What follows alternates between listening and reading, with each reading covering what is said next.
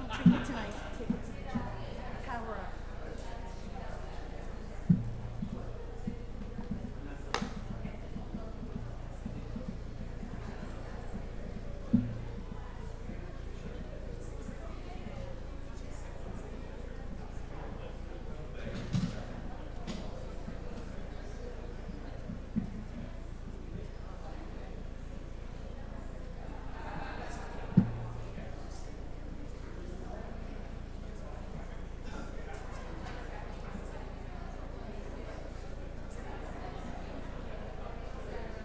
Keith, do you need a different lozenge?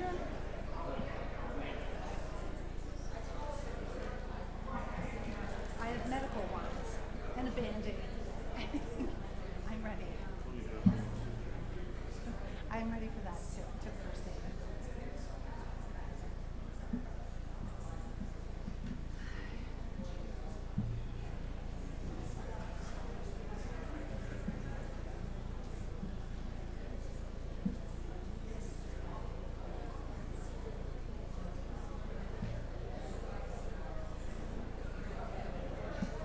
I'm telling you. So you're supposed to do this right after a workout?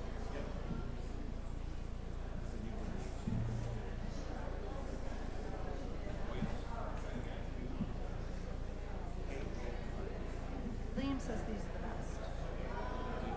Okay. Did I tell you he got a job?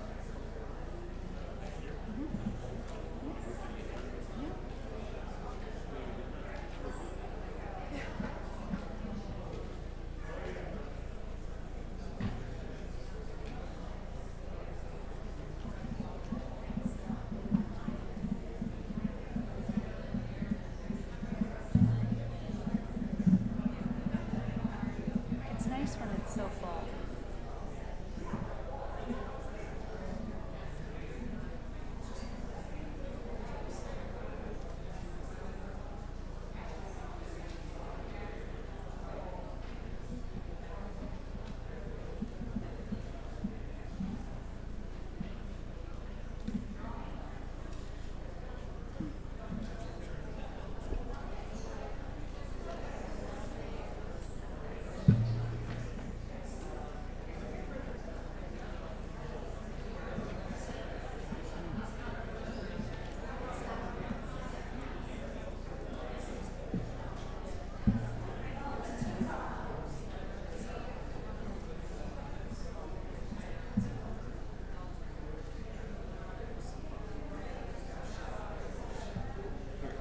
If I get through everything that isn't here, sit. Yes. Mm-hmm. We might Mm-hmm.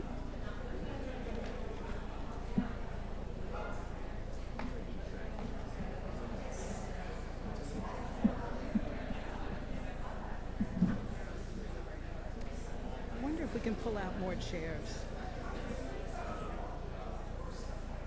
it's late to get cheers. Yeah, it is.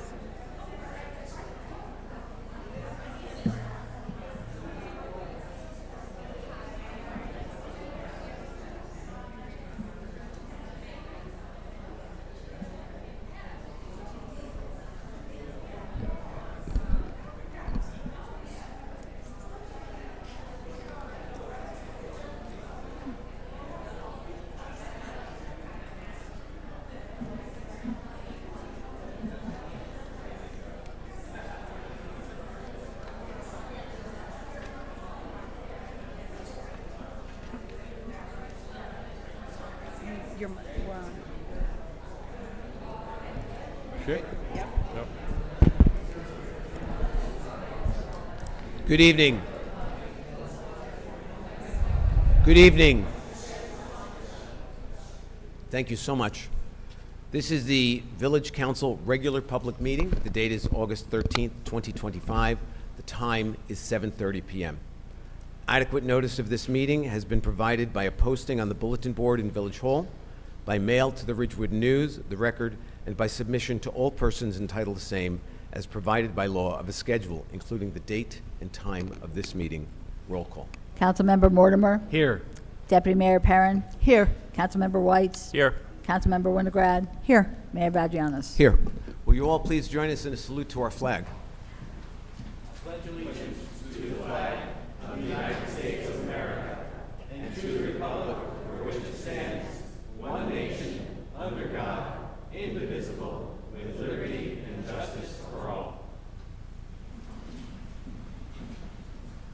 It is incredibly heartening to hear so many people saying the Pledge of Allegiance as we say it. Normally, as you may have guessed, our council meetings are not quite this well attended. So it's good to have you all. And so let's get down to business. I'm so sorry. Thank you. If at any time anyone cannot hear us, we are working on the acoustics in this room. Please just raise your hand. Yeah, and I will recognize it and make sure that we all speak it. We have to speak into the mic. And by the way, at some point, I know many, if not all of you, will be speaking into that mic. And I admonish you all. And I will remind you gently the same thing. So, Paul, just one sec. Do you want me to say it? So if anybody has any pre-existing hearing problems that would help with an amplifier, we don't have the wire up here, but if anybody needs that, also raise their hand. We're aware that some of us are fast talkers and we take it very seriously. So there's spots, so if you can't hear us, don't, please, nice gestures, but we respond to, can't hear you, anything, and we'll respond immediately. Absolutely. But we're very mindful there's an audio problem in here. And when it's your turn to talk at the podium, holding on to the mic helps you remember to be close to the mic. So let's proceed. I move the bills, claims, and vouchers and statement of funds on hand as of July 31st, 2025 be accepted as submitted. Second. Mortimer, Yes. Perrin, Yes. Whites, Yes. Winograd, Yes. Vagianos. Yes. I move that the Village Council minutes of June 25th, July 2nd, and July 9th, 2025, having been reviewed by the Village Council and now available in the Village Clerk's office, be approved as submitted. Second? Mortimer, Yes. Perrin, Yes. Whites, Yes. Winograd, Yes. Vagianos. Yes. And now we have some proclamations. Siobhan, would you read the wells first? No, we'll do this first. Siobhan, would you read the proclamation for Ovarian Cancer Month? Sure. Whereas ovarian cancer is called the silent killer because its symptoms are often vague or subtle, making ovarian cancer a leading cause of death amongst women and the leading cause of gynecological cancer and death in the United States. And whereas almost 20,000 women in the United States will receive a diagnosis of ovarian cancer and about 12,750 deaths were estimated for 2024. And whereas the Kaleidoscope of Hope Foundation, KOH, a local nonprofit group founded by Gail McNeil of Chatham Township, who was inspired by her own experiences, raises funds for ovarian cancer research and increases awareness of the disease and its symptoms, and wishes to remind the public that September is Ovarian Cancer Awareness Month. And whereas the theme for 2025 is, quote, no woman left behind, end quote, focusing on equitable access to care. And whereas, since there is no early detection test for ovarian cancer, it is very critical to promote awareness of the symptoms of ovarian cancer, fighting the disease, and support all women who bravely carry on the fight. Now, therefore, it be resolved that the Village Council of the Village of Ridgewood calls upon its citizens to raise ovarian cancer awareness, which helps Americans live longer, healthier lives, and hereby does proclaim September 2025 as Ovarian Cancer Awareness Month, as we rededicate ourselves to the pursuit of new and better ways to prevent, detect, and treat this devastating disease. Thank you, Siobhan. Frank, would you read the proclamation for National Preparedness Month? Whereas National Preparedness Month creates an important opportunity for every resident of the Village of Ridgewood to prepare their homes, businesses, schools, institutions of higher learning, houses of worship, and community-based organizations for any type of emergency, including national disasters and potential terrorist attacks. And whereas investing in preparedness can reduce facilities and economic devastation in our communities and in our nation, whether the emergency is large-scale or small local event. And whereas National Preparedness Month is a part of a governmental effort to help federal, state, local, tribal, territorial, private, and volunteer agencies working to increase public activities in preparing for emergencies and to educate individuals on how to take action. And whereas emergency preparedness is a personal responsibility and every resident of the Village of Ridgewood is urged to make preparedness a priority. And whereas National Preparedness Month is observed in September each year, with 2025 marking its 20th anniversary, this month aims to raise awareness about the importance of emergency preparedness and encourages individuals, families, and communities to develop plans for various emergencies. And whereas the key activities include creating emergency plans tailored to individual needs and risks, utilizing resources available through the Ready campaign, which provide tools and information to promote preparedness, engaging in community initiatives to enhance overall resilience against disasters, and whereas locally disaster preparedness, response, and recovery requires the efforts of the entire village, now therefore be it resolved that the Village Council of the Village of Ridgewood, Bergen County, New Jersey, hereby does proclaim September 2025 as National Preparedness Month. There's some more, Frank. And encourages all residents and businesses to prepare now for future emergencies and to work together to create a better prepared community for all. Thank you. And Pam, will you please read the proclamation for National Suicide Prevention Month? Yes, I read this in honor of my brother, Tom Perrin. Whereas September is known around the United States as National Suicide Prevention Awareness Month and is intended to help promote awareness surrounding each of the suicide prevention resources available to us and our community. The simple goal is to learn how to help those around us and how to talk about suicide without increasing the risk of harm. And whereas suicidal thoughts can affect anyone regardless of age, gender, race, sexual orientation, income level, religion, or background. And whereas suicide is the 12th leading cause of death in the United States, the second leading cause. Yeah, what's with Excuse the- me, someone is monitoring this on their phone, and we're getting background noise on this. If you could turn that off, if you're watching this on your phone, please. Thank you so much. Go ahead.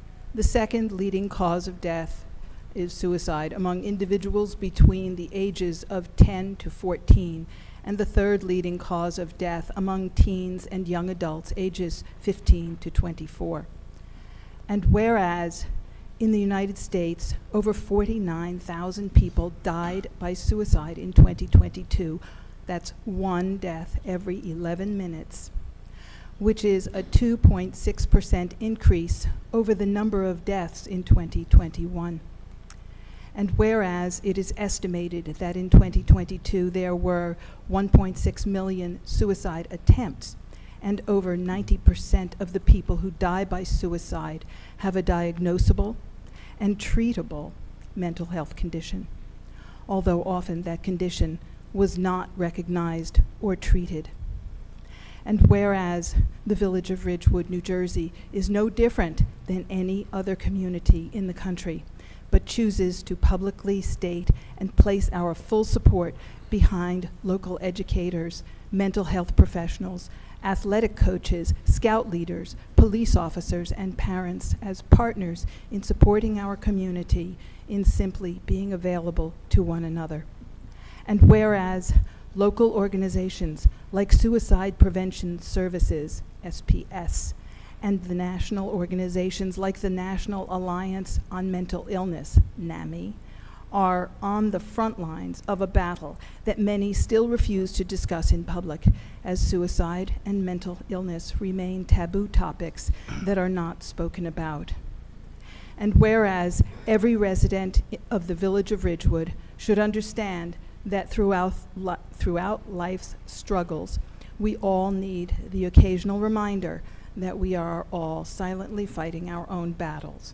And whereas the Village Council of the Village of Ridgewood encourages all recipients to take the time to inquire as to the well-being of their family, friends, and neighbors over the next few days, and to genuinely convey their appreciation for their existence by any gesture that they deem appropriate. A simple phone call, message, a handshake, or a hug can go a long way towards helping someone realize that suicide is not the answer. Now, therefore, be it resolved that the Village Council of the Village of Ridgewood does hereby proclaim September 2025 National Suicide Prevention Awareness Month in the Village of Ridgewood, and asks our residents to open minds, save lives, and restore hope through prevention and intervention, through the use of education, advocacy, and collaboration. Thank you so much, Pam. I'm going to ask that we all take a moment of silence to reflect on how suicide has touched so many of us and how we hope that it doesn't touch us in the future.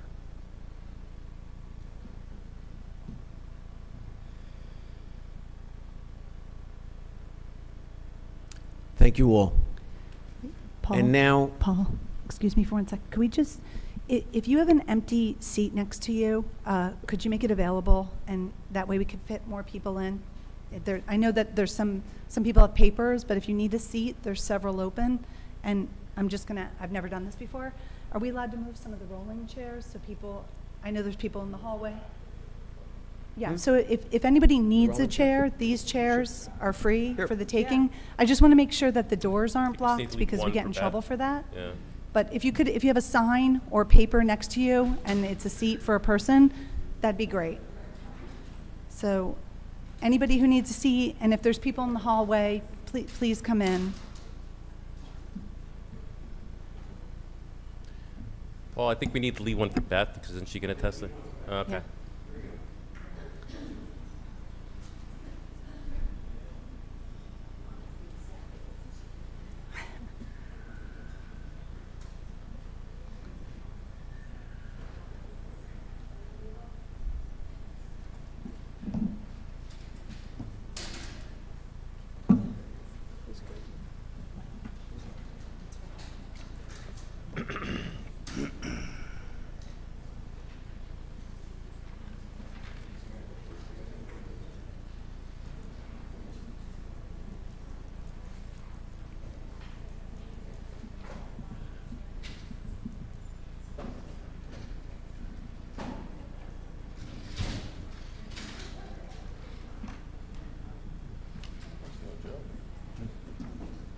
Should we help him?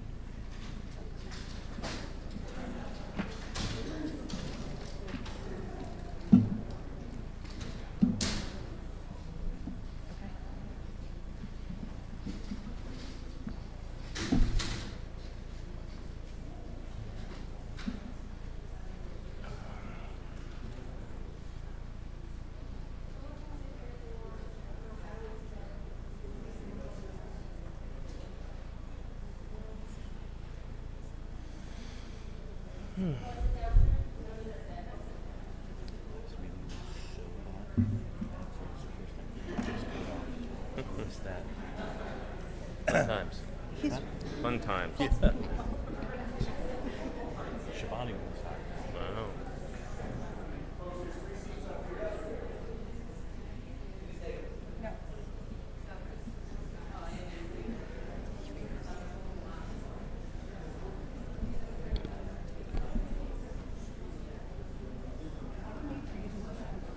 I know it.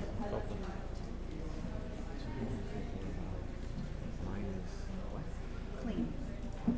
oh, This is clean. thank you. You're welcome. Yeah, because I left mine. I know. Yep, I got it.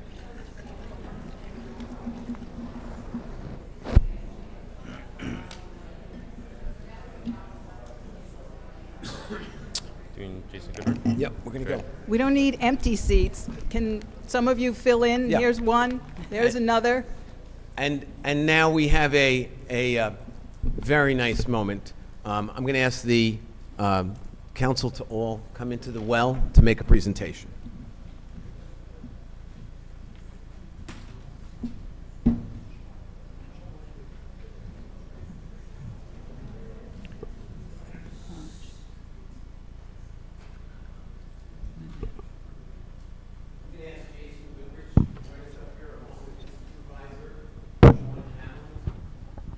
Mayor, if you just wait a minute, he's bringing the microphone.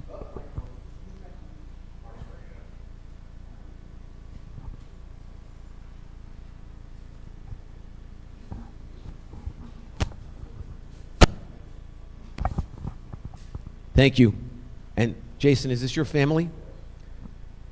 Jason is a village employee who did a heroic thing to save a fellow staff member. It is truly my honor to meet you here tonight. And we've prepared something for me to read so that I don't get this wrong.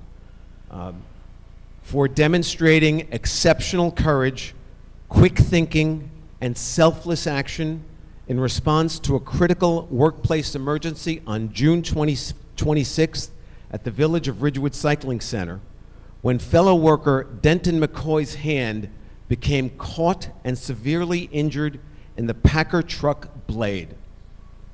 Mr. Goodrich immediately responded to his colleagues' cries for help. Without hesitation, he rushed to relieve the pressure on the machinery and assist in safely removing Mr. McCoy's injured hand, and called for help, potentially preventing the loss of the limb and certainly minimizing further trauma. His swift response and decisive action under extreme pressure exemplify the highest standards of workplace safety, teamwork, and human compassion. Through your heroic actions, a fellow worker's hand was saved and his path to recovery made possible. Your courage in a moment of crisis reflects the very best of our team and our values. Will you all please give Jason Goodrich a resounding round of applause?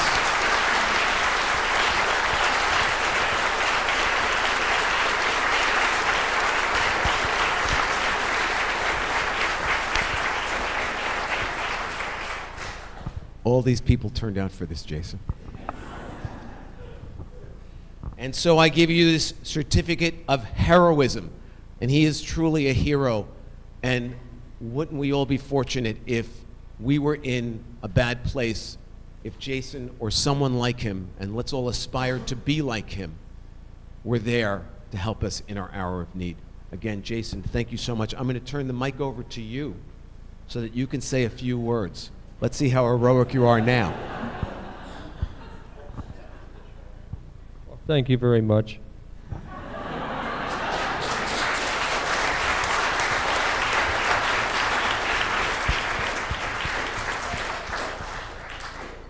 Jason, I just want to say how proud I am to have you as a member of our team. Since you have joined our staff, you've always had the knack of being in the right place, doing the right thing at the right time, and June 26th was no exception. And because of your heroic actions, like the mayor said, we are going to be getting a valuable employee back a lot sooner, and we are going to get him back. And he's got his life and his limbs, and the words can't express how proud I am of you. Thank you.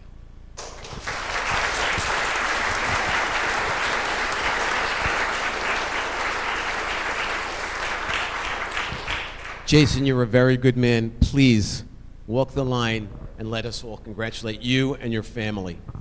Thank you. Thank you so much. See you later, pal.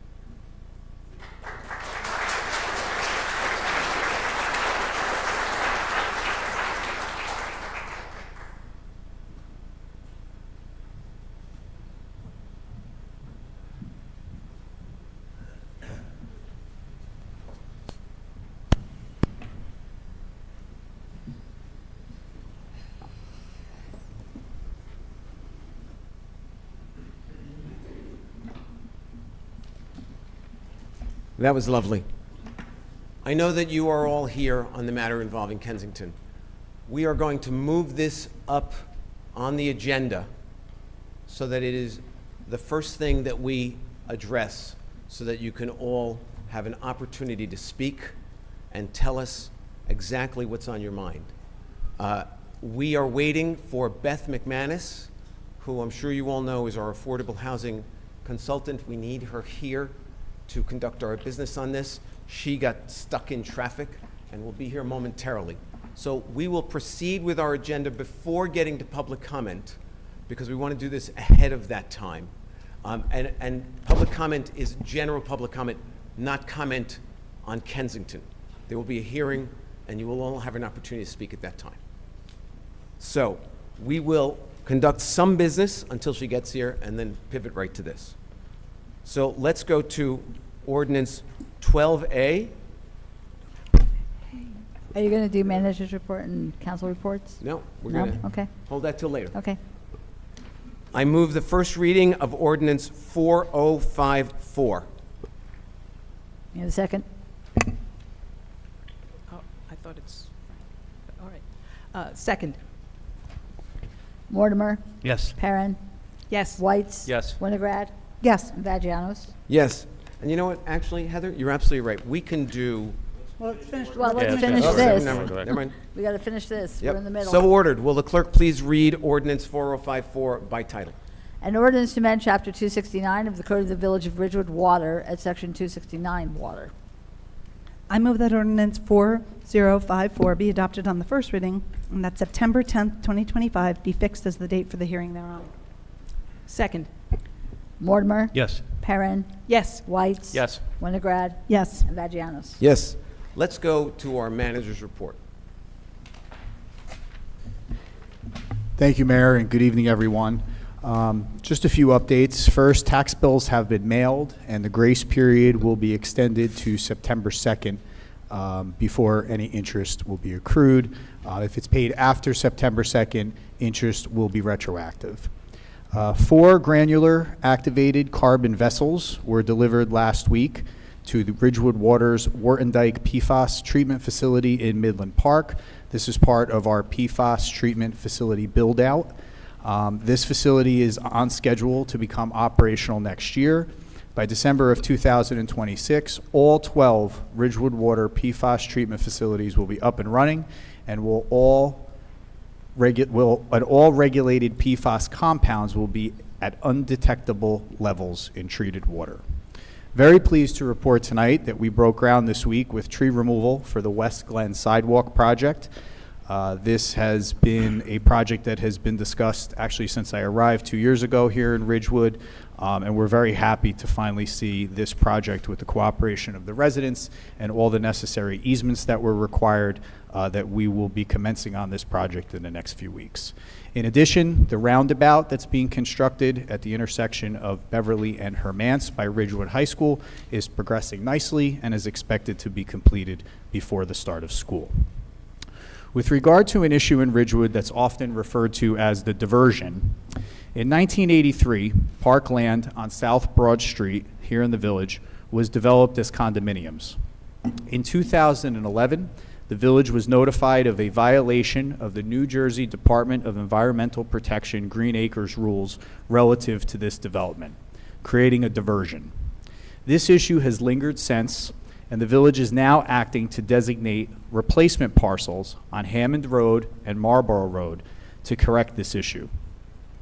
In addition, new recreation facilities will be installed at Kings Pond Park, along with a payment to the New Jersey Garden State Preservation Trust. A public hearing will be held on Tuesday, September 9th at 7 p.m. downstairs in the Senior Lounge here at Village Hall for all interested parties to attend and participate in the public hearing on this topic. This is the next step in addressing this long-standing issue, which once resolved will open up significant DEP grant opportunities for the village moving forward. I want to take this opportunity to thank our village clerk, Heather Maylander, who has been dealing with this issue for longer than I want to think about. But Heather has really been a stalwart in trying to move the ball forward on this particular issue. This is not an easy topic for us to address and resolve, which is why it's been ongoing since I was 5 years old. But Heather, I just want to thank you and your staff in the clerk's office for working on this and finally getting to a point where we have the public hearing and just before we head to the State House Commission for their approval on this. On tonight's agenda, 2 additional agenda items. One is the Special Police Officer Agreement, the shared service agreement we have with the Ridgewood Board of Education. We discussed it at the pre-meeting tonight. There's no substantial changes in the agreement, but this will allow our high school and both middle schools to be staffed with special police officers heading into the new school year next month. In addition, we are recommending the approval of the main PFAS treatment facility. This is another bid that came in on August 5th. This treatment facility is in Glen Rock. We accepted the bids, recommended for a $3.3 million award, and this will keep us in line with our consent decree with the New Jersey Department of Environmental Protection, and again, having PFAS treatment centers online and down to undetectable levels by the end of next year. I also received an update today on the Kingsbridge Lane pedestrian bridge. We expect that the bridge will be returned to the site sometime the week of September 15th. But at that point, it will take several weeks for them to reconstruct and reinstall the bridge. So we're hoping by the first or second week of October that pedestrians will be able to utilize the bridge. Just a few announcements tonight. Customers affected by the Passaic Valley Water Commission system outage need our help. There was a reverse 911, a text message, and an email that went out last night with regard to this matter. In order to increase the supply to those without water who are serviced by our neighboring systems, Ridgewood Water has temporarily closed an interconnect with the Hawthorne water system to divert water to the affected area. This decreases Ridgewood Water's normal water supply by over 1 million gallons per day. We are asking folks to conserve water to help us avoid a stage 3 water restriction, while at the same time assisting our neighbors in the city of Patterson, the borough of Prospect Park, the borough of Haledon, and the borough of North Haledon as they contend with this water emergency. The Ridgewood Guild is sponsoring Music in the Night on Friday nights in the Commercial Business District. Music in the Park also takes place on Saturday evenings from 7:30 to 9:30 p.m. at Van Ness Square. The Guild is also sponsoring free movies in the park, starting at 7:45 at Van Ness Square. August 20th is Batman. The Cashaw Shell annual summer concert season continues at 8 p.m. each Tuesday and Thursday. The final concert will be held on August 21st. The Chamber of Commerce runs their weekly farmers market Sundays through October 29th from 8:30 to 2 p.m. at the train station on the west side. Village of Ridgewood offices will be closed on Monday, September 1st in observance of the Labor Day holiday. There will be no sanitation, recycling, or yard waste collection on that day. Please check your village calendar for the adjusted garbage, recycling, and yard waste collection dates. And upcoming village council meetings: September 3rd is a work session, September 10th is a public meeting, September 24th is a work session, September 29th is a work session. All begin at 7:30 p.m. And that concludes my report, Mayor. Thank you, Keith. Council reports. Anybody? I know it's been a quiet summer. I don't have one. Evan? Was fortunate enough to cover Green Ridgewood for Pam last month. Really impressed by that. Historical Preservation Committee met and Library met. Nothing of any particular note, I think, for the audience. Green Ridgewood, oh, I'm sorry, not my turn. Oh, that's it. We have not met since last week, but I would like everyone to be reminded that Access is meeting this Friday, and should you wish to be included in any element of Access Week, our meetings are open, and they are 100% on Zoom this Friday, 2 p.m.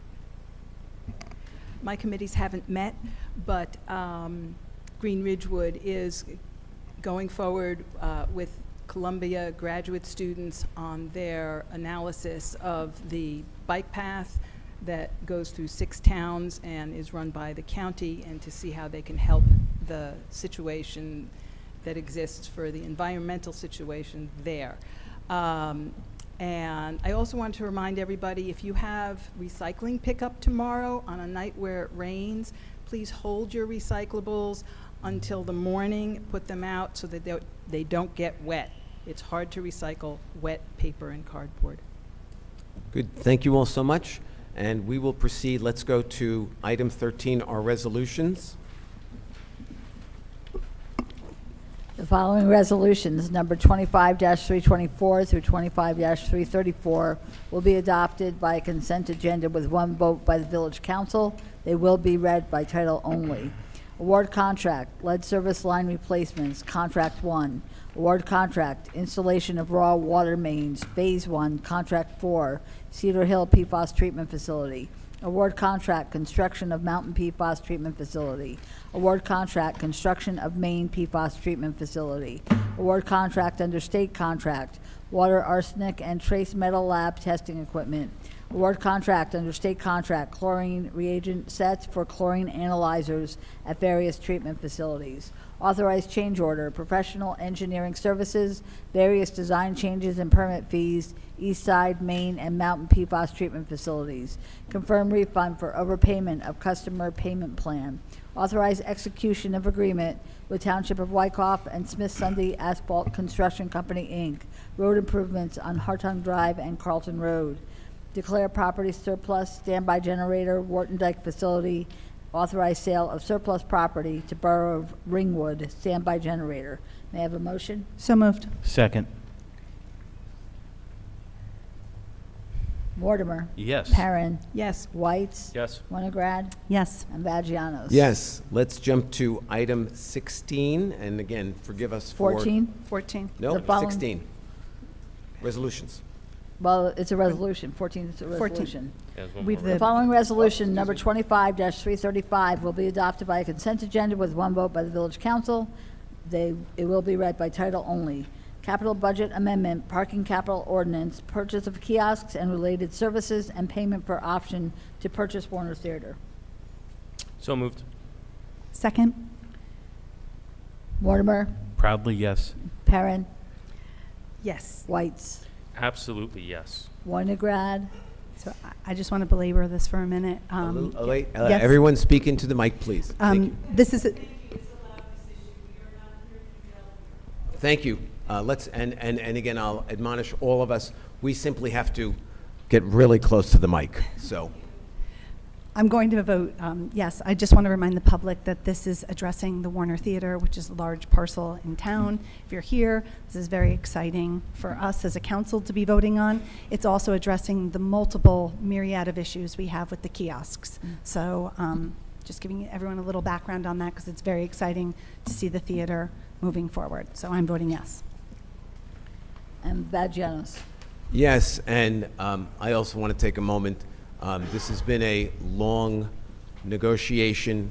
It is the first step in turning our beloved Warner Theater into a performing arts center. For those of you who are not familiar with the situation, we announced it last week that we will be entering into an option to buy the theater. That option is contingent upon our getting funding from the New Jersey Economic Development Authority that could fund up to 80% of the cost of renovation of the theater, which is significant. This is a very long-term project. It will take several years. If we do not get the funding from the EDA, this project is over. Keep your fingers crossed, stay tuned. We will keep everyone apprised. And with that, I vote yes. Okay. So 16. Let's go to 16. The following resolutions, number 25-336 through 25-358, will be adopted on consent agenda with one vote by the Village Council. They will be read by title only. Award contract, administrative agent for affordable housing services. Award sole source contract, breath testing instrument, Police Department. Award contract under state contract, tax map maintenance, GIS support, and state certification, tax assessor's office. Award contract under state contract, public safety VHF, radio paging base, and UHF radio repeater. Award contract under Sourcewell Cooperative Purchasing System, snowplows, parks, and sanitation divisions. Award professional services contract, closeout of environmental services, imported fill material at Shedler property. Award professional services contract, social worker, health department and police department. Award professional services contract, historic Ridgewood train station, pedestrian tunnel restoration and repairs. Award emergency contract, replace air conditioning unit and fire department headquarters. Establishment of the History and Cultural Center of Bergen County of the historic John A. L. Zabriskie House and partnerships with the Ridgewood Libraries, Boulder Heritage Center, and the Ridgewood Historical Society. Authorized change order, unleaded gasoline and diesel fuel. Authorized use of Ridgewood Open Space Trust Funds for purchase of pavilion at Irene Habernickel Family Park. Chapter 159, 2025 Budget Amendment. Grant from State of New Jersey Department of Transportation, Van Ness Square Bus Shelter Improved Mobility Project. Accept 2024 annual audit. Authorize 2024 corrective action plan. Release performance surety bond 657 Ridgewood LLC for 657 Franklin Turnpike, Shell Station, Dunkin' Donuts. Authorize execution of memorandum of understanding with the County of Bergen, usage of New Jersey grant funds, hearing loops and retrofitted audio systems. Confirm endorsement of Community Development Block Grant, Share Inc., 104 Cottage Place, repair of pipe. Authorize renewal of membership, Bergen County Joint Insurance Fund. Appoint acting municipal court administrator. Appoint member to Ridgewood Arts Council. Declare property surplus, Graden Pool concession stand items. Authorize shared services agreement, special law enforcement officer, Class 3, Ridgewood Board of Education. May I have a motion? So moved. And I second it. Mortimer? Yes. Perrin? Yes. Whites? Yes. Winograd? Yes, and thank you, and Heather. Vazirnos. Yes. And now we will go to the Kensington matter, which is item 15E on your agenda. I move the clerk read ordinance 4052 by title on second reading and that the public hearing thereon be opened. Second. Will the clerk Wait, please, wait, oh, excuse me. wait. Go ahead. Mortimer? Yes. Perrin? Yes. Whites? Yes. Winograd? Yes, Vagianos? Yes. Will the clerk please read the title of ordinance 4052? An ordinance amending Chapter 190, Land Use and Development to create the S1 Senior Overlay Zone District. So, this has been discussed a couple of times at the planning board. Pam and I heard all of you when you spoke, and we were grateful to be there and to hear you speak clearly and well and respectfully. It means a lot to us. As a result of that, we called the people of Kensington and met with them last Thursday to discuss this project.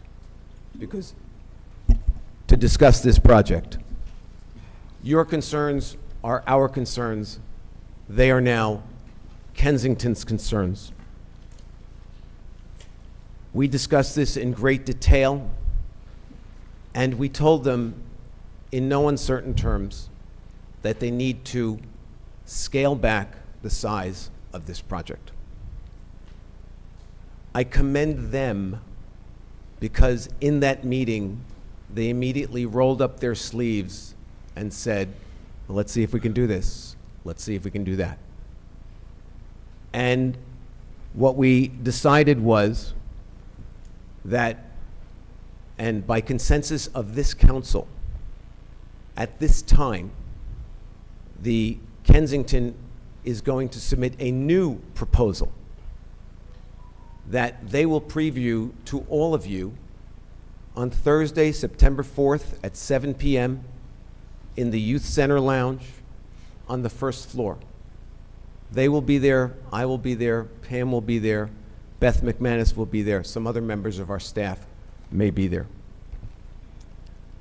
Because they are going to submit a new proposal, by consensus of this council, I have learned that we will defeat Ordinance 4052 this evening. After we vote upon that, we will open the public hearing. We want to hear from all of you, every one of you. We need to hear what you have to say. Before we do that, I'm going to go over a couple of points with Beth McManus. There's a lot of information out there, And we want to make sure that all of the information is accurate. And so Beth and I are going to have a public chat about some of that information so that everyone has better information before they comment. This is not designed to persuade you, convince you of anything. Simply designed to give you the information. 4 years ago, before I was on this council, I didn't know any of this. Some of you know a lot of this, some of you may not, but we want to make sure that you do. And so we will proceed to defeat this, open up the hearing. I will ask, and it's only an ask, according to our rules, every person will have as long as 5 minutes to speak. I will ask that, if possible, you keep it to 2 or 3 minutes so that we give everyone in the audience an opportunity to speak. We generally have a curfew in this council of 11 o'clock. We can extend it, but we try not to because people have to get up in the morning. So again, it is simply an ask to limit your comments to 2 to 3 minutes. If you feel that you must go beyond that, you can speak for as long as 5 minutes. But I don't know that everyone will have an opportunity to speak. And again, we will all be together on September 4th to discuss the new proposal that none of us have ever seen. Evan, I know you had something you wanted to say. Thanks so much, Paul and Pam. I want to thank you for your leadership on this issue. I feel very strongly that we need to be good stewards of this village that we all inherited from generations before us. I think everyone on this council feels the need to make sure that when we leave this village to the next generation, it's in as a good, if not better shape than when we found it. I favored the introduction of this ordinance so that we start to have a discussion around what will be built on that intersection when those office buildings are sold, which they likely will at some point. With that said, it's become very clear to me, as I believe the rest of my council members, there is still way too many open questions tonight to pass this ordinance. So as Paul has said, this ordinance is going to die tonight. We're going to vote it down because we've heard you. We need to get answers to these questions so we can have an intelligent discussion about what's built there before I think we proceed. And again, Paul, I really want to appreciate pushing ahead with that September 4th date. Specifically, I think we all have questions on traffic, the intersection, the size of the building. We need to see diagrams. That all needs to be presented, I think, before we go forward. And that's going to be presented to this group and the community in September before we even entertain a notion of doing something like this again.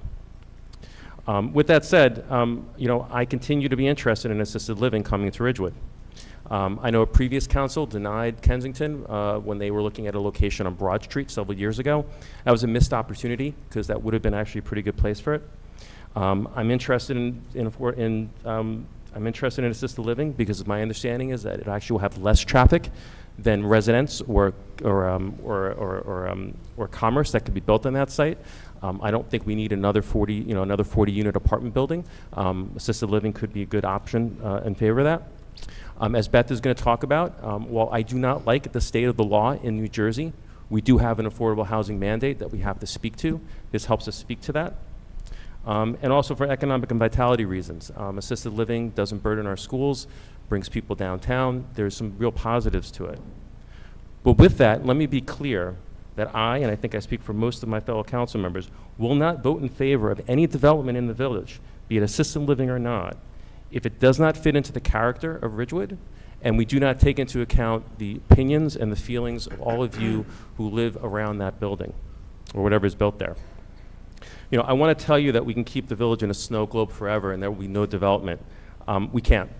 I'm not going to pander to you and I'm not going to lie to you. There will always be development, there will always be changes in this village. But what we can do is make sure we're a part of the conversation, and as we change and evolve, we do so in a way that keeps what's great about Ridgewood great. Now, I'm going to keep an open mind. I want to see what Kensington comes back with. I want to see if they can speak to all the concerns that have been raised, and only then will I make up my mind if I will vote for this or not. But again, there are too many open questions tonight for us to go forward, so we want to hear from all of you. But again, this ordinance is not going forward tonight. One last note, though. I had the fortune of being away last week. I was on vacation, but I got to see a lot of what was being said in the community on social media. A lot of what I saw online was just complete fiction. It was laughable. I think somebody said we were going to cancel the 4th of July parade, something about we were going to get rid of the fireworks. I think I heard something about bribes being taken. You guys are all smarter than this. You know, don't believe anything just because it happens to be written on the internet, especially when it's sent so anonymously. None of that stuff is true. Come to the meeting in September, learn the facts, be part of the conversation, and we'll see if this makes sense or not. I also want to join Paul in his comments of thanking all of you for being involved. It really heartens me to see so many people show up to these meetings. All too often, we get very few people here. It's a real privilege to see all of you here tonight, and so you can be part of the conversation. I will echo what Paul said. Obviously, you have a right to speak for 5 minutes. We can't take that away from you, nor would we ever want to. But understand that at some point, we're going to have to go home, and all the time that you use may preclude somebody from behind you from speaking. But with that, I look forward to seeing democracy in action tonight. I look forward to hearing from all of you. I look forward to hearing how things go in September. As many of you know, we can't all three, more than 2 of us can't be at the meeting at the same time without it being a village council meeting, so I can't go in September, but I'm very much looking forward to hearing the robust feedback that I'm sure we're going to get from all of you. Thank you again, Paul. Thank you again, Pam. Thank you again to all my neighbors. Thank you, Evan. One thing, if I may, Mayor, Yes. interject. I want to make sure everybody understands that the public hearing has to take place before any vote on the Could ordinance. you speak into the mic? That the public hearing has to take place before any vote on the ordinance. Got it. Do any other members of the council want to be heard before we begin? I eagerly listen. I just want to echo a couple of things that Evan said. First, I want to thank both Paul and Pam. As Evan said, we have a rule that no more than 3 of us can sit on a committee, and Paul and Pam, because 2. they're, no more than 2, so 3 of us can't go to a meeting. So I am thankful to the members of this Siobhan, audience. could you speak into the mic? That individually reached out to me. Not being at the meeting, we were at a disadvantage, so I'm thankful to the people who took the time to be very specific about their concerns. And I, too, want to echo that this council is listening. And what we want to hear back is more detail. Things that I heard were concerns were traffic, trees, cutouts on Maple, stormwater. I also heard repeatedly this rumor that there would be a pilot, and I want to emphatically say that it's been said here before, and I'll say it with the largest audience yet, no pilot. Equally, senior housing is an important part of housing. It's important to Ridgewood. I was a proponent of the Kensington project on Broad Street, which was my neighborhood, and I think there's a better way for us to have the conversation at this area because the corner is going to be changing. These buildings are for sale. If you have any concerns, please reach out to all of us. Paul and Pam are wonderful representatives, but had I not received all the calls that I received over the past week, I would have been uninformed. And I am very grateful to the people who individually called me, had coffee with me, invited me to places, and shared their thoughts with me. So I assure you this council is listening. I assure everybody that we understand the delicate balance. It's a decision mixed in with a very cumbersome process, and I want to make sure we don't blur the two. And I know that all 5 of us are up here for you, and similar to what Pam said, we're eager to listen to your feedback. I just want to echo what was said already. I think that Evan said it very well, so I appreciate his thought in those words. And that I hope, it's great to see everybody here, and I hope that this starts as a spark, that there's a lot of volunteer committees in the town. And if you enjoyed being involved here, that hopefully that'll get some of you involved in our other committees as well, so we can have this kind of engagement across the board. So thanks for being here. Yes, we would love to see you at other council meetings because the whole town is your town. And when we have budget hearings, it's your money. So all of these other issues affect you also. We know that this one is especially personal. And with that, Beth, welcome. Thank you for being here. Sorry you had a tough time getting here, but thanks for making it. My pleasure. Good to be here.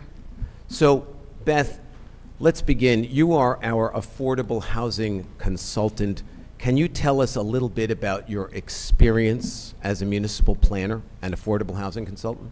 Sure. I've been working in New Jersey land use since 2001, so coming up on 25 years soon, more than 20 years at this point. And during that time, I spent perhaps 90% of it working for municipalities. And since 2005, I've began specializing in affordable housing. And so these days I would consider myself a specialist in municipal planning for New Jersey communities and affordable housing in New Jersey. How much of your work did you say you do for municipalities? Since its inception, probably 90%. I would say right now it's perhaps 70%. Do you have any relationship with Kensington at all? No, I have never worked for them, represented them in any way. Good. It's my understanding that you have served as a special adjudicator, or what used to be known as a special master for the courts. Can you tell us a little bit about that? Sure. It's a position that's most often appointed as a planner to assist the New Jersey court system, Superior Court judges that are tasked with reviewing and approving housing elements and fair share plans. And so in years past, beginning in about 2015, every municipality that wanted to seek a housing plan approval had to do so through the court, through a county judge in the Superior Court. That Superior Court judge appointed most often a planner to assist them. That planner reviewed any agreements, made recommendations to the court, reviewed all housing plans submitted to the court, made recommendations, and also conducted mediation between municipalities and the various advocacy organizations and developers. In the fourth round, the role for special adjudicators is very similar, although we're in a bit of a different process, but it remains similar in the sense that it's very often a planner that is appointed by the court system to aid the judges in reviewing and approving housing plans and conducting mediations. Can everyone hear Beth clearly? Great. What's that? Not so much. I'll speak up for if folks. you could just get closer to the mic, and that's why I asked. Good. When you review these cases, do you make recommendations to the judges on, here, let's say a case like this went to court, there was litigation. As a special master, is it your position to advise the court on how to adjudicate that case? The planner's role or the special adjudicator's role is typically limited to, is the housing site suitable? Is the municipality's housing element compliant? Is it in need of additional credits? Is an affordable housing site suitable in terms of its location, but also is the housing proposed appropriate and suitable for the community? Very often I'm asked to address those topics in reports. It may also be done in the form of testimony and conferences with the judge. Do you make recommendations to the judges? Yes, I think that was the short answer. Yes, I do. Yes. And do judges often follow your recommendations They in how very- to resolve it? They very often follow the recommendations of their adjudicators. Great. Let's move on. Please tell us what is currently allowed on the site that Kensington has chosen to propose an assisted living facility. And when I say what is currently allowed, what under our zoning, what is allowed there without any variance, without any zoning ordinance, without any change? Sure. So the site, just for context, is located in the B2 district. That zone district fundamentally permits a mix of uses, and so it permits a variety of commercial uses and it also permits upper story apartments. Some of the example commercial uses include things like retail, restaurants, child care facilities, medical offices, brew pubs, and a variety of other uses. And then, as I said, it also permits upper story apartments. The maximum density permitted is 18 units an acre. And so on this property, I think it's reasonable to conclude that you could achieve at least 22 apartments and at least 9,000 square feet of commercial space on the site. 9,000 square feet. Would that be the size of a restaurant or a convenience store? It could certainly be the size of a restaurant. It could be the size of a restaurant and a convenience store, and perhaps multiple commercial uses on the property, depending on the business owner's size. So I just want to be clear that right now, if this council does not rezone this property, that you could fit a 22-unit apartment building and, for example, a convenience store, a restaurant, and a microbrewery as of right, with no variances, no negotiation, no discussion. Correct. Thank you. And what is the maximum height, excuse me, thank you. And what is the maximum height allowable currently? In the B2 district, it permits 50 feet. Got it. And the existing lot line setbacks? The existing setbacks for the front yards, in this particular property, there are 3 front yards, as it's got frontage on North Maple, Franklin, and Marshall. And so those setbacks are generally based upon adjacent building setbacks as opposed to a strict 10 feet, 20 feet, et cetera. It does provide and so in looking at the adjacent buildings, what you see is along Maple, it would be perhaps 18 feet or so for setbacks, and for Marshall, closer to about 10 feet. I think Franklin, the prevailing setback is closer to 20 feet or so. Thank you. Let's talk about traffic for a moment, because I know that's of grave concern to the people in this room.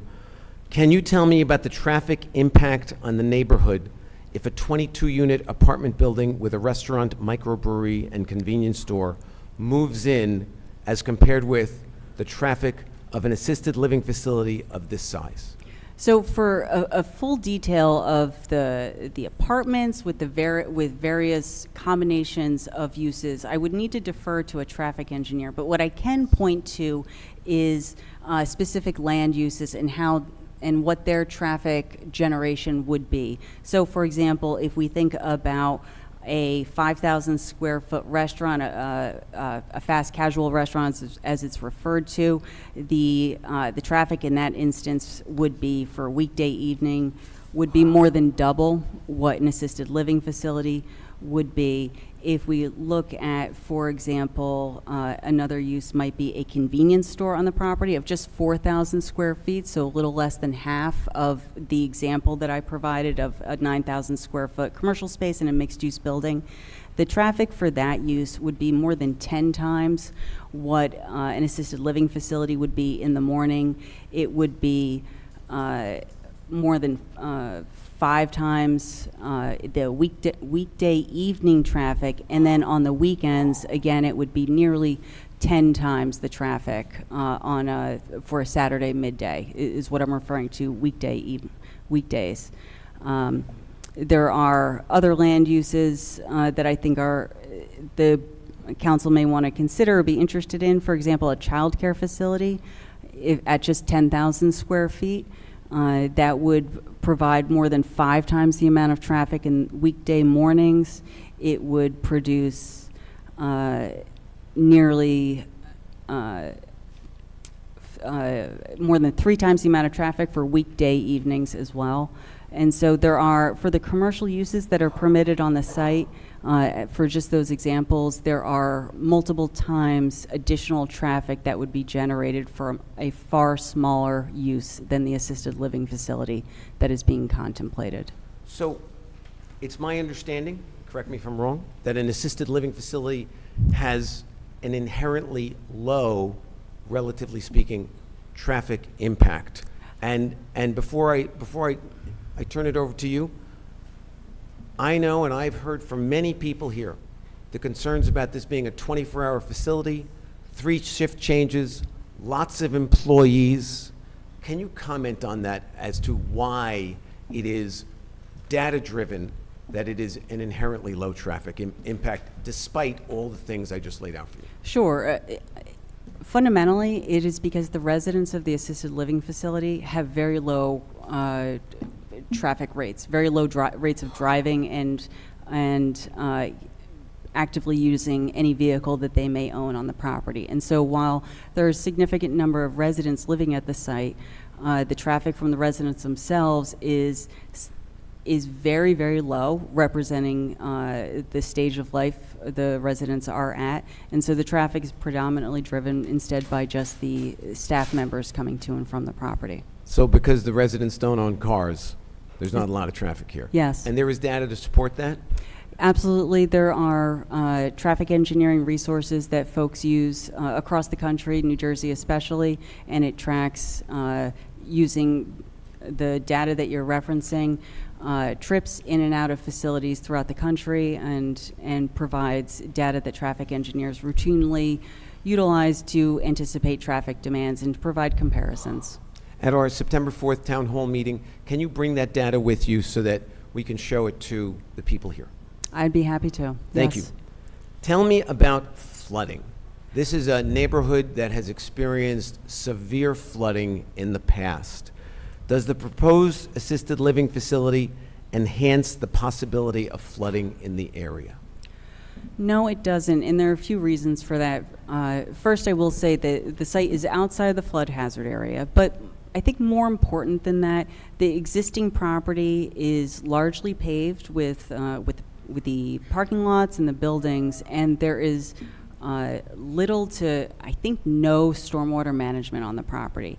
But through the redevelopment of this site, stormwater management would be required and would be incorporated, and so as a result, there would be less flow from this site, water flow from this site to area properties.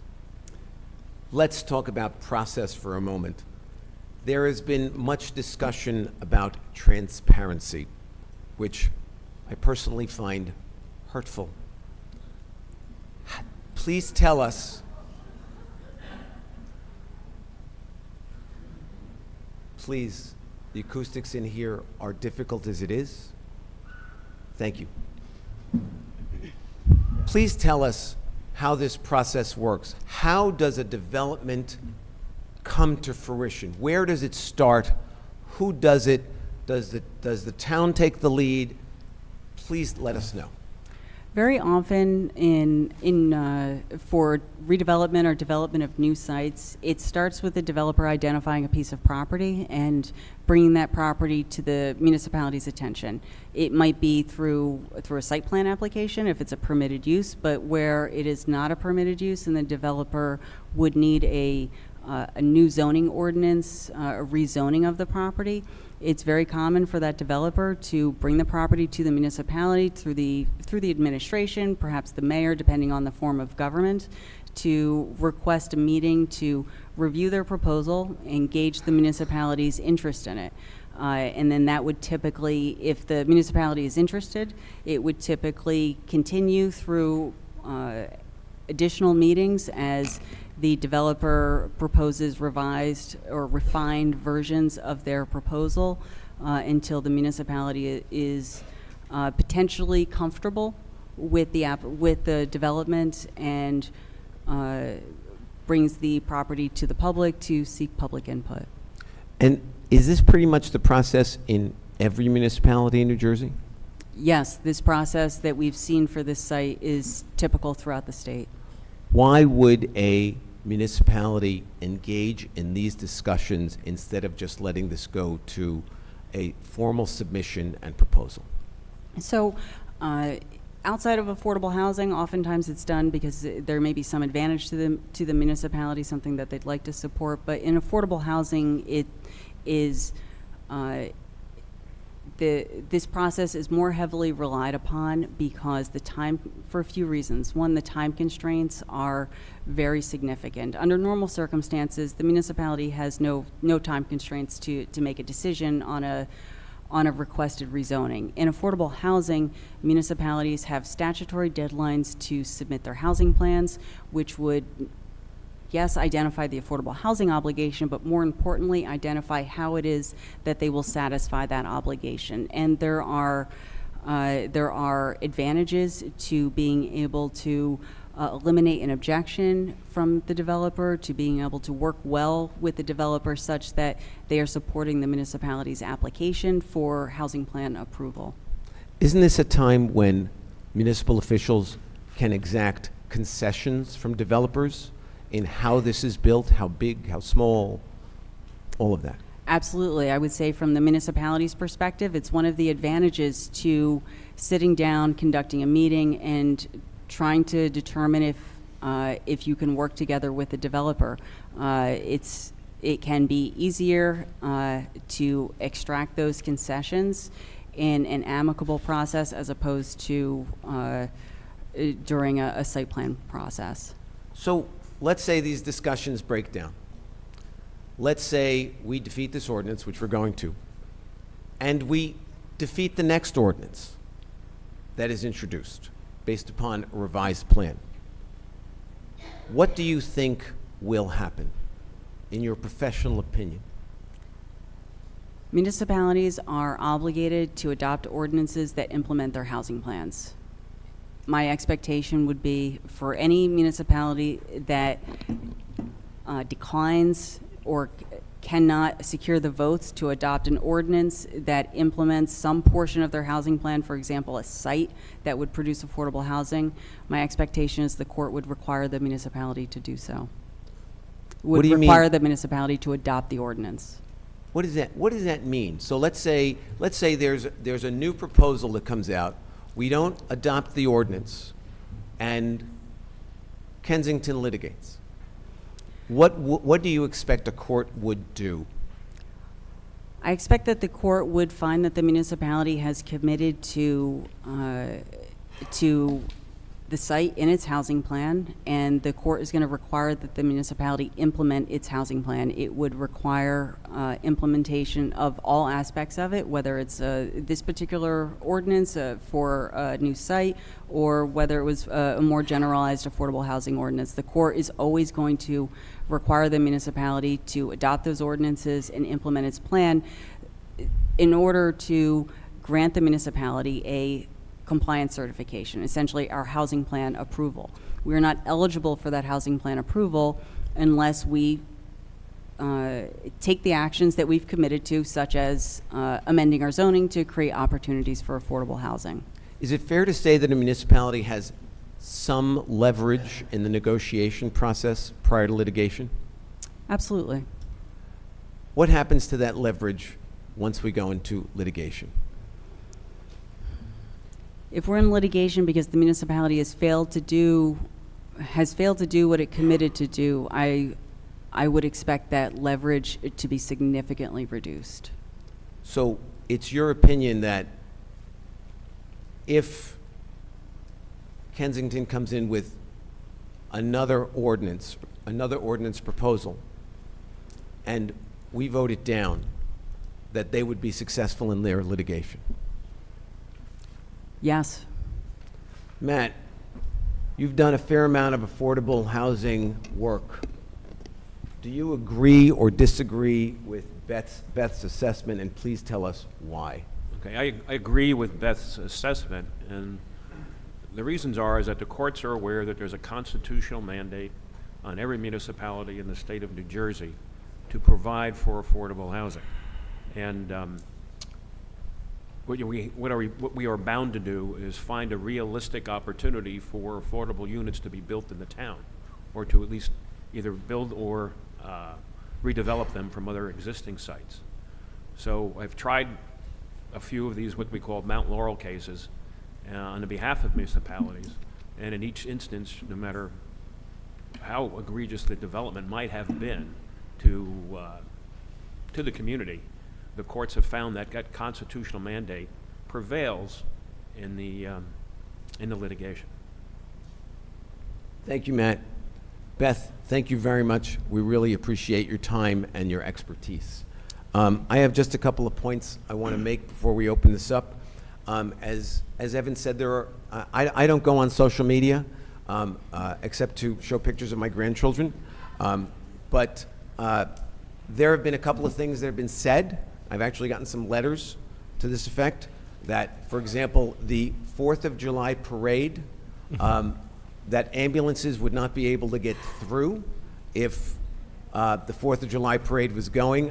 I've spoken to John Judge, our EMS and fire chief, and he assures me that there is absolutely nothing that would stand in the way of an ambulance getting to a place that it needs. So I want to dispel that. I want to echo what Siobhan said. Excuse me. Thank you. Excuse me.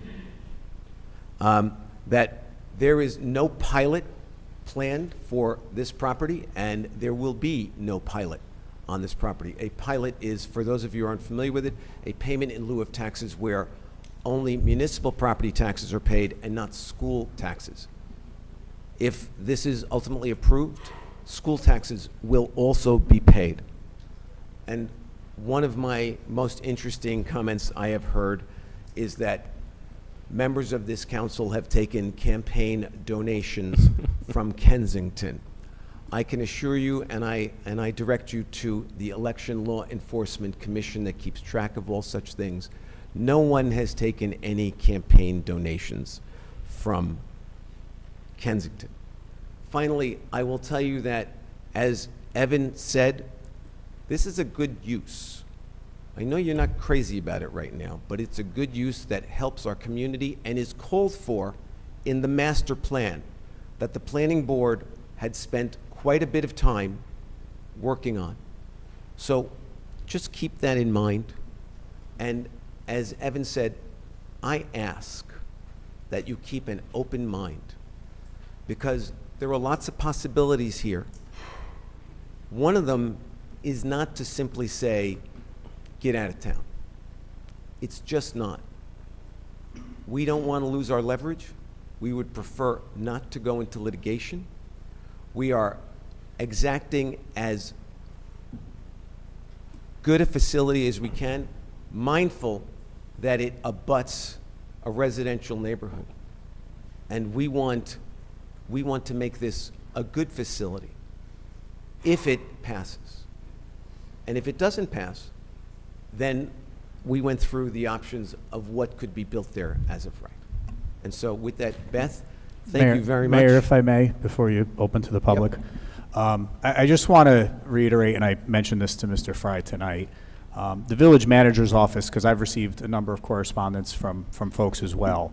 The village manager's office doesn't play a role in introducing or adopting zoning ordinances. That's a policy decision. It's made by the village council. However, in the 3 municipalities that I have served as the administrator before coming to Ridgewood to serve as the manager, I've spent a considerable amount of time in my career working with developers, planning boards, elected officials to try to avoid being entangled in a builder's remedy lawsuit. So Beth, could you just explain for the public, because I think people just need to understand the full picture, right? This proposal here tonight, by the mayor's own admission, seems to be too much, and that's a decision that the council will make in a short amount of time. But can you just explain, in your experience, and your experience is far more vast than mine, an outcome that was adverse to a municipality based on a builder's remedy lawsuit?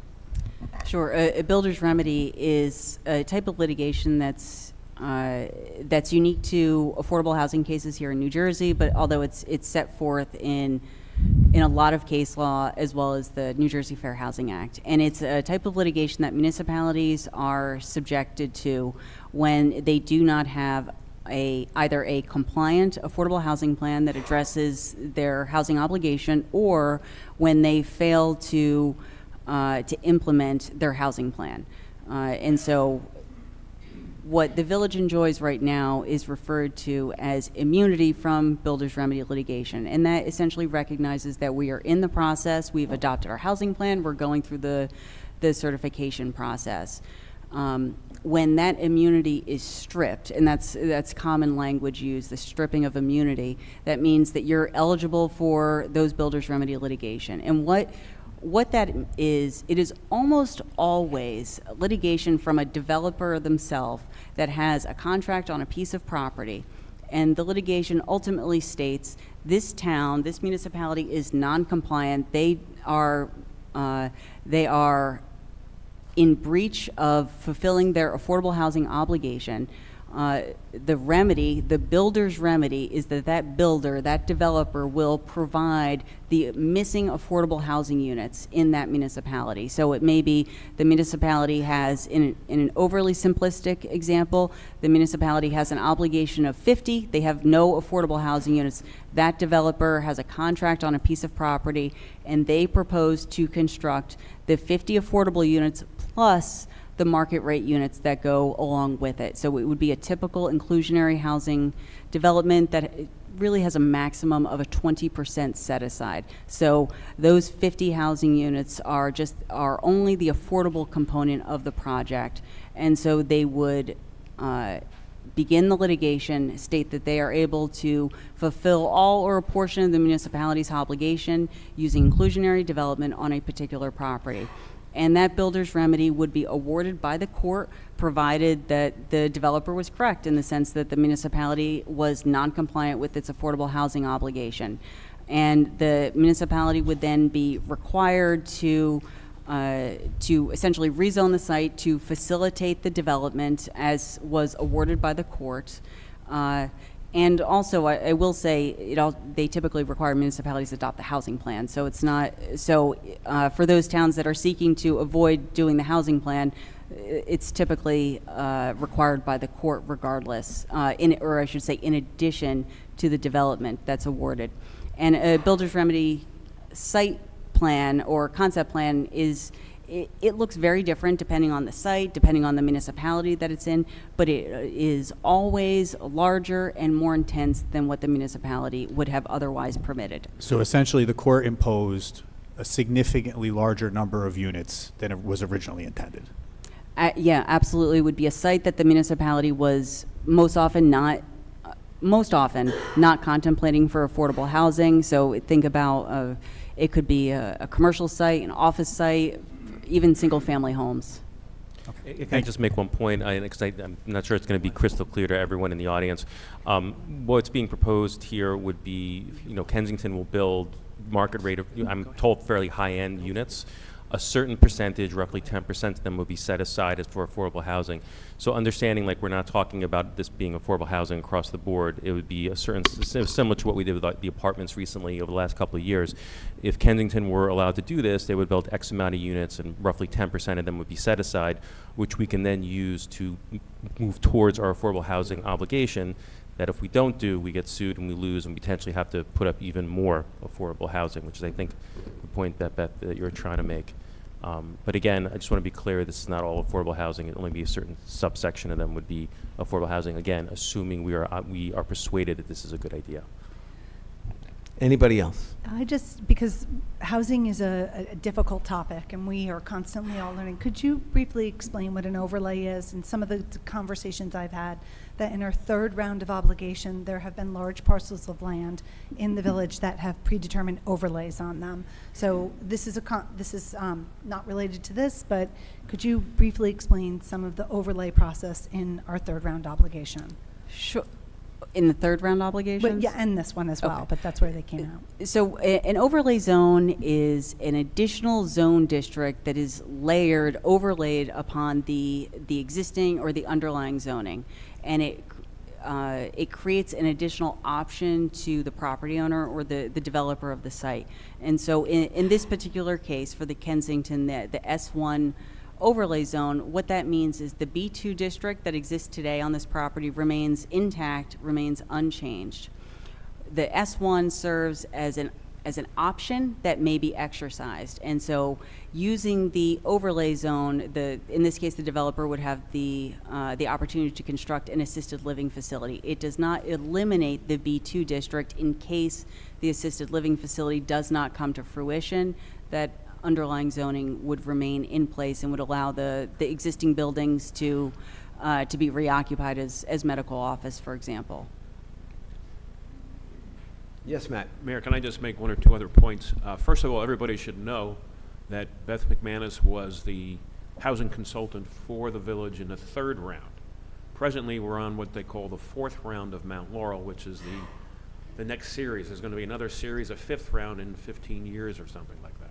But Beth was our consultant before. Into the mic, Matt. I'm sorry. So Beth was our consultant before, so she has had experience over the last 6-7 years with Ridgewood and the development in Ridgewood. The next point I wanted to make is that when she talks about the certification of compliance, that is the incentive for municipalities to achieve in Mount Laurel housing and meeting our affordable housing needs so that we can avoid what they call these builders' remedies lawsuits. Typically, what happens with the builder's remedy lawsuit is that if you don't have discussions to try and work together with a developer to limit the exposure, if you don't have the discussions, you're not able to come to an agreement, the developer goes in and asks for what they want. And that's what the court looks at, what they want, not what the village tried to get out of them. So it becomes a real problem with regard to that, because that's one of the issues that you face when you have discussions with a developer about providing for Mount Laurel housing. So those are the things that I think, if you understand from the municipal standpoint what we're dealing with and what we've got to work with, that's why there were discussions with Kensington on this project. Everybody good? I want to thank you all for indulging us to bring out some good information. You may or may not agree with that information, but these are the facts, and our job, in addition to whatever else we do, is to give you the facts. And so with that, and you have been, I can tell, very attentive and listening, and we appreciate that. And I'm, again, not to say that you should agree with it or like it, but we wanted to bring this out before we go to the microphone. But we are now ready for that. And again, I will remind everyone, we will be ending somewhere around 11 o'clock tonight. I'm going to say there were about 100 people in the room. If everyone speaks for 5 minutes, we will not get to everyone, and that is everyone's choice. So I share that with you. I open up, here, let me actually read. Before we open up, Yes? I need a little bit of technical assistance to reset the clock. So Mark, I don't know if you can do it, or Keith, you want to try? I don't know how to do it. Keith doesn't want to try. I'll be honest. Wait, Paul, procedurally, are we going to invoke hybrid? I'm just saying I need to reset the clock. Are you So new- Mark, if you want to come out? 10:10? So far, I don't have anyone on hybrid access at the moment. One second, okay? Sorry. Mark, come on up. Just I'm- one. I'm sorry. 1 second, one second, okay? Wait. No.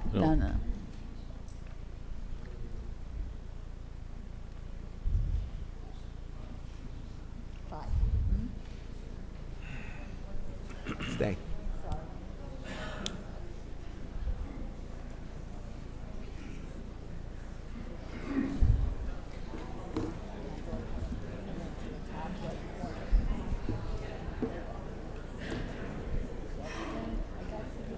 Now, while they're doing that, I've asked Beth to stay so that she can answer questions. I remind everyone of the 3 and 5 minutes, because what usually happens, we don't normally do that, but we want you to get good, clear information, is that one question gets an answer, gets a follow-up question, another answer, it becomes a dialogue.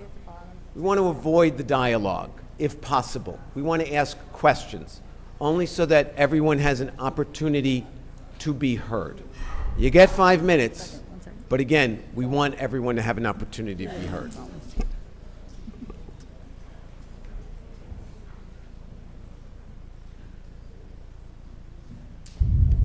I have another timer I can use. Yeah, we just use something manual for Well, I now. have Just another because this way people can see Yeah. where they are, if possible. Keith had no chance of fixing that. Having issues. And while they're doing that, I will read the appropriate discussion.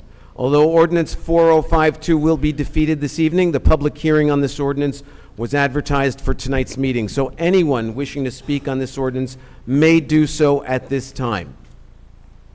Once Mark fixes the clock, We're the trying. public hearing will be open.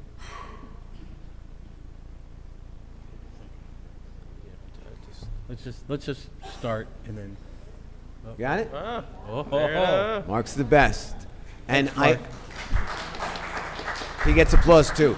And what we ask is that you, when you come to the microphone, first, again, we see you have to almost eat the mic. State your name and just that you are a Ridgewood resident or a non-resident. And so we begin. Yes, good evening. Kieran Doyle. Kieran, if you could speak closer to the mic. Sure. Kieran Doyle, Franklin Avenue, a Ridgewood resident. Thank you all on the council for your service, and to Excuse me one Matt second. and Keith, you as well. Ms. McManus, thank you for your time, and it's good to see you again.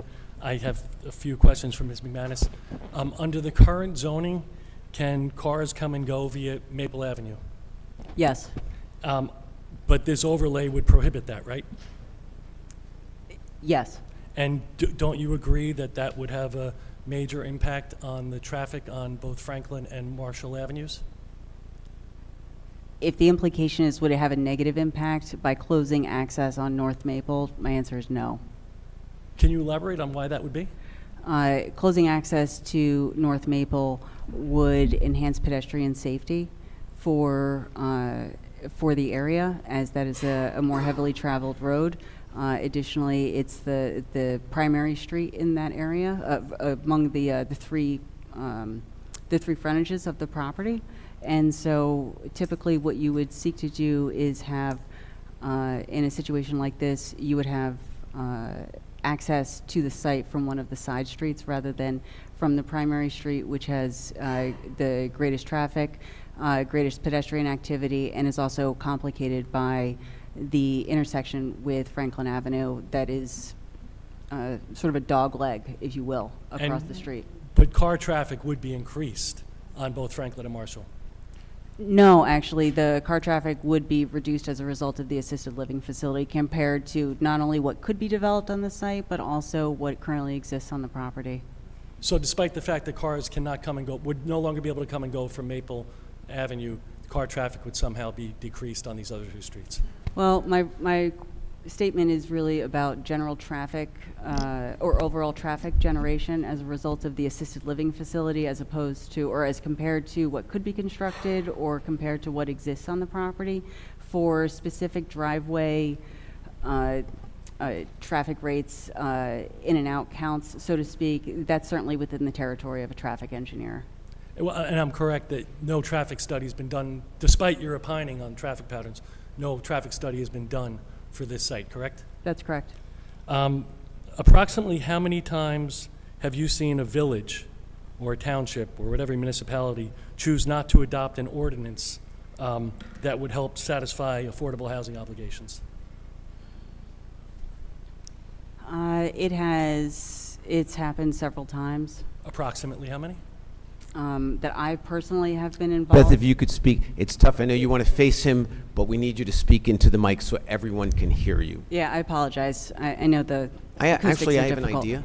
Why don't we flip your chair around Oh. so that you can... You're taking my time, Paul. 20 seconds back on the clock, please. She stopped the clock. You lost about 10. Okay. So I think the question was, number of times municipalities have not adopted an ordinance. Yeah, approximately.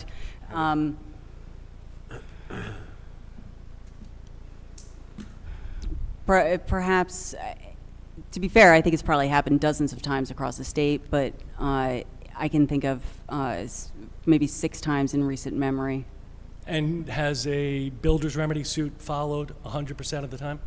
No, those municipalities did ultimately adopt the ordinance.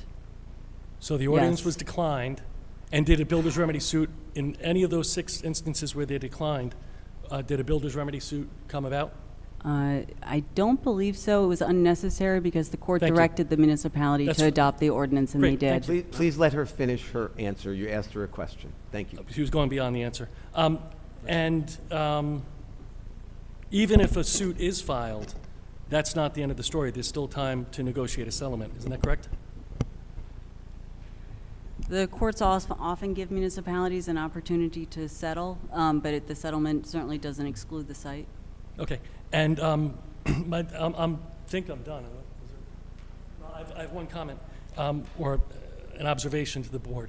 Look, you cannot fulfill your obligations as council members or as neighbors without first seeing a traffic study for this proposal. Because all we heard tonight is...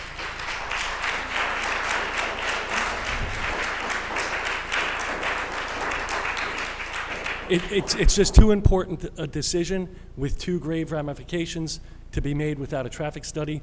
With all due respect, Ms. McManus, I think your observations regarding pedestrian traffic on Maple versus Franklin and Marshall does not take into account that those are both constant thoroughfares for people coming to and from the high school and middle school. And they're up and down our streets all the time. So please, if you're going to proceed with the facts you need to make an informed decision. Thank you. Thank you, Karen.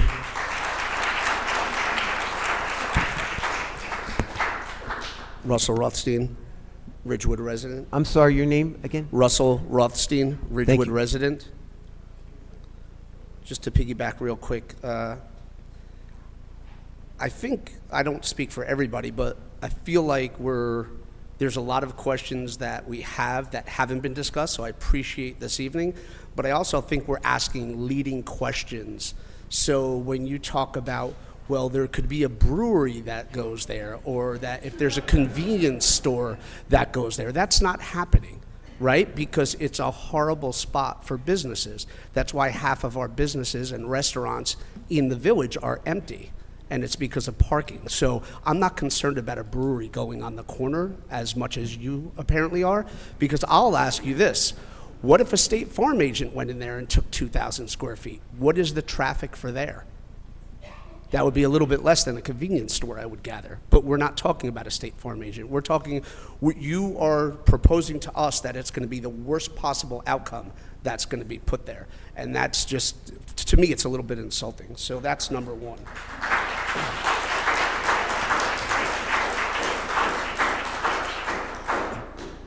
The other thing I wanted to mention is this. Ms. McManus mentioned last week to another council, I don't think any of these members were here, that she has spent 5 times, I believe, looking at the corner over there for about 15 minutes each. So to talk about that traffic is going to be less by having an assisted living facility there, I think is absurd, and it's not correct. And so to piggyback on what Kieran said, until there's a traffic study done, then we could talk about all we want, because I'll just say that a State Farm agent, there'll be one person there all day long and no cars coming in, and you can propose that there might be a child daycare center and there'll be hundreds of cars there. And the last thing that I wanted to mention, just real quick, is that this facility, if you look at the size of it, that's in White Plains, and the cost of it, I don't know the exact cost, but I think we would all agree that it would be very expensive to live at the Kensington, probably somewhere about $12,000 to $14,000 a month. So I just want to make you aware of, when the price is that high, people aren't dropping their parents off there and then not coming to visit 3 to 4 times a week, okay? So when we say that the residents don't have cars, that might be true. But to say that there's not going to be the kids and the grandkids that are coming to visit, and they're not walking, okay? If they live on Franklin, they might walk, but if they live on the other side of town, they're driving to the facility. So these are not, low-income housing. These are $12,000 to $14,000 apartments where people are going to come and visit their family members, their loved ones, often. Okay, so let's make sure that we understand that. And my last comment, and really a question for Ms. McManus, is, ADUs, for argument's sake. I'm sorry, let me back up one quick second. When we first talked last week, we were 1,000 units short deficient in the affordable housing, and then it went to 400, and then it's now 4. So this is why we feel misled a little bit. We are short 4 affordable housing units for the village. Is that correct? No, it's not. I think there's a lot of confusion about the numbers. So the 1,000 units that I had cited was in reference to the village's total affordable housing obligation for the first round, the second round, the third round, and the fourth round. Our first and second round obligation is 229. The third round obligation is 664. The fourth round obligation is 427. The village is subject to a vacant land adjustment because we simply don't have enough land to build 1,000 affordable housing units, including the 427 for the fourth round. And so so let me say, the 1,000 units was the total obligation. I think the 400 is an estimate of our fourth round obligation. The 4 units is the result of the vacant land adjustment, which is not equivalent to the 427. It is a downward adjustment to 4 that reflects the amount of vacant and developable land in the municipality. However, that downward adjusted number, which is referred to as the RDP, the realistic development potential, is not the entire affordable housing obligation that the municipality must meet. It's not that the obligation is downwardly adjusted and then the difference, if you will, is eliminated. It just has a different name. It's referred to as unmet need and has different requirements associated with it. So it is not accurate to say that the village's obligation has gone from 1,000 to 400 or to 4, nor is it accurate to say that the village's obligation is just 4 units. Is how many? 4 units? It is. I'm saying it is not accurate to say that the village's obligation is just 4 units. My time's up. One last quick question. We will never, ever meet our affordable housing obligation, correct? I don't believe so, given the 1,000 or so units. Thank you.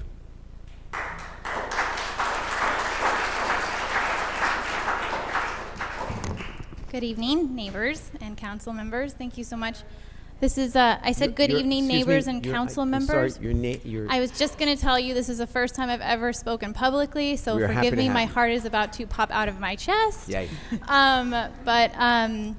First of all, I'd like you all to know that I did vote for all of you up there. I believe and I hope that you have our best interests at heart. Otherwise, I will come for your seat. We need your name. We need you your to lead name. with your name and Yes. that's I all. apologize. And that you are a Ridgewood My name is resident or Anastasia. not. I am a sorry, say Ridgewood again? I'm sorry? Say it again, please. Anastasia, and I live in Ridgewood. What else am I missing? That's it. Okay, so this is more commentary than questions. I'm just speaking from my heart as a parent of 4 children in this village. I'm just wondering, Mayor, especially you mentioned that you had already heard us speak regarding this subject. I have just become aware of this, and so I'm just wondering, I think I heard someone saying that these are the most people that have come into this room for something. I feel like that should speak volumes. I don't think we're going anywhere. I don't think we're changing our mind about this. We're all concerned about the preservation of the charm and the footprint in this village. Earlier, you guys were mentioning that we need to cut back or try to cut back on our water usage so that we can allow the other towns, to assist them. Bringing other large buildings and residences, how is that going to help us conserve our water in the future? I did not plan to speak. I was only making notes while I was listening to you, so please just bear with me. It's a little, I am not on Facebook conspiring anything. I'm just telling you how I feel. Like it's a little difficult to not speculate that there has to be some advantage to someone up here, because why would you even be having this? Why would it be going this far at this point? We have so many other buildings that have just, recently been, they've come up in the 7 years that I've lived here. And there are so many people that are already in need that are struggling to pay their rent, and we could use those existing apartments to accommodate this affordable housing, need. And while I don't want to dismiss the importance of senior living, I'm just wondering, why wouldn't Kensington potentially use that empty old Stop and Shop lot on the end of Linwood Avenue in Paramus, or the Lord and Taylor building that's right next to Valley Hospital? They would be much closer to healthcare if needed, and I'm sure those people, if we're only 7 minutes away, they would come and use our restaurants and shop here. I don't know why it needs to be in the center of town, especially before we've done a traffic survey. It's just, it's crazy. I believe there would be like several other opportunities for this building that would that could benefit our town and preserve our charm. So I know that you also said that you specifically said there are no campaign donations from Kensington, but I'm just wondering, what about from the developer or even the seller of the property? Just wondering. No. Okay. No. Not a dime. I'm sorry, what was that back there? That's a It's- lie. oh, hey, whoa. Whoa. Let's, I want to be abundantly clear. We'll stay here to listen to people at the microphone. We will not have comments from the crowd. You want to applaud, that's terrific. But I will suspend this hearing if that continues for everyone. And We more- will have a civil discussion, and we will go from there. Continue, Anna. I respect that, and I apologize for that. But Nope, all good. Just wondering, like, can you answer my question? Just I can. Like, what do you see the benefit this bringing to our Let me village? begin. Anna, we don't determine what a company does, a developer, an assisted living facility operator. They come in. This assisted living facility operator has secured options to purchase this property before they ever spoke to us. They chose the site. We have zoning in place for the entire town. Mm-hmm. And that zoning dictates what can go there. We can modify it, we can give variances, we can refuse variances, we can do lots of things. But we don't have a discussion with a developer to come in and say, you know, you should go over to the old Stop and Shop site. They come to us. They come to the municipality. We have nothing to do with that. And that's one of the misnomers that I know is out there. We have nothing to do with that. They come to us and they say, we want to build something on this site, whether it's an assisted living facility or an apartment building or a State Farm agent office. It doesn't make a difference. They come to us. We can't say to them, you know, it's such a better spot over there. It's their choice. Okay, great. Thank you. That answers most of my question. Just wondering, like, you see the outrage here. Does that genuinely mean something to you? It absolutely and will you does, be taking that into consideration? Which is why we went back to the table with Kensington, and we are defeating this ordinance tonight because we heard you that this is too big, and we told them. And by the way, you can talk to them directly. Their attorney is in the room. They are watching tonight.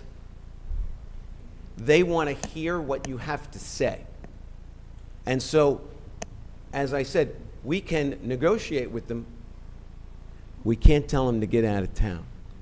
Unless there's some other buyer, correct? And I apologize, I know I'm over my time. There's lots of things that can happen, but again, it's not a... Are there you know other what? offers? I beg your pardon? Are there any other offers? They're not to my knowledge. Okay. They have secured an option to purchase those 3 properties. That's what they have represented to us. I believe them. Okay. Thank you so much. I apologize for going over my time, and I Quite just want to say, like, I don't have any experience doing this. I have no legal background and certainly housing, and so I'd invite anybody who does to answer any questions subsequently. And I also want to just anybody that is feeling shy to come up here, I hope I've inspired you to try. You did a great job. A great job. Actually, I'm sorry, Boyd, if you just give me 1 second. To the gentleman, I think, who accused us of lying back there, I didn't see you. If you want to raise your hand, I'm happy to talk to you separately. But if anyone in the audience, great. If anyone in the audience, including you, sir, has any facts, anything other than conjecture or opinion that somehow somebody up here has gotten some personal, benefit from this project, feel free to share that with the rest of us, because it didn't happen. It's wrong. And it's reckless to be able to sit there and throw accusations that you have nothing to support on. I will listen to everything I hear tonight, but when you call my integrity into question, I will fight back. Wait. Excuse me, you do not get to respond. You do not get to respond. Excuse me.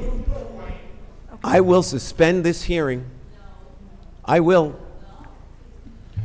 Let's We keep will going. not, we Let's will keep not going. do this. Let's keep going. Okay? Let's keep Wait, going. it- Then I don't want one person to ruin it for the rest of us. Let's continue. Let's hear the And rest wait, of everyone else. excuse me. Yep. If we have to be even in our approach here. And I just want to say that the last time we discussed housing, I was on that side, and it was an on-proud moment for our town. So I didn't know we were going to go back and forth, but I want to say a couple things, because the process is complicated and the issue is intense. All of us are elected officials, all of us are bound by election law, and all of our elections are publicly disclosed. If anybody has any questions, serious questions about how to find that, we can answer that. We all had treasurers, we all take it very seriously, and we understand that people are always looking for what's the benefit. This is our duty. We have a responsibility to balance this, balance the future use of this property, and balance the legit senior housing issue that we hear repeatedly about. 25% of Ridgewood's population is over 55. We hear repeatedly from families that would like to have their loved ones placed closely. I'm going to try to make a joke, but it's not really funny. We talk about zoning and overlay. This council has approved a zoning change that would allow a microbrewery to occur anywhere in the B1, B2 district. So when we talk about that, that was at the suggestion to improve our inclusionary zoning. So that is a possibility for Ridgewood. And I say that because often when these things happen in a neighborhood, people say, I didn't know that, I didn't know this. And lastly, with respect to water, we've had these questions. Our water usage increases dramatically over the summer months because of individual yard usage. So if you're watering your yard, please don't, or water it less. So I'm gonna do my best. I understand this is your personal, private property. It's probably your largest investment, and I'll try to answer the questions non-emotionally. But those kinds of back and forths, we do have legit answers. With respect to Kensington, we can't swap property. We're not real estate brokers, and I have repeatedly heard, well, why don't they go to the Valley Drive? We don't own Valley's property. The two properties that were mentioned here are in Paramus. So we can't do that. That would be like saying, I want to buy Pam's house, and I said, no, go buy Paul's instead. That's not our function. The area here is what we're talking about. The zoning is here. We cannot broker that deal for them. And I will say, from Kensington, the closer there's a labor force. That they need access to transportation as well. So there are legit answers, and I will do my best. And now I'm rambling a bit, but I think I hit everything that everybody went. And lastly, there are advantages from everything that Beth said to the neighborhood, and half of our businesses are not empty. Our last vacancy report was around 11, and we are always looking to close that gap. And I think those are all the legit responses I want to say. Thank you, Siobhan. Boyd A. Loving, Ridgewood taxpayer. I found it very disrespectful that you disrupted the public comments to make your statement. You could have waited until the end. Thank you very much. Please don't do it to me again. Boyd A. Loving, Ridgewood taxpayer. I have one question, and this is the first time that I have heard that the developer, Kensington, a proposed developer, let me say that, Kensington, has a contract to buy all three of those properties. Are you confirming that this evening? Is there an attorney in the room that can confirm that? It is my understanding, that's what they have represented to us. We have not gone beyond that, but their representation is something that I believe. Two of those buildings are condominium office buildings, so that is what you're telling me is that they have a contract with all of the condominium owners in the two buildings that are condominium buildings to buy them out. I just They gave have you told all, us. I'm sorry, I just gave you all the information that I Okay, have. I just They like told us they have 4 contracts 4 contracts. Okay, well, because of the condominiums. again, there's a condominium. All of the people in 75 and the building at the other end are condominium owners. It would surprise me if they have contracts with all the condominium owners. So I just like that confirmed somehow. Mr. Mayor, you indicated that we might agree or not agree. We might like it or not like it. I would like to go on record at this public hearing saying that I don't agree with it and I don't like it. So let's just get that on the record right away. The reason that we are discussing pilot, you seem all shocked that the pilot word came up, is that the last time Kensington had a proposal on South Broad Street, they asked for a pilot. So that is why we are all concerned about whether there's a pilot here. You have said that there is not a pilot in, quote, the plan, unquote, but that is not to say that a pilot might not be discussed at a later date. So just let's make that clear. Kensington, if you review the meeting minutes, the village meeting minutes of the hearings on which they had their proposal on South Broad Street, they requested a pilot in lieu of taxes. That is why everybody is concerned about a pilot. We did not make it up. We did not grab it out of the air. The applicant had requested it at a previous location. That is why we are concerned about it. I disagree respectfully with Mr. Weitz and Ms. Winograd. South Broad Street was not a great place for it. It should have never been proposed on South Broad Street. That is a residential neighborhood. The reason it didn't happen there is just like these neighbors all came out, the neighbors on South Broad Street all came out, and it was withdrawn or it was denied. Not sure what happened. But this is not a great place to put this in the middle of a residential neighborhood. And Franklin Avenue and Marshall Street are residential areas. This needs to go someplace else. A building of this size does not fit there. It did not fit on South Broad Street. That's why it's not there, and it's not a good place for it here. And like Mr. Rothstein, I too was insulted, Mr. Mayor, when you suggested that a microbrewery, a 22-unit apartment building, and a convenience store could possibly wind up there. That's not a great place for it. That's why there's not one there. Please don't scare us or try to intimidate us by saying, if we don't approve this, you're going to wind up with something else. We know that's not going to happen, and we know that's why you did it. I also find it insulting that you're talking about, well, maybe if we don't do this, we're going to wind up with a lawsuit. You are elected. You are elected to serve the citizens. The citizens don't want it there. If they don't want it there, you take the lawsuit and you fight it. You don't try to force us into agreeing with you.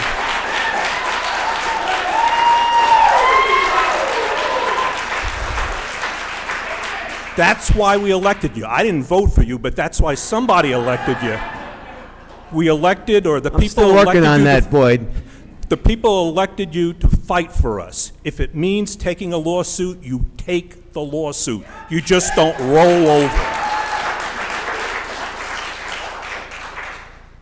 With respect to traffic, I point to the accident that recently occurred, tragic accident that recently occurred in Hawthorne.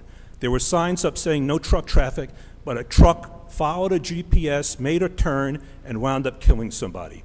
That's going to happen in this neighborhood. You're going to get a tractor trailer rolling down Ridgewood Avenue past Ridgewood High School. The GPS is going to say make a right turn on North Irving Street, and you're going to have tractor trailer traffic in that neighborhood trying to deliver to this place. So traffic is a major problem and needs to be dealt with, not just by putting a sign up. Put this place someplace else. And the last thing I have is a question. Have any of you seen a rendering of what this place was going to look like? We have. You have or have not? We have. How come the public hasn't seen it? We have seen in our meetings. They've shown us drawings of what was proposed. How come the public hasn't seen them? Because it has not yet been. Excuse me. Thank you. It has not yet been submitted. It's not yet made what? I'm sorry. It's not been submitted for formal action. It was shown to us as part of the negotiation process. So it was shown to you, you've seen it, but the people who elected you cannot see it because it's not been made part of a formal process? That is incredible and disrespectful. The last thing I'll say is, for the folks in the audience, if anybody votes for this, just remember their names in the next election. Thank you.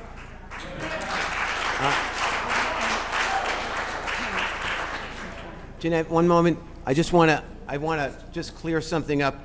What I said tonight is that there will be no pilot at this location. We understood. Definitively, no wiggle room, no way around it. By all means, anybody can check the tape.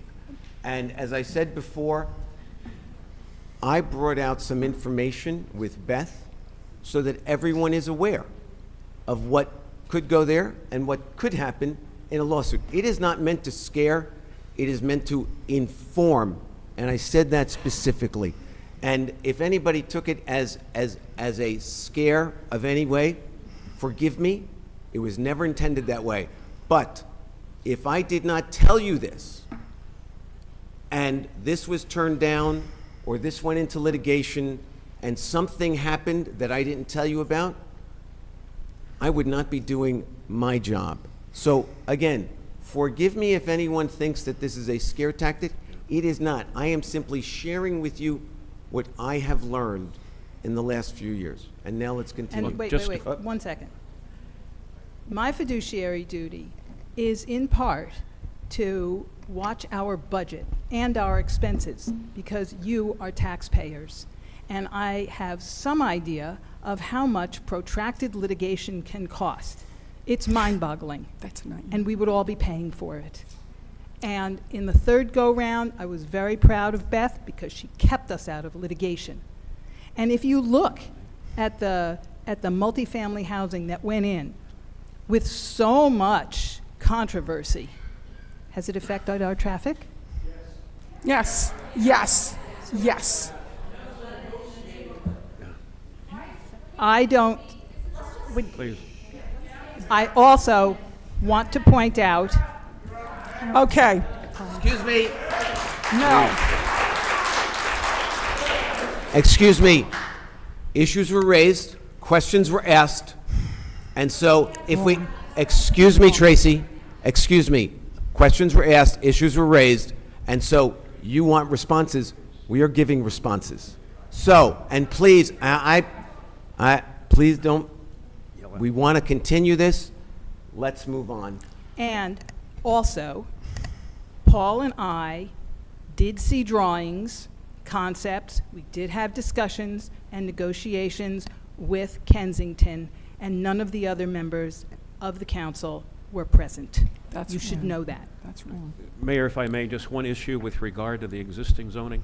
It's been my experience in the litigation that the court takes into consideration what the existing zoning is to determine whether or not this is a comparable or a suitable, and the issue is site suitability, is a suitable development. So the existing zoning has a play in the litigation as well. Thank you. Jeanette LaRocco, longtime Ridgewood resident. I take exception with that, Councilperson Perone, because what cost will we pay if we allow it to keep happening, if we don't fight back? It's disingenuous of you. I'd like to stay here longer than 37 years. I just spent $71,000 to reside my house unexpectedly. As my husband said, we're staying. I don't intend to leave. I don't want to be forced to leave because we can't afford to stay here or we don't want to stay here.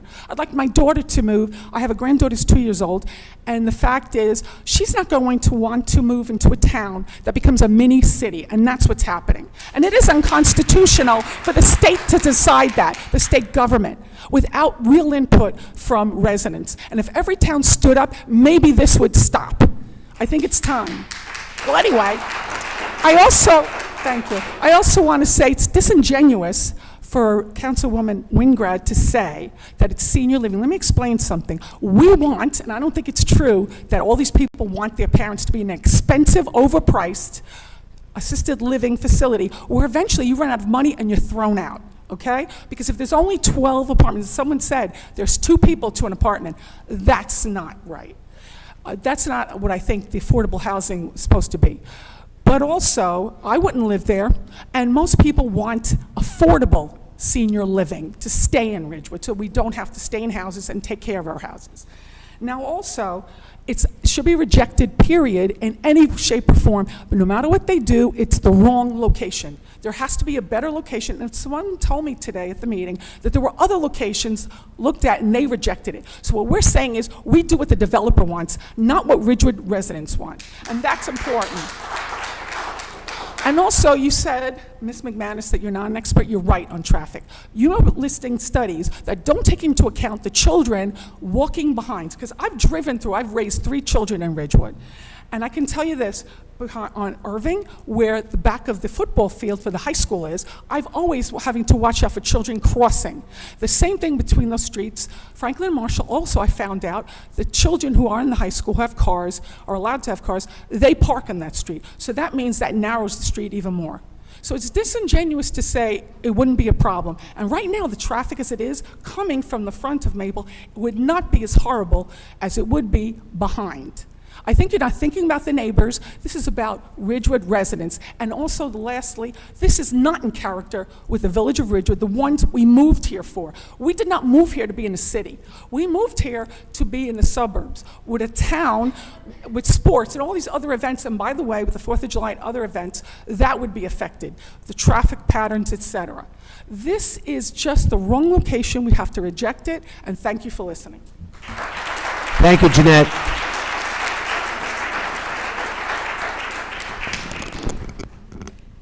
Hi, I'm Alethea Phillips. Excuse me, if you could speak into the Hi, microphone. I'm Alethea Phillips, and I live on Marshall Street. Hi, Alethea. I think that the entire community, which includes the members of the Village Council, should insist on a complete traffic and pedestrian study before moving forward in any regard, and it should be conducted during the school year.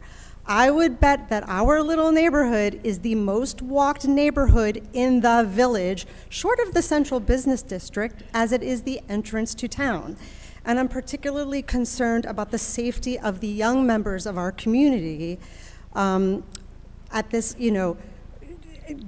odd, awkward, already unsafe intersection. The entire student population of Ridgewood High School, an open campus high school, walks through my little neighborhood to go to the bagel place, into town for Starbucks, during lunch, during school, after practice, before rehearsal. Not to mention our younger students from BF. It is an east side rite of passage. You get to BF and your parents allow you to walk to town after school, right at the time when the staff change would occur at Kensington, right around 3 o'clock.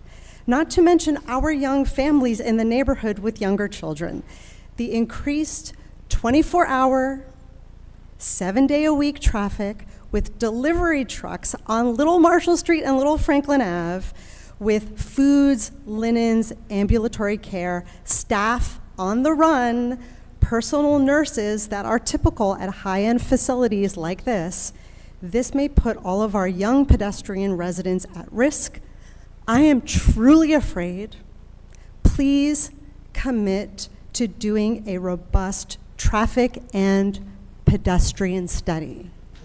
Thank you. Thank you, Alethea.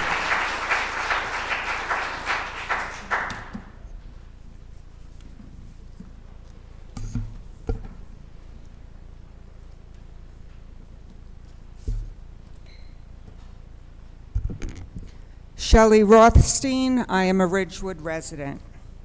While I appreciate the vote down on this ordinance, until we see something else from Kensington, I'll believe it when I see it.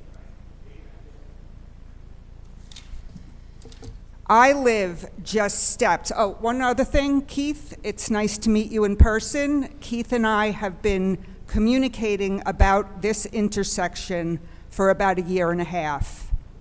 There has not been a change or any hint that a change would come.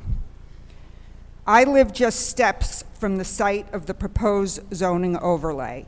Every day, my family and my neighbors deal with the traffic that backs up at the light at Franklin and North Maple. This photo was taken today at 11:35 a.m.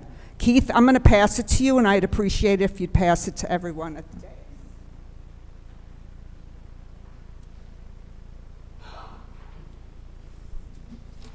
Vehicles are unable to pass due to the backup at the light, and there is a patient unable to exit the driveway of the doctor's office.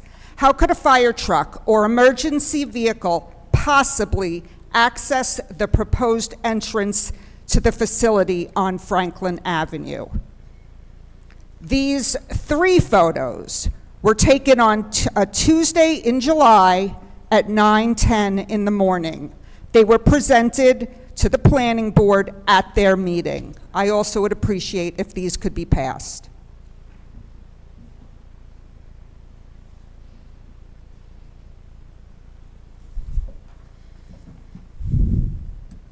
This is a normal morning on Franklin Avenue. Cars backed up, waiting to get through a green light that will last less than 10 seconds. Drivers must navigate parked cars, landscaping trucks, and delivery vans while vehicles are headed right towards them from the other direction. This backup is repeated again and again every morning and every afternoon, beginning at the 2:30 school pickup through 7 p.m. when rush hour and after-school activities end. Yet this is where the affordable housing consultant, our village council, and Kensington developers picked as a good spot for the entrance and exit to a huge assisted living facility. Children walk and bike to and from school into town all day. Team practices have already begun on Stevens and on the high school fields located 1 block from this busy intersection. The athletes walk back and forth to the downtown throughout the day. The high school's open campus policy means that students walk to the downtown all day long on Franklin Avenue.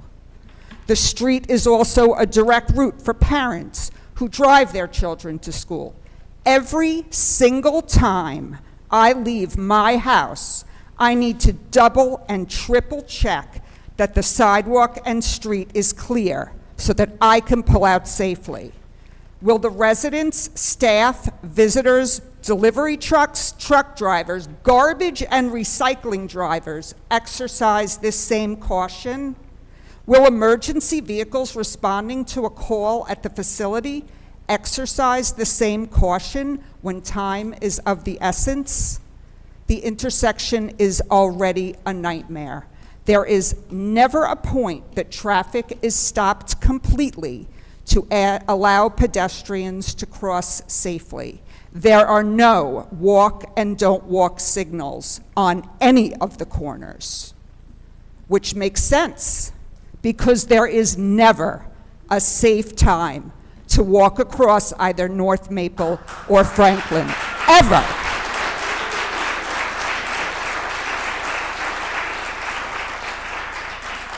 Every day, I witness pedestrians dodging cars and crossing directly through the intersection because it is the most direct route to their destination. This is an accident waiting to happen. It is not if it will happen, it is when. A facility this size and the traffic that it will bring will add fuel to the fire. The biggest questions of the night are these. Why are we catering to Kensington developers with a zoning overlay that gives them every item on their list necessarily to build this on my corner? Who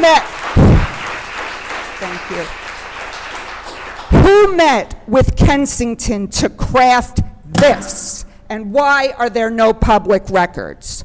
Why is Ridgewood not part of the local leaders for responsible planning coalition?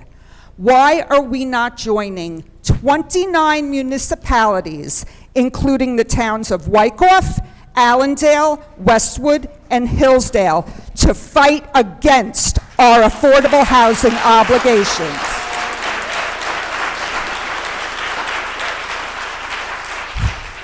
Why instead are we handing our historic downtown to Kensington developers on a silver platter?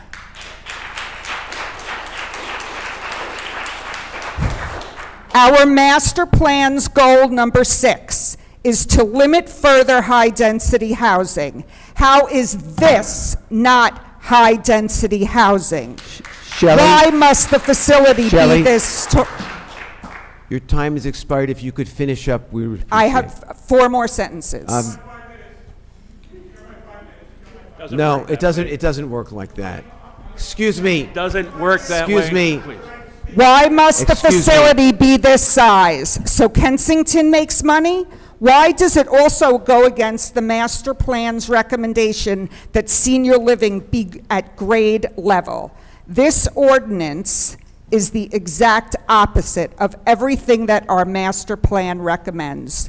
Drive through town, there are lawn signs against this project everywhere. The residents of Ridgewood do not want this zoning change that has been gift-wrapped for Kensington. To the representatives of Kensington, to their lawyer who is somewhere here, Ridgewood does not want you.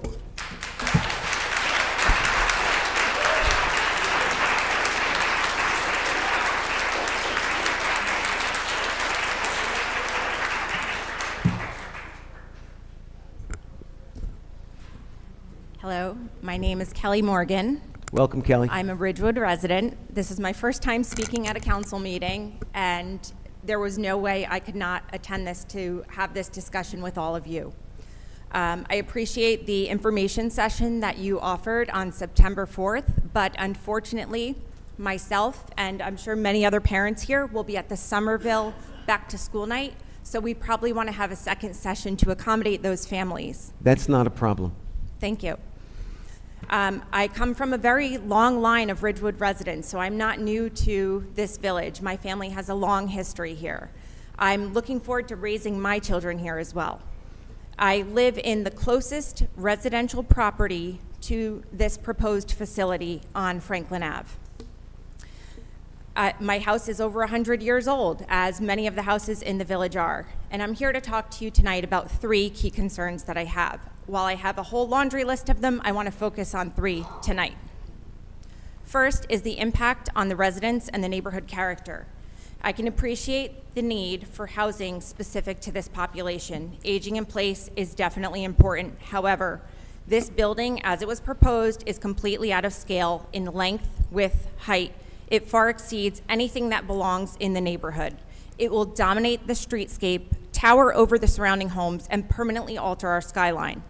The afternoon sun in my backyard will be completely blocked where my children play and where I have dinner with my family.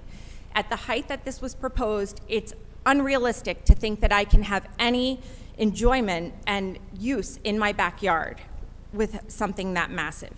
It's going to lower my property value due to the proximity of an excessively large commercial building. In past meetings, several of you have spoken in favor of the lower building heights to preserve the neighborhood character. This proposal disregards that principle entirely, and it violates our master plan, which should be our North Star and our guiding light for the village.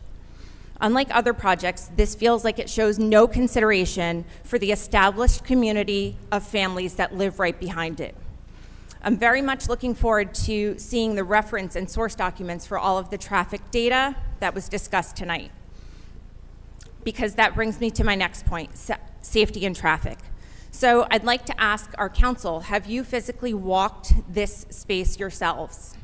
And have you actually spent time there looking up to see how tall this building would be, how much the setbacks would change? Have you done that? Can you honestly answer that you've been feet on the ground on that property? I have many times over many years. Recently, in Yes. light of this proposal? Absolutely. Okay. So the village's own master plan identifies this intersection as one of the most dangerous intersections in town. My home office faces Franklin Ave. I see the conditions daily. High school students up and down the street on their free periods, open campus, middle schoolers, as my neighbors mentioned, residents walk to the grocery store. This is a main thoroughfare to get to 2 of our grocery stores in town. Everyone is navigating this intersection on their way. Only 2 or 3 cars get through the light. It is a nightmare. When you add delivery trucks, ambulances, shift changes, 20,000 visitors a year, you have a recipe for gridlock and potentially tragedy. Not only will this be a complete nuisance, but it's also going to cause undue stress amongst our family, our amazing neighbors, and all the residents that use this to pass through. So with that said, I'd like to invite each of you to join me on an afternoon. You can sit in my front yard and we can watch and see what the traffic is like.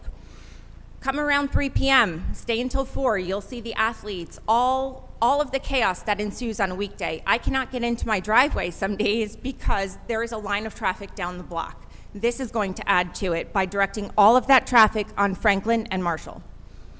So So your responsibility to residents, just like myself, is really important. You were elected to represent the people of Ridgewood, not a development company. Your decision should be guided solely by the interests of the taxpayers who put you in this office. And as far as I can tell, no one from Kensington leadership is from our village. They don't know how we operate. They don't know what's important to us. There were comments that were made that this is a done deal, and that really undermines the public trust. And this was done in conversation, I believe, at the planning meetings. Done deal was the exact phrase that was used. So this is not a done deal. We, the residents, are not done. We need to be included in the conversation. We need to have transparency with everything going forward. This project, as proposed, sacrifices neighborhood scale, public safety, and most importantly, resident trust. I urge you to put the interests of your constituents first and reject this ordinance. Thank you.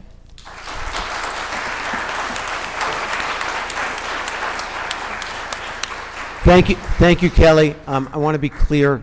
No one ever said that this is a done deal. I believe that the council's actions this evening prove that there is no done deal. What we have said is what we laid out tonight. The possibilities. That's all there is. The possibilities, what can happen if we approve, what can happen if we don't approve, how we negotiate.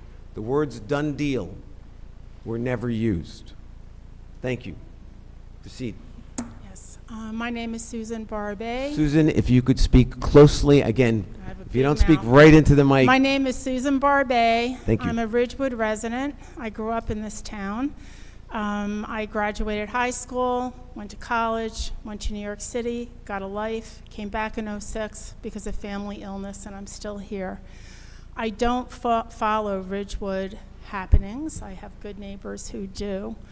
But I just found out about this AL proposal going up in Ridgewood this morning, and I have never watched a council meeting on TV, but I did. And my dinner came up in my throat listening. And I threw my clothes on and I came. And the reason I came is because what I heard tonight sitting in my family room was you, Mayor, it sounded to me that you want this assisted living. And I heard on TV, and I agree that the questions were leading to Beth. And the whole thing just incensed me, and I had to come. And what I have to say is, number one, there are so many assisted living communities around here. You know, we have too many of them. That's number one. Number two, with all due respect to you, Beth, I'm a licensed assisted living administrator. You know, when my mother passed, I had to reinvent myself because publishing was long in my rearview mirror. And I went to work in an assisted living as a sales director. And yes, seniors don't drive, but the family members are coming in all day and all night. The ambulances are coming in all day and all night. The doctors are coming in all day. Hospice is coming in all day. I mean, there are a lot of cars coming in and out of assisted living, but no, they're not being driven by the assisted living residents. So I didn't agree with that personally. There may be facts to back it up, but I haven't experienced it. The other thing, there was something else that... Take your time. That's okay. I'm glad I had time to calm down because I came in with gloves on. I was so angry what I heard on my TV tonight. I was pissed. I was. You know, and I have been an activist my whole life, but I'm getting older now, and now it's up to the young bucks. But I was so incensed I had to come tonight. I grew up in Ridgewood, relocated as I mentioned, and I have just seen this town change so much. Now we have all these apartment buildings, and we are, you know, you want to build an assisted living community. Oh, the other thing that really incensed me was it was like fear. An assisted living community was being built around the fear of affordable housing. That really knocked my socks off. That got me here because I think that smoke for assisted living is big business. And it's all about heads to beds. That's what the way they talk in assisted living, heads to beds. And if Kensington, you're here, you know what I'm talking about. I was director of sales, heads to beds. I think that all the people here have spoken so well tonight, and I think what you're hearing loud and clear is that these good people don't want an assisted living community in town. I mean, when I heard about it, I was like, are you even entertaining this? It's ridiculous. It's not needed. We don't need another assisted living community in our area. They can't fill the beds that they have now. There's so many, Brightview and this one and that one, they're all over the place. So, yeah, and I think I'm hearing that all of you kind of have already made up your minds about you want. That came across very clear on TV. And if you play back the tape, it would be good review for you to hear yourself, because it sounded like you had already been convinced that you want this, but we don't. And that's all I have to say. Thank you. Thank you, Susan. And let me just say, you're absolutely right. My questions to Beth were leading. It's not a court of law, and the reason they were leading is because I wanted her to tell us what she knows specifically.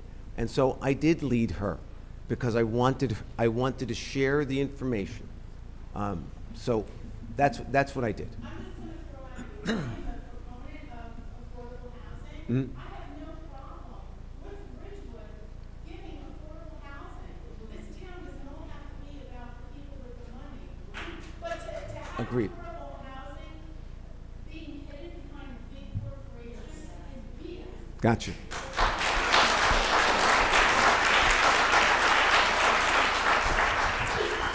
Okay. Good evening. My name is Rich Durkis. I live 409 Addison Place. And just so you know, Rich, you don't have to give your address, just that you're a That's Ridgewood resident fine. or not. I'm not afraid of people knowing my address. All right. First of all, I've been in Ridgewood for about 40 years, and I've seen council did some good things, and I've seen them do some bad things over the years.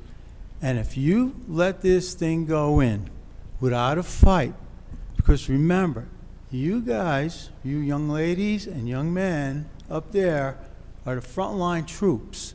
You're there to fight for us. We put you in, you got to fight for us. And the way it's been going on, I saw a little dog and pony show this before with Ms. McManus and the mayor. It was very nice. It was well-timed and well-groomed to it. But you have to understand something. Where they're going to propose to put that big monstrosity, there are little kids there on Franklin and on Marshall. There are school kids, and the school didn't start. 2 more weeks, you'll see the difference. And the one thing I want to know is about the parking on that street. Where is the overflow parking going to be on that street? Also, how are you getting tractor trailers down those little streets? Because they're going to be coming every day. Okay? And then also one thing that everybody's forgetting about. What about the environmental impact statement for this building? You have to have one, or you can't build the building. I don't think that changed yet. So anyway, also, Ms. McManus, I'd like to ask you a question. Do you work for the state? No. You don't work for the state? You don't work for anything to push this stuff down all these different towns and villages as far as affordable housing and how they muster all this in, where, like someone said, it's $12,000, $14,000 a month. So She can answer the question if you're ready. Oh, okay, go ahead. I work at Kyle McManus Associates. We're a private planning firm here in New Jersey. I do not work for the state. Oh, I am appointed as a special adjudicator by the state court system by county judges, if that's where some confusion may be coming from. Okay, now the thing is, if you look at Ridgewood, there's not a lot of space here. So I don't know, they keep pushing about, we have all different numbers. We have 100, we're down 100, down 400, down 600 over time. How are we going to satisfy that? My expectation is municipalities like Ridgewood, unless the Fair Housing Act is significantly amended, will be unable to fulfill their entire affordable housing obligation. Ridgewood has had inadequate vacant land to fulfill its obligation since before 2000, and certainly there's no additional land being created these days. And so my expectation that the village is that the village will remain subject to a vacant land adjustment perpetually into the future unless the Fair Housing Act is amended. Excuse No, me. please. Excuse me. Excuse Wait, me. point of order. I've Excuse I me. have the We mic. only have people speaking at the mic. We can't have people yelling out from the audience. Thank you. So Continue. that's the whole thing that I want to say to you, Mr. Mayor, and the rest of the council. You have to be the frontline troops. And I know what Mr. Rogers said about the suit, and that then it's kind of like out of our hands, and it's going to cost us a lot of money. But you got to fight, and you got to sue, and take your chances. Because I've heard that Verona had the same thing happen to them, and they said no. And then they went away. And then Montclair had the same thing happened. They went away. So why can't we do that? Why can't we stand? You have to stand with the people. Whether even if you know these people, you've dealt with them or whatever, or you made up your mind already. You have to stand with the people. That's what you're elected for. And that's what a lot of politicians forget. You got to take care of the people. So I'm just saying, I'd like to see that environmental impact statement, maybe the next meeting, September 4th is it? If you could bring it, because you can't build it. They can't build it without it. Am I right? Matt, am I right? I don't believe that there's going to be an extensive environmental search on this property because it's not presenting any environmental issues. It's a residential. Yeah, but there's flood. Isn't it flooding? Isn't there a I flood don't zone believe in the there? property, I could be wrong. I don't believe the property's in the flood zone. Well, But, how come? but they have to adhere, and you're right if you're worried about drainage and stormwater and coming off the site, That's because what I'm that worried has to about. be satisfied, yes. So I would expect the impact statement before this thing's built. Well, you're not, and just, Tom, you're not going to get one because that would be something for site plan review. The developer would do that for a site plan review if it ever gets to the planning board. But we still could take a look at it. Well, they're not going As to do all the citizens, details. I mean, the details that go into stormwater management from an engineering standpoint are very extensive. They're not going to be able to be approved if everything goes through and the zoning goes through and all that. They're not going to be able to be approved unless they meet those requirements.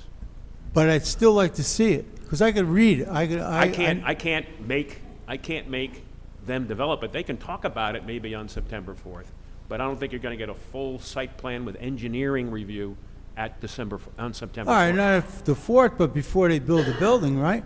I'm Yeah. sorry? Don't you have to have that before you build a building? Well, you're going to have to, that gets reviewed when you file a site plan application. That gets reviewed along with the site plan application. Right. They haven't filed the site plan application yet. The zoning's not in, so it's still not going to be done.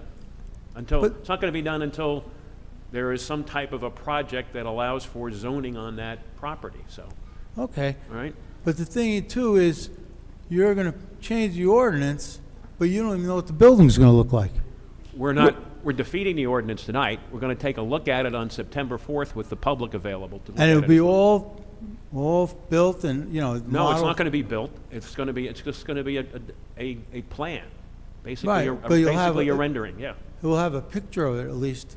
Yeah, How many, probably a picture of it, yeah. and how many floors you're going to have? How many stories? Well, that's going to be Rich, seen, we don't Rich, know. there's a lot of these questions are going to be addressed at on the September 4th meeting, and we will have another meeting Okay. because we want everyone to see it, and Yeah. and we will be seeing it again, this modified plan, and we'll all take a look at it, and we'll all make our own decisions about it. Okay, but again, like I say, you guys are frontline troops. I got You got to you. protect us. And I appreciate the young ladies and men comment, by the way. It was Greatly appreciated. I really meant it from Matt.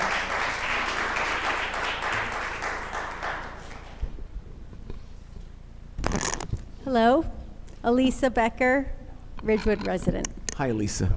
So my first comment is we had an aunt that lived in Brandywine, assisted living up in, I don't know, Mawa.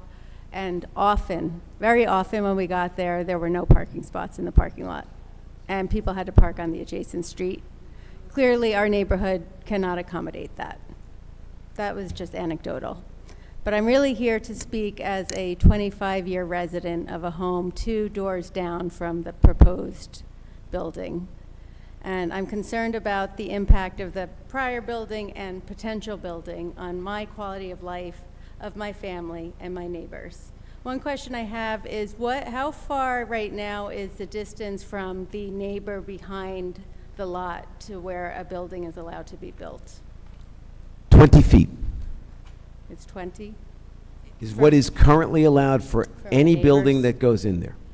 So this, I really feel like that this will have an impact on access to our air, light, and open space. Municipalities enact height restrictions and setback restrictions to in part preserve air, light, and space for the residents. Ridgewood, I think, also values this, as in the Chapter 190 Land Use and Development document that is quite lengthy. I read almost the entire thing. Point 3 is to ensure adequate light, air, and open space. So I think to allow a building of that caliber in our backyards is violating our right and access to air, light, and open space. I know the proposed building was 56 feet. The potential building could be 50 feet. And I know you all like to disregard the 11-foot potential elevator shaft towers on top of the building. 15 foot. I don't know what I said, 11. For you guys, it doesn't cover the whole area of the building, so it doesn't seem significant. But for me in my backyard, as Kelly mentioned, a 50-foot building and a 15-foot tower could significantly shade my yard, really impact my life. So you might think it's insignificant, but I don't. It was also stated at a prior meeting that it was hoped this project would have negligible effect on our neighborhood. It is impossible for this to have negligible effect on our neighborhood.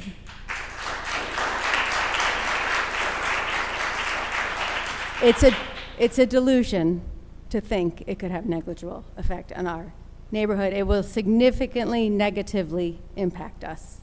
The rights and the quality of life of the individuals and homeowners must be considered. Which brings me to another point that I found quite distressing. At a prior meeting I was here a week or 2 ago, someone asked a member of the council how they felt about the proposed project, and the reply was, "I'm comfortable with the project and that it's in a great location." At the very next night, a meeting I was watching from home, there was a response to a question about the adherence, but that Ms. McManus had presented, of a height and setback, not violating that. In fact, in some places, making it larger out of respect for homes in the area. And the very same council member said, "I appreciate the sensitivity to the nearby homes and reduced height allowances. I thought that was very sensitive." The affordable housing consultant responded, "Yes, there are a few aspects here I try to acknowledge and account for the residences to the rear." Where is the sensitivity for our neighborhood? Where is the acknowledgement?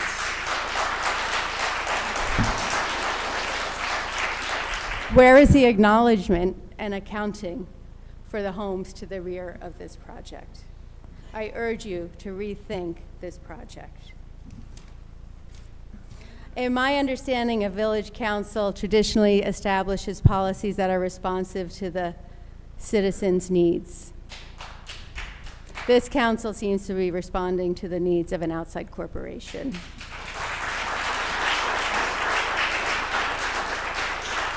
I don't know why you're doing this. If the response is because it's a state mandate and the state is threatening, then I say push back and do what is right for us. Help us maintain our right to air, space, and light, and help us preserve the life that we love in Ridgewood. Thank you. Thank you.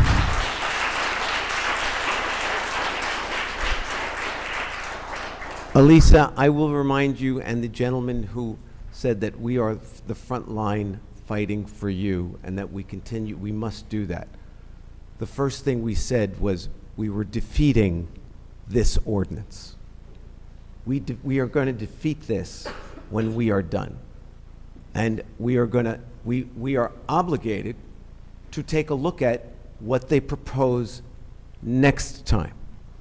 So again, I just want to say that clearly, and we wanted everyone to know that before we started. So. Hi, Jill Shovlin. I'm a Ridgewood resident. I just have a couple of questions. Why did Kensington not litigate the last time? You said that if we say no, they can litigate. They were refused on Broad Street. I can answer those questions. On Broad Street, they withdrew their interest in building up there. It didn't go any further than that. They just withdrew it. And there was also another time on Walnut Street when they withdrew their interest in regard to that. Was it because of the backlash from the people? Because I know a lot of people protested that as well. I don't have the insight to tell you why they withdrew. I can only tell you that they withdrew. Okay. And it stands to reason that Kensington now is going back to the drawing board and making a better plan.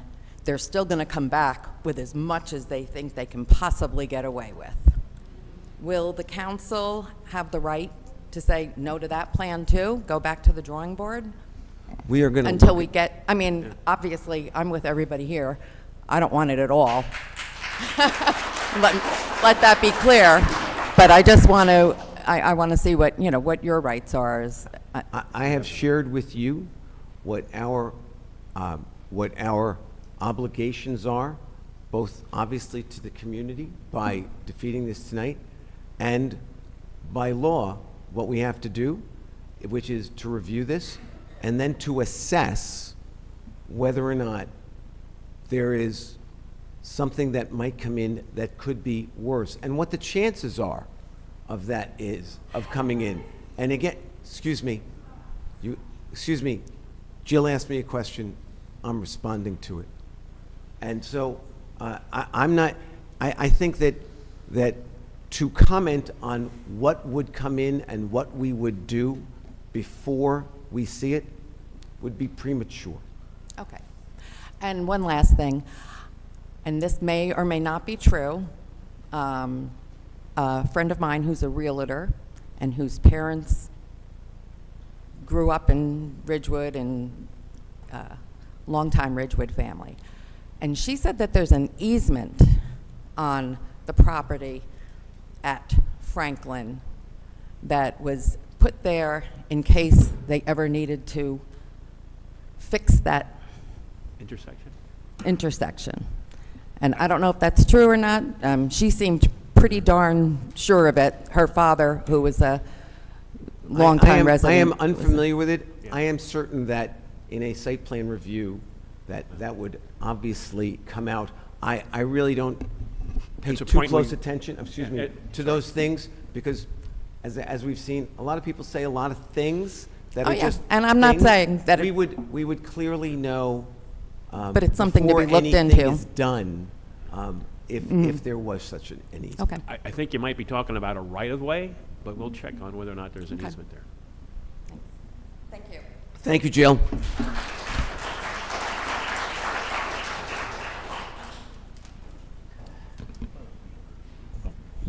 Good evening, Ralph Hacker. Ralph, if you could speak closer to the mic so that everyone can hear you. Thank you. Ralph Hacker, Ridgewood resident. The last time I was here, a month or so ago, I talked about the village. Ralph, forgive me, I can't hear you. Oh, I'm sorry. Is that You're, better? again, the acoustics are tough in this room. We're working on them. You kind of have to eat the mic. Okay. The last time, okay. Much better. Last time I was here, about a month ago, I talked about that village concept. Ridgewood was either incorporated or took over the acronym of a village, and it had all the good points to it. I used to come here to visit my cousin, lived on Rose Court. Why it was a village and everything's good? The education was good. Excuse me, ladies and gentlemen, you're whispering in the back row. Again, it's tough enough to hear, but your voice the noise carries. So I'm sorry, Ralph. Please That's continue. okay. So all the village concepts were good. I think everyone here agrees, education-wise, real estate, etc. Let's fast forward to a few years ago. If I heard the mayor correctly, there were, when the voting came up for the condos or the apartments, the 4 of them that presently exist, 700 some odd residents were in George Washington Middle School. Probably the majority of them very angry and made their voices heard. So I'll say to this point that apartment complexes, the 4 of them, condos, what have you, has been a fairly good success. I think most of us would agree to that. There are problems with it. But the first crack in the concrete, in the armor, is that of those 700 some odd people, we're a divided country today. Most of those people are now divided. Some of those probably agree everything is good, but a good portion of those are probably saying to themselves, I'm still against, this complex that went up. Revenue's probably good with it, taxes, but I'm still against it. We're a divided country, that's how it is. So that was the first crack in the armor. The second crack in the armor is here tonight, in front of you, talking about a project that may or may not happen. So all of a sudden, things are turning in Ridgewood. All these years, no, but now things are starting to turn. 2 cracks in the armor that I can see. But there's a third crack possibly coming. And I think this panel better be aware of it. And I hope it doesn't happen, I really do. Someone's going to write a novel or a book. And it won't be Harlan Coleman either, I'm pretty sure. It won't be him.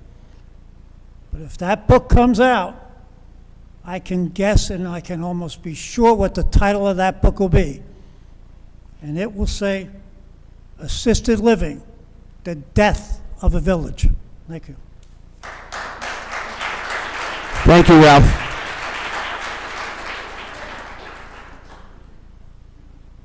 I'm Andrew Vanderhoof. I'm a resident Andrew, of, if you could speak. Thank you. I'm a resident of Marshall Street. I'm sorry, what was your name I'm again? Andrew Vanderhoof. Andrew.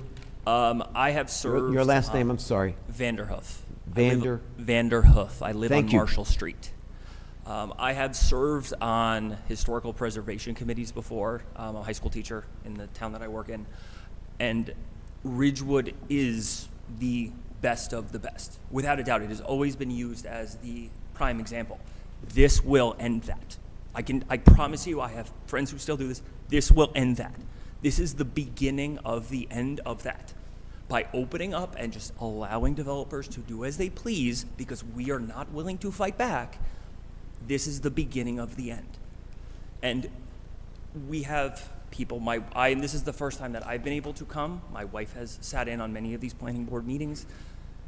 The words, a done deal, have been used. They have been used. Like, this is, I don't know why we're pretending that they have not been, right? Like, people were there. We heard them. So it is insane.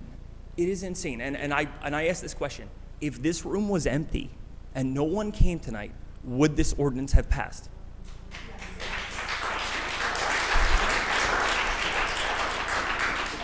I want to answer that question. This ordinance was going to be defeated if no one was in the room tonight. And for anyone interested, I can show you, because we discussed this. It's in our agenda. I read from it. It was prepared before tonight. And I'm going to read it again, just so that we're clear. Although it says ordinance for, excuse me. Please. Stop the clock for a moment. Ordinance 4052 will be defeated this evening. I read it before. It's printed here. Anybody wants to see it, I'll give you a copy. Excuse me. When was that proposal written? Before this room was filled. No, I meant if this never came to discussion, if no one in the community cared, if this was just an empty room in a normal meeting in the summer. As I said earlier in the evening, we heard the community's comments. I'm asking if no one complained. You looked at this and you thought this was a good idea. Would this have passed if no one fought back? Very likely. So- We listen, we don't know everything. We don't know what everybody in the community thinks. You live there. We don't live there. We heard you, and we said, well, we can't do this. We called Kensington, and we said, you got to cut this thing back.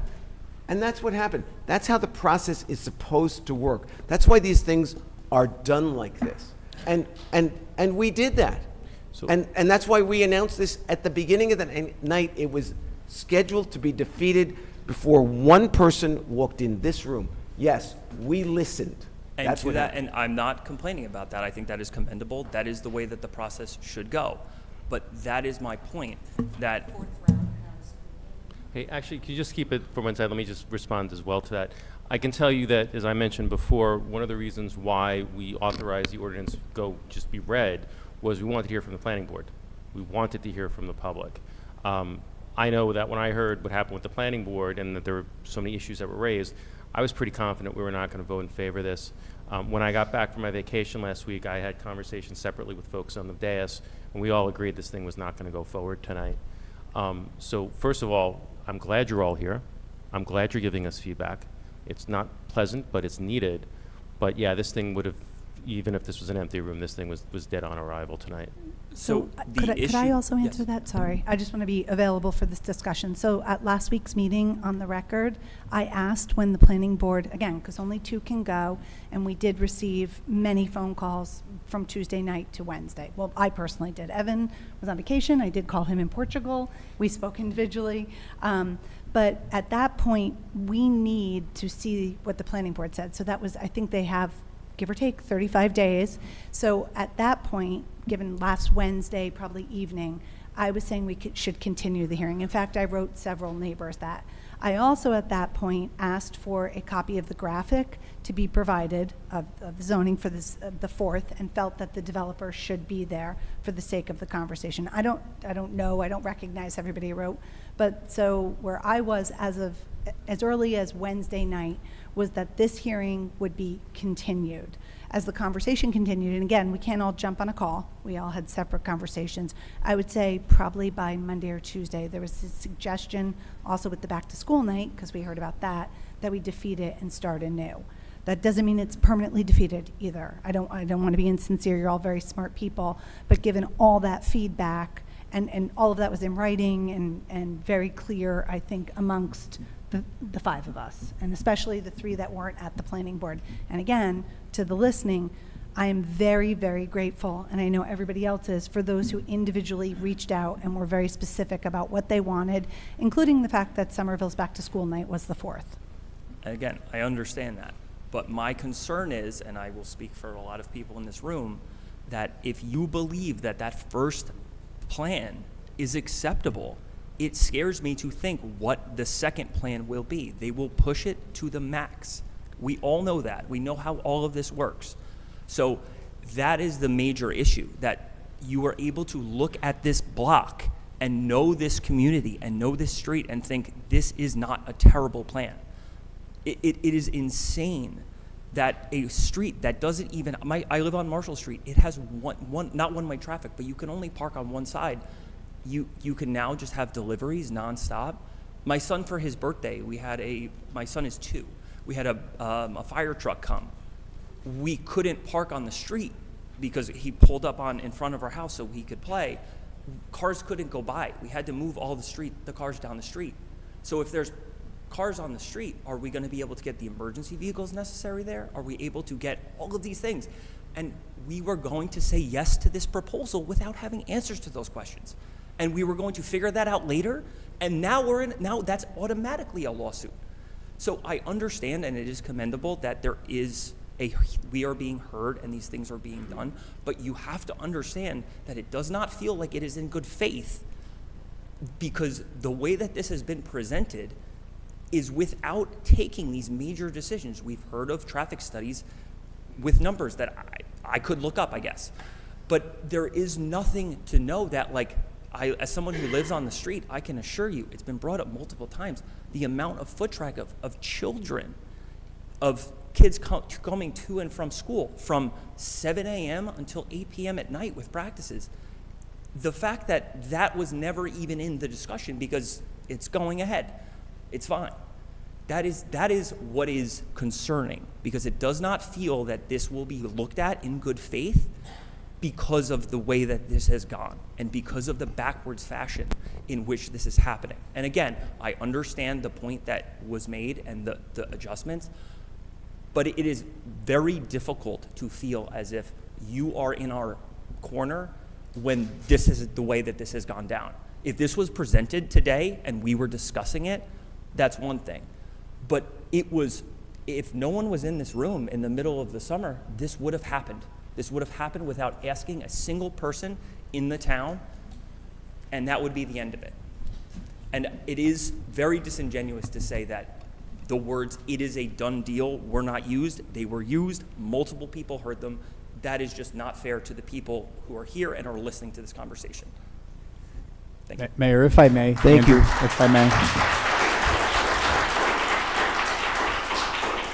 So as I said in my earlier remarks, I don't have a vote here, right? But I just want to convey to the folks here that, we are in a procedural predicament too, which I realize is no consolation to anyone in this room, right? But when I have the state of New Jersey telling us, myself, Beth, Heather, imposing these deadlines that we have to take these issues to the council. We had to have a resolution passed in February. We had to have a plan passed in June. We have ordinances, whether they pass or fail is, again, the folks' decision to my right.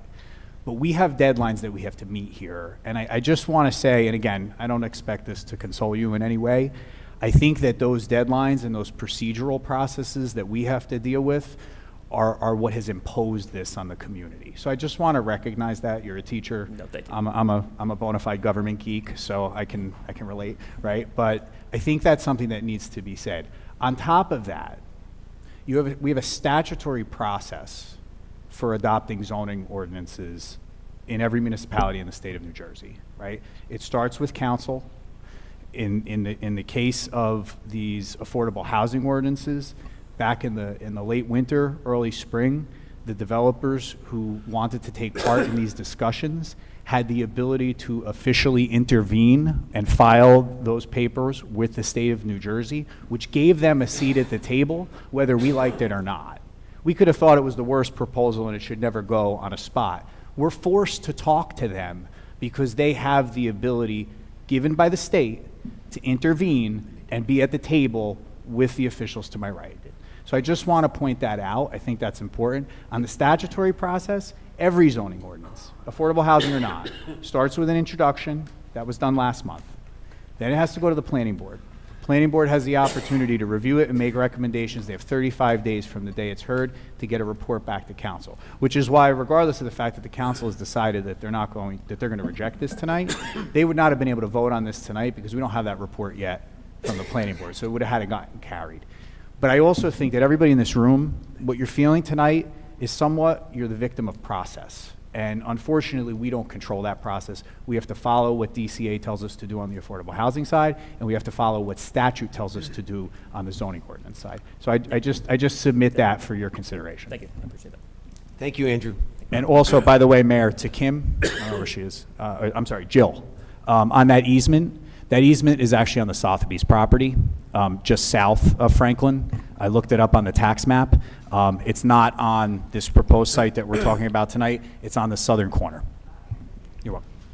Thank you.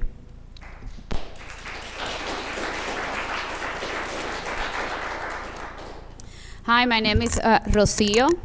I live in Rocio, R-O-C-I-O, and I live in South Irving Street. And your last name, Rocio? Beriguete. Thank you. I had a statement written, and when I read that I am asking to vote no for ordinance 4052, I'm asking to reject any zoning changes to our current zoning laws to allow free reign to developers. So I hope everybody gets that, right? So tonight, I am standing here as a resident, but most importantly, as a mom, to oppose Ordinance 4052 and 4053. I urge this council to think about how moms with multiple children who walk to the library will be significantly impacted by any massive infrastructure proposed by Kensington. I live in South Irving, and between Ridgewood Avenue and Grove Street in South Irving, we have roughly 12 families with multiple children under 5. Creating a constraint for young families to access the very resources the town offers will be a testament to a village council that has forgotten the main values of Ridgewood Town: safety, accessibility, and residents' overall well-being. Approving 4052 will make permanent changes to our zoning laws, allowing developers free reign to overdevelop our town with no regulation on size, height, and high-density construction. Ordinance 4053 shifts decision-making authority away from our village to a third party to make decisions regarding businesses in our town and where our town's revenue goes. I want to make clear tonight that 4052 and 4053 do not benefit the residents of Ridgewood. Safety, well-being, and residents' input should prevail over developer dollars. Please vote no on this ordinance and protect Ridgewood's small town charm, not make it a big city cram. I have some follow-up questions for some of your statements tonight. It's my understanding that back in 2019, Kensington was voted down by the previous Deputy Mayor Susan. In an open letter that Kensington submitted in 2019, they asked that by changing our zoning laws for that specific lot that we are all here discussing, this will deem that area as in need of redevelopment. Is that correct? I can possibly answer that. Earlier, and I think it was earlier than 2019, there was a decision made to declare the Walnut Street area an area in need of redevelopment. And Kensington was considering putting a facility there. That was withdrawn. They couldn't make the deals that they needed to make, from what I understand. They couldn't make the deals that they needed to make with the property owners to make it a viable opportunity. So it was never voted on by anybody. And then the issue over on South Broad, I don't believe there was ever an application in. There may have been, but it was never voted on. It was also withdrawn. So. Well, there's a document online that says that it got voted on and they got voted down. There's a document online that says what? That it was voted on and they got shut down. So. You can share it with me or share it with the town. I don't recall that. Okay. I could be wrong. But I don't recall I can it. share that later. And then the other question I have is that back in July, it was published, and I'm gonna read it to you. So my question about an area of redevelopment need is because Kensington asked on their open letter to the village council saying that they need the area to be deemed in need of redevelopment so they can apply for a tax pilot. So in order to qualify for a tax pilot by the state of New Jersey, if the area qualifies and is declared by the change of ordinance to be in need of redevelopment, then you cannot deny the person requesting it the tax pilot. And in their proposal to the Village Council, Kensington explained that it will definitely benefit the village itself because 95% of the money collected from that abatement or pilot will go straight to the village, no to the Board of Education. And I know I'm on my time, but the question I had was for you to get clarification on the document that was published about the amount of affordable housing that the town needed. So to satisfy the RDP and maintain immunity from the builder's remedy lawsuits, Ridgewood identified 4 sites to meet the affordable housing quota. Is it true that we need to meet 106 units? No. Give me 1 second, I'm just getting to the page in the plan to answer your question. I'm not sure where 106 units comes from. So the document that was released says that by cutting down from the 400 that you were mentioning, it came down to 143 affordable housing units. However, that number surpassed by 37 units the requirement, so that will be 106. And then from the 4 proposal sites, or called redevelopment sites, if we can meet that quota without even allowing Kensington in town. So the areas that are in the plan proposed are Chestnut Street rezoning that will create 25 affordable units in 4.2 acres. Just remember that the site in Maple is 1.5 acres. The other area that was identified by the town is 299 Gulfport Road Overlay District, which will create 4 affordable units in a proposed townhouse development. 299 Gulfport Road is 1.65 acres. I would like you to go to Driving Paramus Road in front of the Sunrise Assisted Living, where they sold Victoria Gardens, and you see how many townhouses they built in that acre of land. So you can have an idea what they want to do here, right? And then the last, which bring me to the ordinance 4053, is that they want to rezone or hold downtown, so B1 and B2 zones in downtown, to create 102 affordable units via zoning density boost and set aside increases. So if we allow 4053, we may have now, on top of our current businesses, apartment rentals on top. And that will change the whole landscape of how you drive in Ridgewood Avenue. And this is part of the redevelopment sites that were approved in July because they needed to Rocio, meet. Oh. forgive me, you are way over time, and I just want to give others the opportunity to speak. And your research is Just wonderful. But Just so everybody knows, please. Ordinance 4, please. Excuse me. Please. Excuse me. We're not screaming from the audience.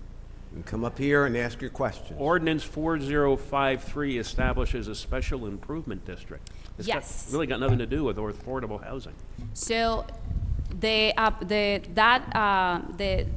district that you are, that's what I mentioned before about giving, displacing front of the town. That's a different ordinance. Ordinance. now. Different ordinance. So the special improvement district is to create a SID. It's been a discussion that has been happening for well So over where 2 you years. get like a It's nonprofit to handle. It has nothing to do with zoning. So I on my speech, I mentioned how both ordinance affect overall the town. Can I finish though? There are additional ordinances beyond this assisted living ordinance that needs to be considered as part of what the state is mandating us to do.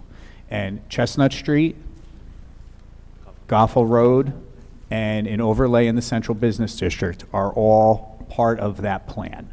So those have not been introduced yet. This is the only ordinance that has been introduced, but we are obligated in order to meet the Community Affairs Department for the state of New Jersey's timeframes and requirements, we are required to discuss and potentially introduce additional ordinances to support our affordable housing plan. Yes. Yeah, I just wanted to clarify that when I did the I Rocio, mentioned the breakdown forgive of me, the units. you've been speaking for more than 10 minutes. Again, we have other people. We just want to get everyone in. It is not that we don't want to hear from you, but you've been speaking Just for a to very long time. clarify the numbers, we can meet the quota without having Kensington, because Kensington is only 12 units, and we already, by completing with the other 3 sites I mentioned, we already are like 20 more than what is required. So Kensington is not even needed to meet the affordable housing. That's what I wanted to say. Thank you. Thank you.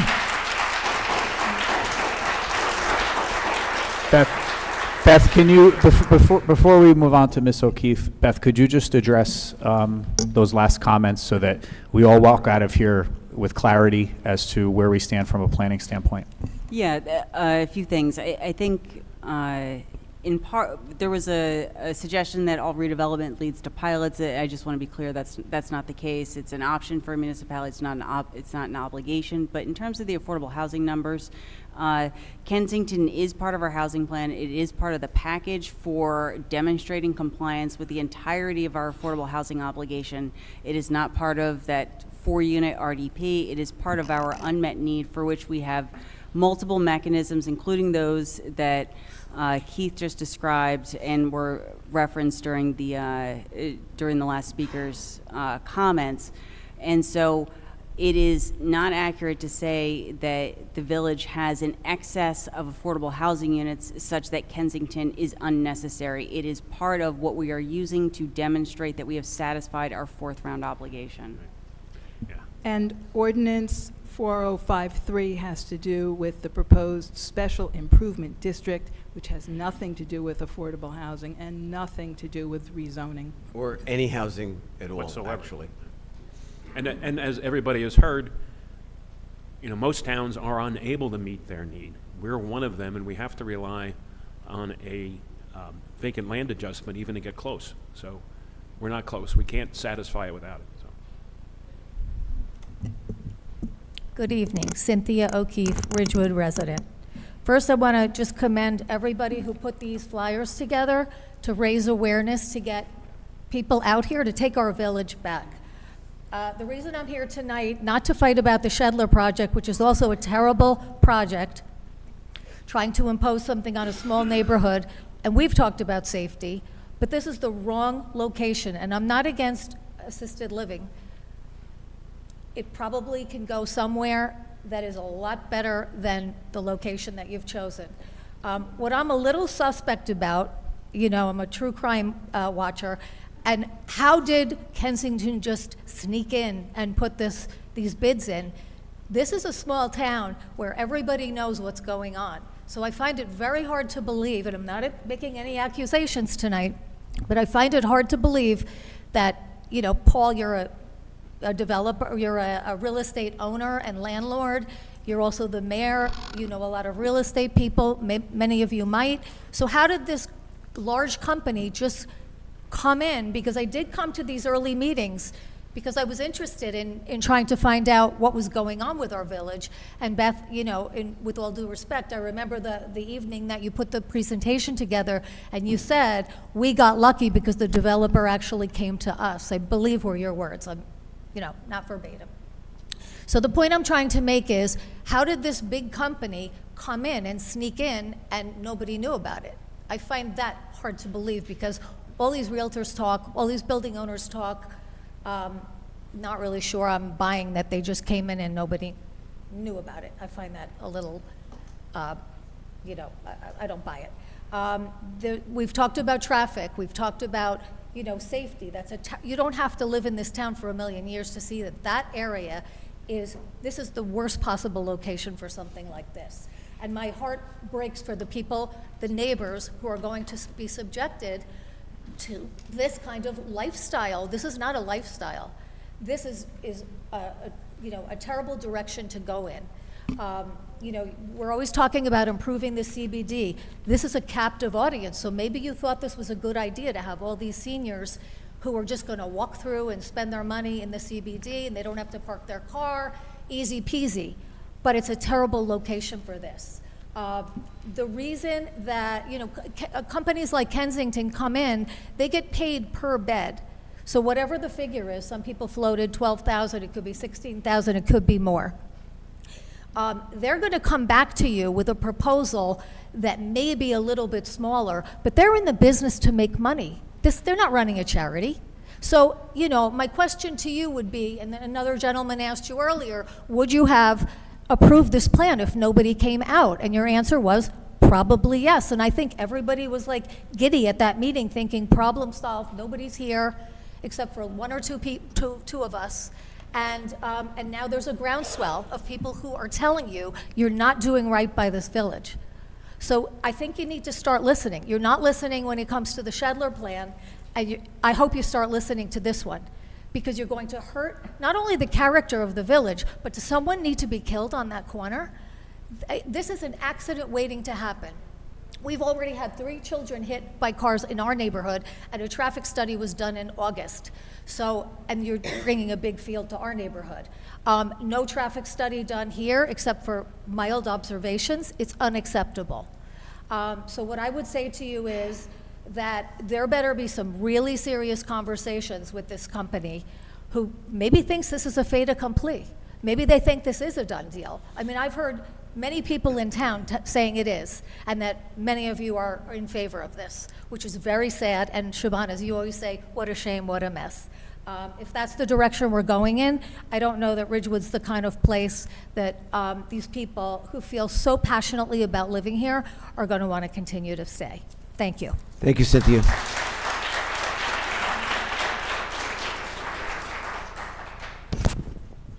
Good evening. I'm George Becker. I live on Marshall Street. George Becker. Becker. B-E-C-K-E-R.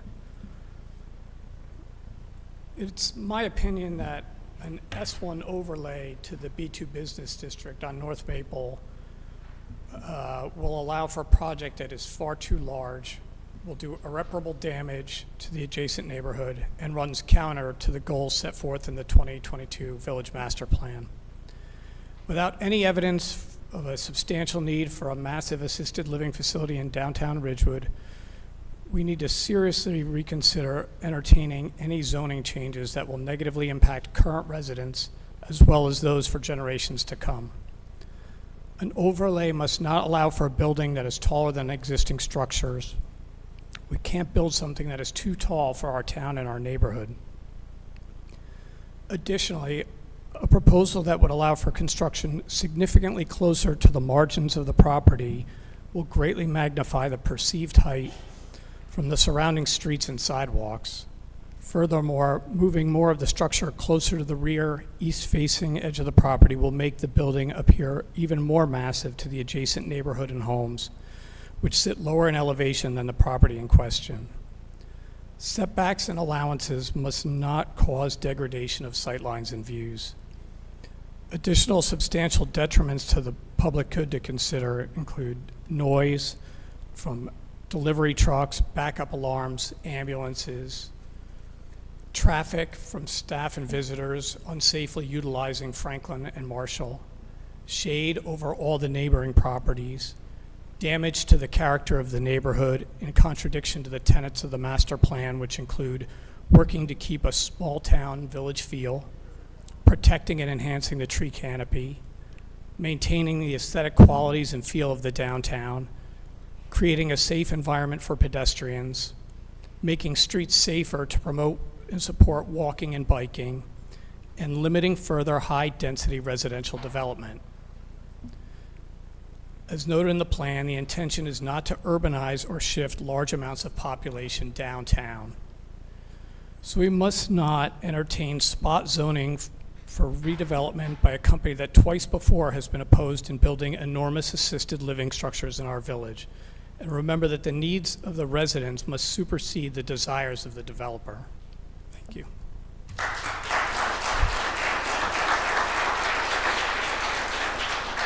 Thank you, George.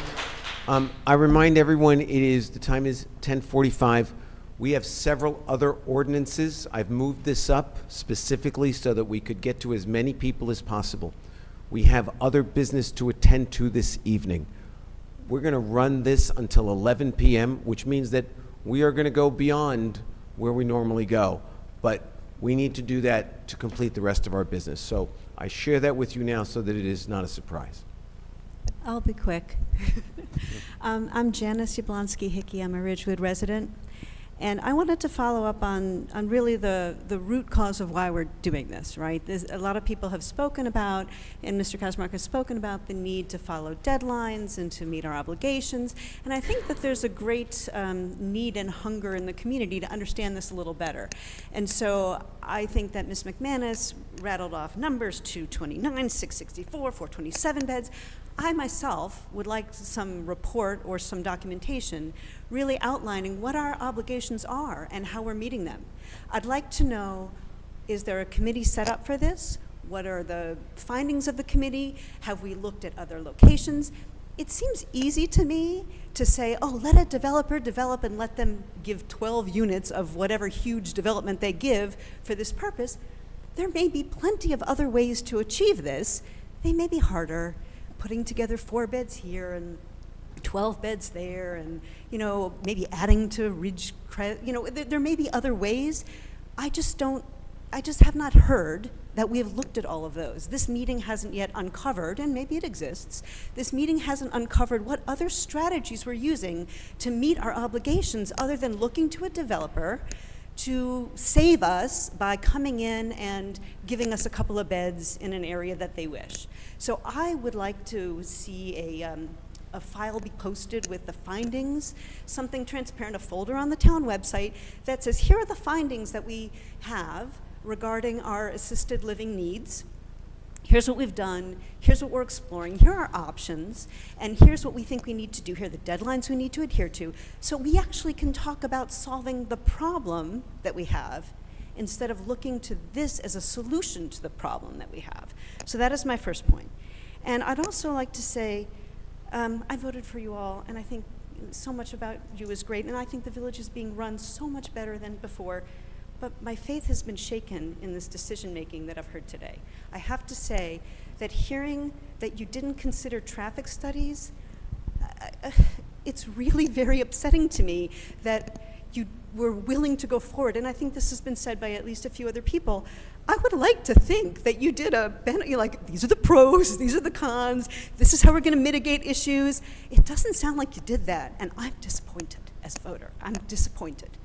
So I just want to say in closing, and Mr. Kaczmarek and I have had correspondence about, I live on Maple, I'm very close to vets, it's great to be in all the public spaces, but the downtown, these areas that are very highly congested are getting the brunt of the village development.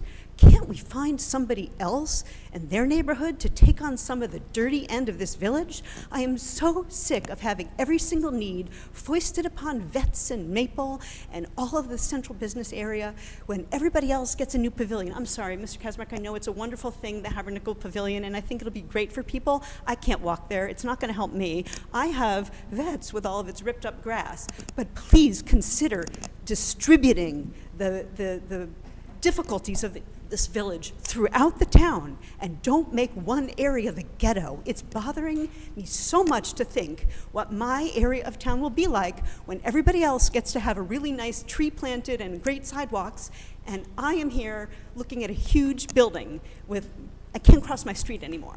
So please consider that. Thank you, Janice. Beth, could you address Janice's question regarding the different strategies that are used Mayor, to fulfill? Excuse me. Somebody asked a question. We have to answer the. Excuse me. She did. She posed something, and I'll ask Beth to be brief, but we're trying to get information out there. There's a lot of information that everyone needs to know. Could you just address this briefly? Yeah, I'd be happy to. So first, those that are interested in seeing how the village addressed its housing obligation, what strategies are included, more information, I would encourage you to take a look at the adopted housing plan. That said, the village used a variety of existing projects that have already been constructed to meet as much of our obligation as we could. We also relied upon new strategies, including this site and various other inclusionary development components, with inclusionary being a mix of market rate and affordable housing units. Thank you so much. And Mayor, to Janice, I just emailed you that document that you requested. I just sent you the link to the website, so it should be in your email box. The housing plan specifically addresses alternatives that were considered. Hi, I'm Kaylin Tomaszewski. I'm a resident. I also am uncomfortable public speaking, so I'm reading what I wrote. Good evening. So glad to be here. Let's talk numbers since everyone has already addressed all the points. I'm just going to go over things that you wrote directly into the Affordable Housing Dispute Resolution Program that you filed, right? It was an application that was filed, so it was written. And it was written in there, the plan about Kensington. So I just want to talk about some inaccuracies about zoning. Current zoning B2, the developer S1 overlay, currently permits, I believe, 20 dwelling units per acre. Is that correct? No, it's 18 dwelling units an acre. Oh, less. Okay, 18. Perfect. So then I also, it's my understanding that assisted living, from the slide at one of the events I went to, they are exempt from this cap on dwelling units per acre. Is that accurate? Yes, assisted living is not a dwelling unit type housing building type that's subject to density. So concerning to me that this right now, as it stands, could either be a 96 dwelling unit per acre if it's counted as beds, or 48 dwelling units per acre if counted as rooms, correct? Easy math. 176 Chestnut Street, current zoning C district. There was a developer that proposed in the CR1 inclusionary overlay. They permitted a commercial, right now it's commercial use only. They requested 52 dwelling units per acre. This is all written in your proposal that you all signed. You signed and put into your application. Reducing, so the developer requested 52 dwelling units per acre, reduced by the village's proposal to the application to 45. 30 dwelling units per acre, sorry, dwelling. The reason that you did not follow through with that developer, you wrote in the plan the density was too high, setbacks, height, and building size incompatible with the surrounding. Again, zoning C. 299 Goffel, current zoning R2, residential. We are all residential, but unfortunately we are up against B2. There was a developer that asked for 29 dwelling units per acre. The village proposal is 13 dwellings per acre. Reason given, same as Chestnut, excessive density, height, and bulk didn't fit neighborhood. I'm also leaving out how many acres these properties on, but you can actually read it on their proposal. Village Ford, current zoning B3, developer requested 27 dwelling units per acre. The village rejected entirely, reason given over 1 mile from train station didn't match commercial and mixed use character. Next one, 560 Route 17. Currently, in 2020, our zoning map was amended and the AH-3 district was added. That's affordable housing 3. Current zoning right now is a inclusionary. There was a developer who requested 20 dwelling units per acre. The village reduced because of adjacent residential uses. So the reason giving was the residential around there, and the density was too much for the neighboring homes. Although that one is over 2 miles from the Ridgewood train station, and I believe you also wrote in there about how affordable housing, it doesn't like fit with being within a mile. The funny thing is across the street is a park and ride to get to the train station. Then the central business district, zoning B1 and B2, the maximum allowed, maybe it's 18 dwelling units, maybe it's gonna be 20. Not sure, but every one of those sites was denied, reduced for too much density, traffic, safety concerns, poor fit and surrounding uses, distance from transit, or impact on nearby homes. Yet Kensington checks all these boxes, but we're not rejecting it. We heard tonight that you said that you would approve it if no one showed up. I voted for you. You're a civil engineer. You're a businessman. This sounds like a business move to me. So how is this fair? Where is this consistent? If 27 dwelling units per acre was too much for North Maple because of distance from the train, how is 48 or 96 okay for us? Let's be clear. Kensington back to revise is not a rejection. I'm a business person. That's a negotiation tactic. I go crazy high and then I come down with something that's like kind of acceptable, but it's really just to trick that person that they think they're winning. But I actually won because that was always my number. So master planner, I'm sorry, I'm almost over. The title means you should be protecting our master plan. This is irresponsible. You admitted to spending 15 minutes at the site. You are not. How are you a master planner? Who are you representing? We're all confused. It seems like you're representing the developer. I know when I visited your website that you support both the developer and the towns. How many developers have you represented in your career versus the towns? Because we only heard the towns, not the developers. I want to note that. And I have one question. Builder's remedy. Nobody is addressing this. Is assisted living, are they exempt from builder's remedy, or are they allowed to sue on builder's remedy? Because it's my understanding that because there's a cap on senior living that they actually don't get to sue builder's remedy. But I don't know. I just want to know what the truth is. Beth?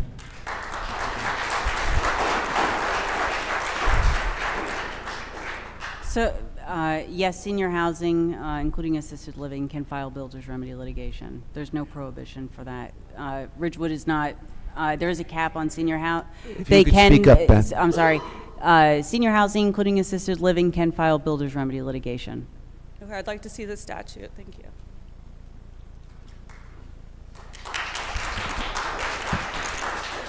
I'm going to say this is going to be our last person. Oh, It is I'm going to almost be 11 short and o'clock. sweet. We have I'm gonna be like- we have time for one more person, whoever that is. I'm going to be very short and sweet, actually. I'm Ava Brett, long-term Ridgewood resident. Just want to empathize with all the things that my neighbors said tonight. I wasn't going to come up and speak, but the actual thing that I wanted to say is particularly you, Paul, and also a little bit you, Evan, and also you, Matthew.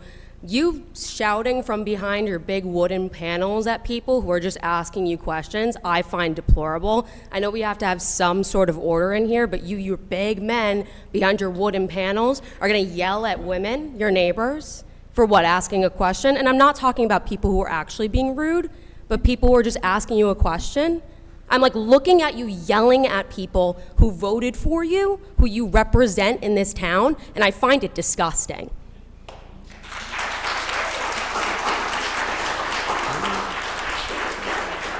We have 2 minutes. I'll talk 1 minute. Amy McCambridge, Ridgewood resident. I was at home also, and I heard a gentleman say front lines. As a Marine and a veteran, you guys are the last people I would ever want on the front lines. You have proven that over and over again, Evans. You were like, oh, I care about the neighbors, blah, blah, blah. What about the Shedler neighbors? What about the kids that you're poisoning? The water, all of that. You guys, you're here to represent us, and you have not done that. You have all these people who voted for you, and I hope you guys see now, don't ever do it again. And we can recall you. We have the opportunity to recall the mayor, the council, and then the village manager. And I'm going to stop so someone else can get there. I had a lot more to say, but don't trust a word they say. They're snakes. Lorraine, we were going to let you in anyway. Thank it's a prior council member courtesy, so go Lorraine ahead. Reynolds. Actually, I was going to offer you your old seat back, Longtime Lorraine, if you want to Ridgewood back up here. I can't hear you. The acoustics are bad. So I just want to clarify something. So I heard that you're going to do a September 4th meeting with Kensington, but then I heard Somerville is back to school night, and literally that's the Somerville neighborhood. So are you going to try and change that date? And I said as soon as that person said that we're going to have the September 4th meeting, we're going to have another meeting. Okay. So that it's not on back to school. But then the next question is, why don't you have it at a council meeting where it's taped and people, because I'm sure there's a ton of people at home watching this. Because we want Kensington to make the presentation, and it is easier for people to ask them questions. Again, as you can see here, we have a format. If I yelled at anybody, my deepest apologies. I am simply trying to keep this meeting moving so that we can get to as many people as we can, answer as many questions as we possibly can. Beth McManus lives almost 2 hours from here, but I asked her to stay so that she could, excuse me, I asked her to stay to answer your questions. We told you we were defeating the ordinance tonight. We are listening to everything that you have to say. As you may have heard, and whether you agree with it, understand it, or don't agree with it, there are other statutory obligations that we have to fulfill, and we are weighing them.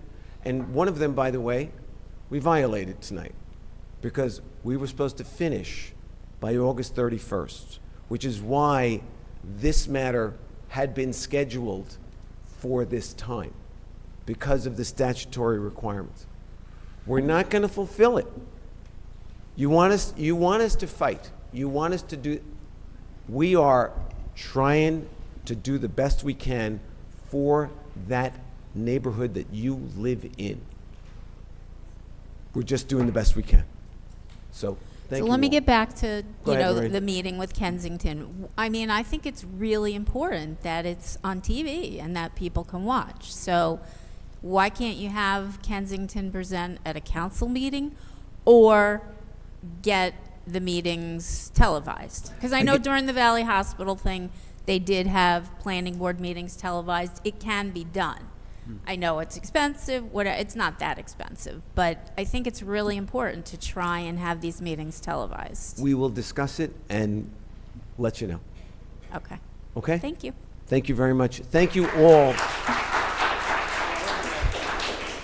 Let the last two people go. The gentleman in the red has been standing there all night. So I All think right. these last two We're gonna people- get the last two people in, because if I turn this lady away, I think my wife would yell at me. So go right ahead. I understand you're under state mandate. Excuse me. Your name. My and name just- is Joan Landis. Okay. I live in Ridgewood. Thank you. Yeah.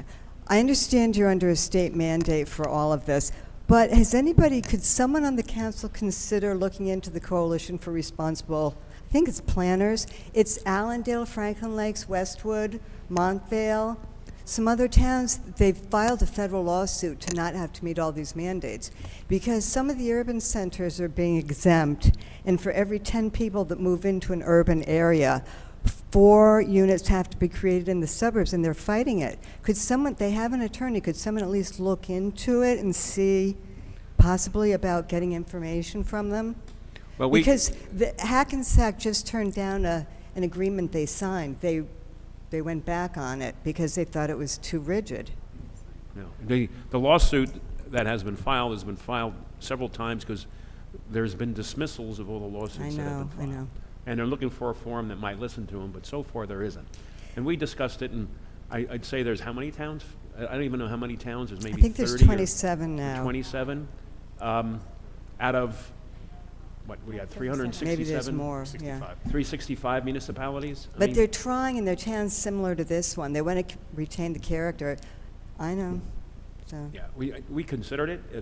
It's certainly something that we didn't think was going to be viable because we all know how important to the courts affordable housing is. So that's the problem. But they're not going along with the mandates either, and.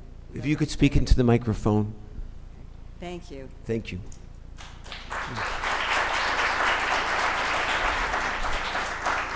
Last one. Dominic Magliano, Ridgewood resident.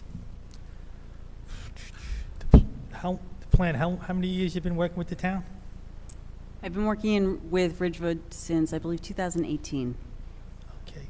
What's a buildable lot in this town? What's a buildable lot? Yeah. It depends on what zone district you're in. Okay, there's 5 different zones, right, in this town? I'm sorry? Is there 5 different zones in this town? Okay. Okay, I don't know. What She's our affordable housing consultant and planner. Oh, okay. Matt, maybe you can answer his And I'd have to look at the code to find out what a buildable lot is in each zone. So that's It's not a trick question, but certainly one that you need some time to research, so. Yeah, But it's tough. she's, It's everybody, nobody knows, like, if you're a carpenter or a builder, nobody knows what's a buildable lot in this town. It's like top well, secret. there are designated buildable lot sizes in the town, in zones, but Beth is our affordable housing. Okay, Why don't we okay. spend time with affordable housing? Sorry about that, Ted. The big apartment building across the street, I told her, I'm gonna tell you, there's a parking problem. Where do they park their cars? There's 45 units in that apartment building. Where do they park their cars? Which apartment? Which, The apartment, 263 Franklin Avenue. The one directly across. The tall building on the corner. Yeah, 5-story brick. I think, I'm not sure because I haven't had to deal with it, but I think they either lease or rent spots in the, what I'd call the King's parking lot. King's Correct. isn't there anymore. Correct, but Oh, I'm good? One for one, all right, good. but we have a parking problem already, even before you do the building. There's a parking problem. Get to the zoning now. Planning board says a block 3611, lot 1, 19 to 22. Lot 1 has multiple condos in it. Has 9 condos at 75 North Maple. Look it up, it's a tax thing. If you want the, and then everybody says to me, well, the block and lot 1 covers all of them. Not on your tax forms. It's, each one has a separate tax ID number. So, Tax ID number or? Yes, Or tax- real estate lot and no, block? tax ID, tax Well, account we wouldn't really ID. know their tax ID numbers. What? We wouldn't know their tax ID number. They're on your website, they're on your taxes to look at it. I'll give you, look it up right now. Well, there are, we got the lot and blocks for them. No. Blocks and lot is 1. At the Bergen County, okay. These buildings, one building is resident, well, it's apartment building. Right. 75 and 61 has multiple condos in one building. Right. And you don't list all the other lots to those buildings. In our fair share housing element, we don't list the other buildings? You don't list it. It's right here. I got it. It's right here. We'll check it to make Check sure it. we've I'll got give it you, all I'll give you the together. block, I'll even give you the numbers if you want it right now. This was in our housing plan. Yeah, no, not planning, in your taxes, don't, Oh, whatever your taxes are, I look up your taxes, I say I want to pay my taxes. That same website, it's all public information. There's nine different lots in one building and 14 in the other. Different owners. Well, yeah, it's different. It's Okay. different, but you're not I listed. believe you. Dominic, please just keep Okay. talking into the mic. Thank you. It's not listed. And she was at the first meeting, July 15. I asked the planner, if anything changes, what happens? She said, we have to start all over again. So, I'm just saying, if you were a city, look into that. That might be a problem. Down the road, if somebody's complaining, might be a problem with that. Okay. Because there is, and then I got an overview, even at Bergen County, he has it, like, different lots at the buildings, on top of the building. You can get my phone number from the village. You could give me a call and we can talk about it further because I'm not sure I understand what you're getting I'll at. just give it, I'm just saying that it's not done properly on the planning board. Okay. do you want to just give us the paper now? Do you mind? Do you have a copy? No, let him keep it. I'll keep a copy. Okay. I'll give it to you. You can make a copy of it. I'll give it right back. I'll give it to you, but I want it back. Okay, let's make a copy tomorrow and we'll get it from you. What? We can get it if you want to make a Okay, copy. yeah, That'd I'll be help great. you out. Yeah, okay, I'm not, it's right here. Oh, I'm done. Well, we wasted a lot of time. Is there Thank you, anything else? Dominic. What? Anything else? I like the,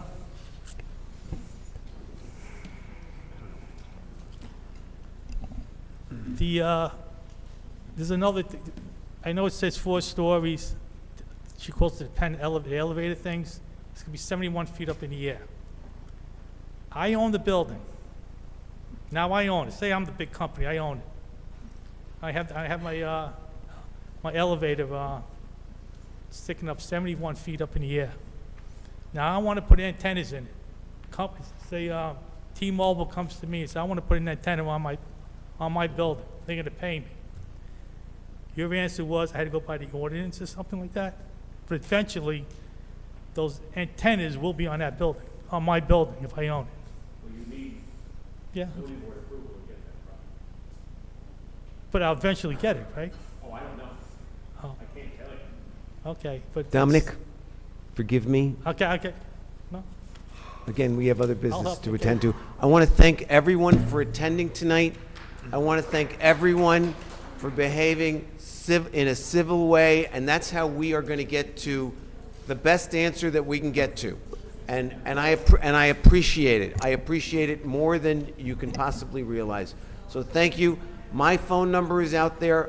By all means, reach out to me. I am sorry that we couldn't get to even more people. We have people on hybrid access we're not going to get to. To those of you on hybrid access, my deepest apologies. And can I just quickly say that if someone thinks I yelled at them, I raised my voice so I could be heard over them once I was interrupted. I hope I didn't bother you or cause you any concern, but I apologize. If everybody knows my demeanor, I'm not usually like that, so. Have a good evening, Beth. Mayor. Safe home. We gotta Thank vote. you. Thank you for Pam. staying. Let's go. right. Yeah, we gotta vote on this. Let's go. You have to move the public hearing be closed. You have to move the closing of the Yep, public we're hearing. going to do, you might, if anybody wants, we're about to defeat that ordinance if you want to watch it. So, You have let to me get close to where it. We have to close the You gotta public close it. hearing. Okay, 1 second. I'm getting there. 15 E. Okay. I move the public hearing on this matter be closed. Second. I move that ordinance 40... Hold Oh, on, we gotta hold do a on, roll Got a hold roll on. call. Mortimer, Yes. Perrin, Did you say Perrin? Perrin. Yes. Whites, Yes. Winograd, Yes. Vagianos. Yes. I move that. Go ahead, Pam. Oh, that's she's you. gone. That's She's me, gone. because you Right, right, seconded it. sorry. I move that ordinance 4052 be defeated. I second the motion. Mortimer, Yes. yeses to defeat. Perrin, Yes. Whites, Yes. Winograd, Yes. and Vagianos. Yes. Let's move on. What, Paul, we need to take a break to use the bathroom, all of us. Yeah. I think so too. 5 minutes. Yep. Minutes. Deal.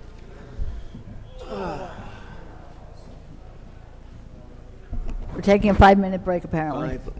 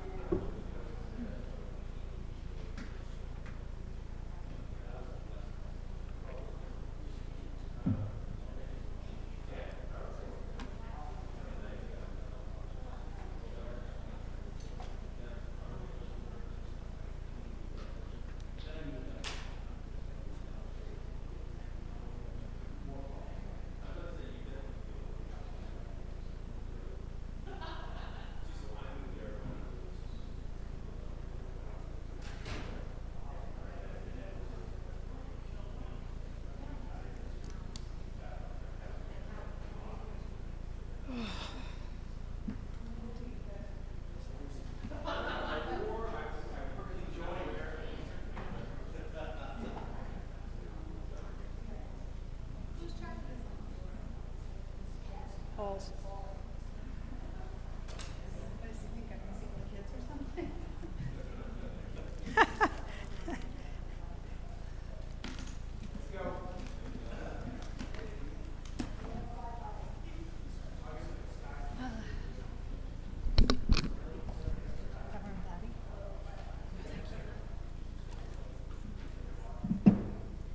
What happened to 4053?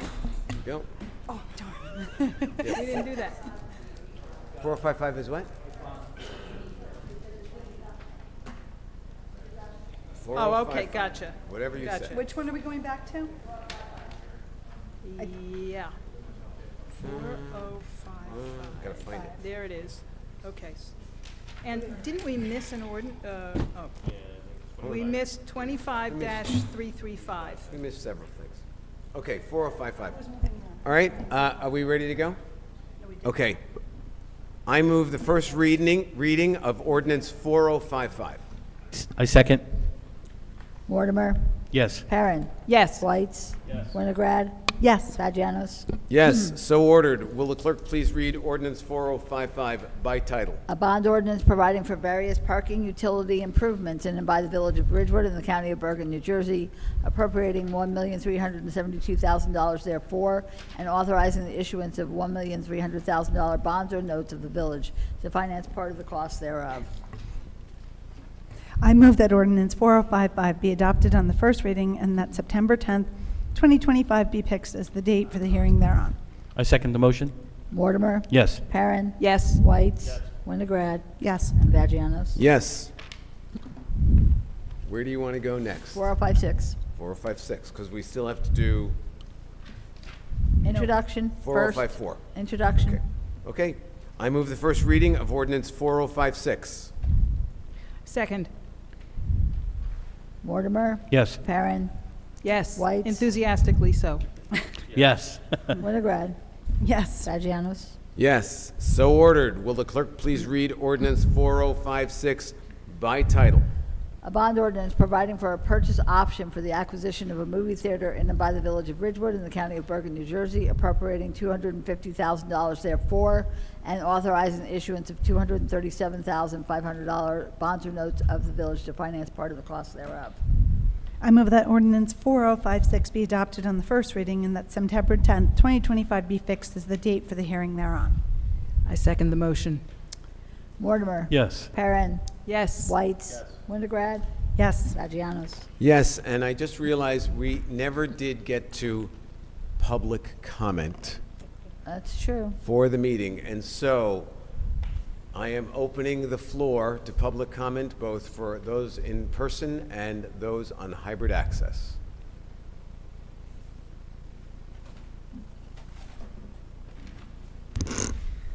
Thank you. Good evening. Ann Loving, Ridgewood resident. At last week's meeting, a resident asked Ms. Winograd a question about the distance between the public bathrooms and the property line in the proposed plan for Shedler. Ms. O'Keefe had asked this question in writing and in person a number of times and had not received a clear answer. Ms. Winograd danced around the subject and suggested that Ms. O'Keefe could learn how to read maps at the library.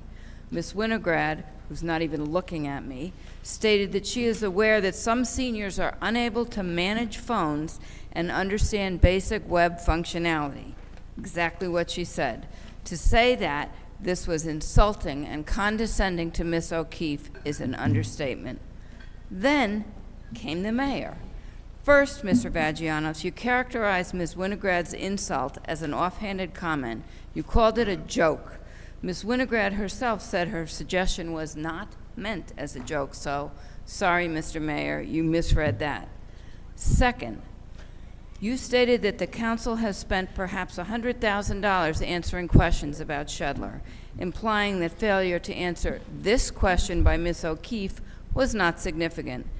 Is there a stated limit to how many questions you're obligated to answer about this project? Did Ms. O'Keefe's question cross an undisclosed threshold of allowable questions? Third, Mr. Mayor, you indicated that Ms. Winograd has been spoken to in an offensive way more times than you can count. You actually said that there have been more negative comments directed at her than she has directed at residents. So because she, an elected official, has come under fire many times, is it somehow okay now for her to fire back at a tax-paying resident? Are you for real? Is there some sort of balance sheet in which the number of negative comments directed towards Ms. Winograd can be counteracted by her insulting a resident? And I must add, Ms. Winograd, who still won't look at me, before she was an elected official, came to meeting after meeting, week after week, and spoke offensively and rudely to Mayor Knudsen, over and over and over. And I also must add, any elected official who's on the receiving end of a lot of criticism, that likely comes with a good reason. Finally, Mr. Mayor, you waxed poetical that the council members are all volunteers, and you, the council members, are our neighbors. Seriously, Mr. Mayor, you reported spending a staggering $76,985.13 in the November 2024 election. You wanted this job badly. You are not just a volunteer neighbor. You are an elected official. You are a politician, and you have a tremendous amount of power. Your vote is 20% of every decision to spend taxpayer money and to establish policy. You are not on this side of the dais, and neither is Ms. Winograd or the rest of you, so cut the nonsense. As was requested last week, Ms. Winograd should have issued an apology to Ms. O'Keefe. And Mr. Mayor, you owe an apology to all of us taxpayers. Thank you. Thank you, Ann. Anyone else?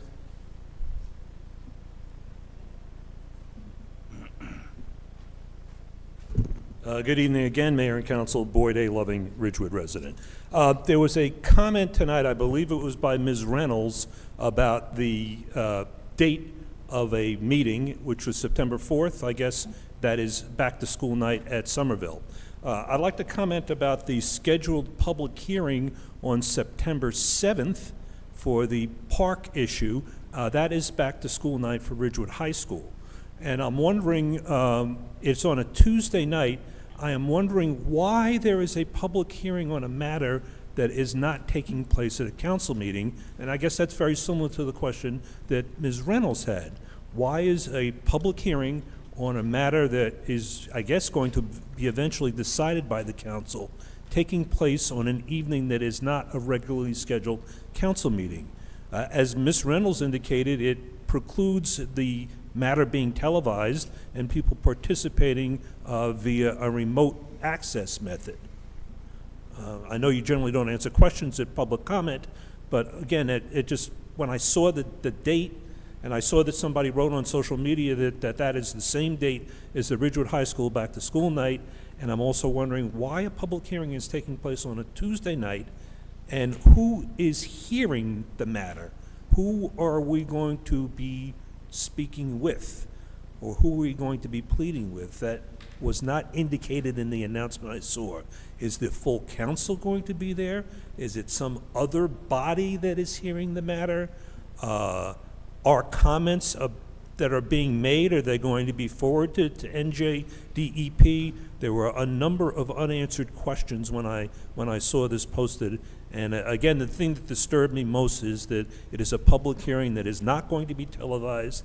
It is not taking place at a council meeting, and the public hearing is before a group that was not identified in the announcement. So if we can get some clarity to that, I'd appreciate it. Thank you very much. Did you say September 7th, Boyd? It's the 9th. I believe you did. Yeah. What was the That's date? a Sunday. It's September 9th. Maybe I got the date wrong, but it's a Tuesday night. It's the The ninth. No. it's the diversion It's the meeting, Mayor. diversion meeting. Yeah. What's the date? The 9th. The 9th, The sorry. 9th. I'm sorry. It's a Tuesday night. Right. Same questions apply. It is the night of the Ridgewood Back to School night. I remember it's a Tuesday night. Sorry, I had the date wrong, and it is not a council meeting, so who are we speaking to? Who is hearing the matter? And are public comments being forwarded to NJDEP? Is there an NJDEP rep going to be at the public hearing to hear what we have to say? Don't know what it is. Don't know. All right, we'll address. Thank you. Thank you. And we have some people on hybrid access. Eileen Lackey, you're up.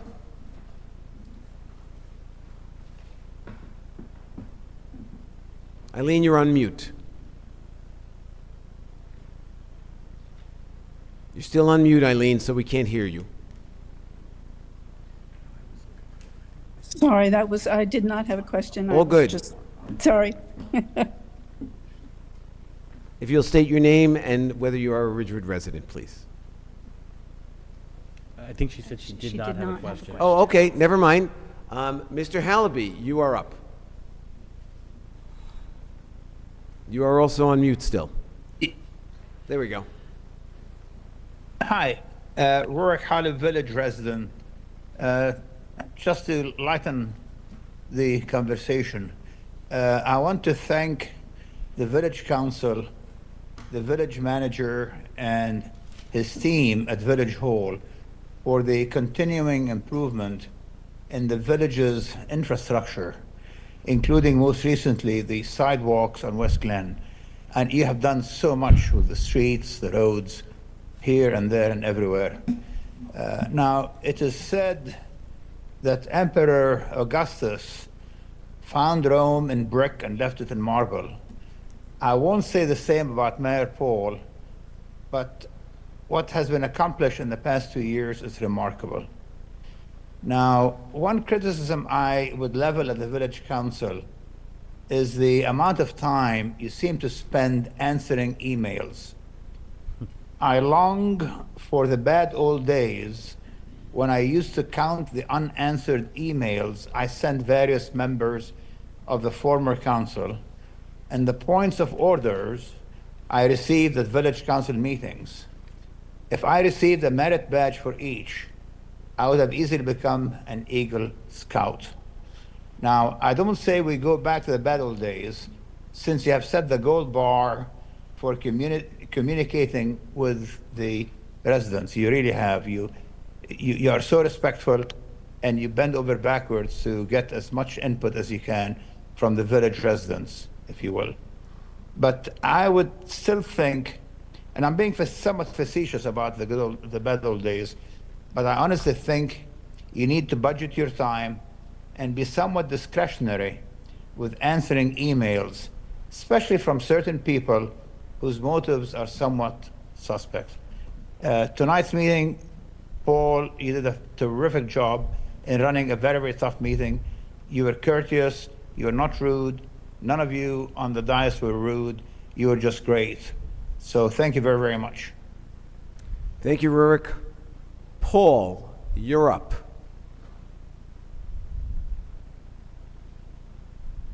Still on mute, Paul. Can you hear me now? There you go. We're good. Right. All right. It's coming through now. Yeah, hi, I'm Paul Brickfield. I'm a Ridgewood resident. I want to thank you all for your service. It's certainly tough duty. I had a question on the option for the movie theater. Was it correct that it's $450,000? I'm sorry, what was your question? Was it more than $50,000? The option on the movie theater. The option on the movie Yes. theater. Is it 450,000? Is the 250. option? 450? 250. 250. Okay, I'm sorry. And what would be the purchase price then? An additional $2.5 million. How much? An additional $2.5 million. Okay. And then what would be the plan for the operating expenses? There is, and here I'm jumping in. Normally we wait until public comment is closed. I'm trying to address your questions. We are that option agreement is contingent upon getting New Jersey Economic Development Authority funding that would fund up to 80% of the cost of renovating the theater and for initial operating expenses. And so we are in the process of applying for that. If we get the funding, then we will purchase the theater. If we do not get the funding, then we will not purchase the theater. All right, thank you. Have a good night. Thank you. You too, Paul. Have a good evening.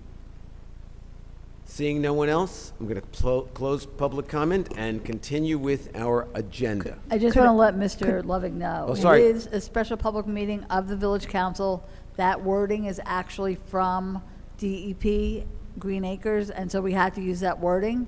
I also want to let you know that there will be televised, and it will also offer hybrid access. So the reason it's on the 9th is our consultant for this whole diversion process is available on the 9th. Unfortunately, he's not available on the 10th. And we're under a tight timeline to try to get this finished and completed so that we can be heard by the State House Commission in December. It's a very, we may or may not make it, but we're hoping that we can. And by holding it, we couldn't wait another week, or we couldn't wait another few days, unfortunately, because in order to get everything wrapped up and given to Green Acres for them to review, and then for them to come back and say, okay, everything's okay, will take a while. So we're hopeful that we can be heard this December. It's questionable. If not, we have to wait till March, so. So could I say two things? So first, I want to thank Heather for putting that together. We will have a Zoom option, and because it's preset and an odd date, we did agree that that agenda would go up earlier. And each of the individual home, it's still 200 feet. Yes, Heather? The notices are going out for that. Are we noticing people in the neighborhood? So we posted the sign at the Broad Street location. It does have to be posted through September 23rd. In addition, all properties within 200 feet of that Broad Street location that was the playground that became the affordable housing, which was the diversion, were also noticed. So they've all received notices. It's also on our website, actually. Our public notices on our website. So we do have that information out there. That's not required. Okay, can we? I do want to respond. I'm sorry, because I just want to say a couple things. So with respect to Mrs. Loving's comments, I do want to let the public know that throughout the course of the summer, I responded to multiple emails regarding multiple concerns. And on Tuesday, August 5th, I directly stated, if you need help interpreting the plan, we can make that happen. Please let me know. And on the second paragraph, I again said on Tuesday, August 5th, again, if you need help with the Zoom feature, please let us know, and I can see if I can get you some assistance. The day of the meeting, where the comments were said, that was declined. Help from our professional staff, help in interpreting the plan, and zooming in on the feature. I did not mean it as an insult. Our library, to me, is as much of a resource as our engineering department. With that email, which I believe you were CC'd on, I offered assistance in both functionality of interpreting the map and reading the map, and that was respectfully declined. I don't think Paul realized that because of OTMA. Only Frank was on the email. So when we have residents who've asked me a series of questions, which I have responded to, I also said in the same email that I'm hesitant to respond because of many reasons. The interpretation of the scale, there was no door listed, and I personally can interpret a map, as I'm sure many other people can, but that's not my function here. So if a resident does not wish to take us up on the offer to meet with professional staff, then we're sort of left with no option. I very much did not mean it as a joke or an insult. I did call the library, I did find out what was available in terms of downloading the map, reading the map, and that I meant it very sincerely. I don't, we're here to help people, but if people do not want to take us up on the offer to meet with our professional staff to answer technical questions, it was that was what I meant. I'm sorry if it was received as an insult. I did spend the better part of the summer dealing with all the questions, and I just want to say, if a resident is unwilling to meet with our professional staff to answer technical questions, I'm going to continue to offer other options. So I hope that helps. And again, it was not meant as a joke, not meant as an insult, and that was replied to the day before. We good? Just one thing. I don't believe it is going to be televised. As Councilmember Winograd said, it will be on Zoom. So it will be on Zoom, and people will also be able to call in. So we will do audio, okay? But I don't think it's going to be on public TV, okay? Okay. So Okay. 4050. 4050. 5-0. D. C.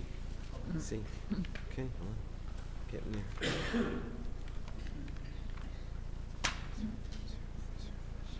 Got it. Okay. I move the clerk read ordinance 4050 by title on second reading and that the public hearing thereon be opened. Mortimer? Yes. Perrin? Yes. Whites? Winograd? Yes. Vagianos? Yes. Will the clerk please read the title of ordinance 4050? An ordinance to fix salaries, wages, and other compensation of and for the white-collar employees of the Village of Ridgewood, County of Bergen, and State of New Jersey. The public hearing is now open. Seeing no one, I move the public hearing be closed. Mortimer? Yes. Perrin? Yes. Whites? Winograd? Yes. Vagianos? Yes. I move that ordinance 4050 be adopted on second reading and final publication as required by law. Mortimer? Yep. Perrin? Yes. Whites? Winograd? Yes. And Vagianos? Yes. 4051? Yes. I move the clerk read ordinance 4051 by title on second reading and that the public hearing thereon be opened. I second. Mortimer? Yep. Perrin? Yes. Whites? Winograd? Yes.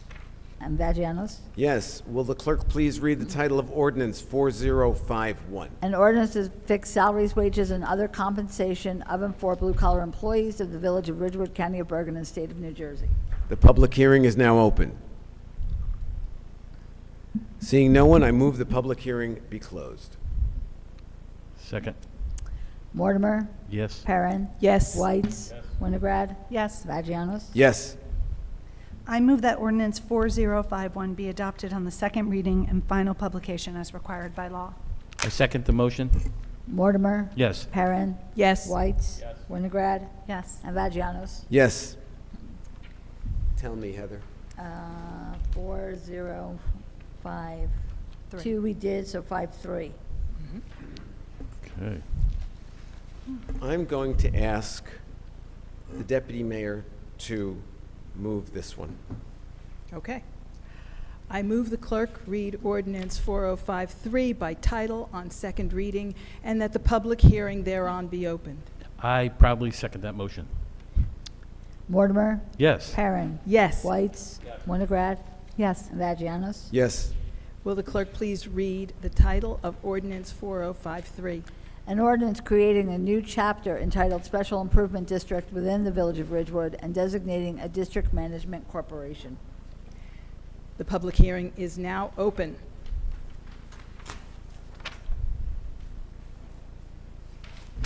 Boyd A. Loving, Ridgewood resident.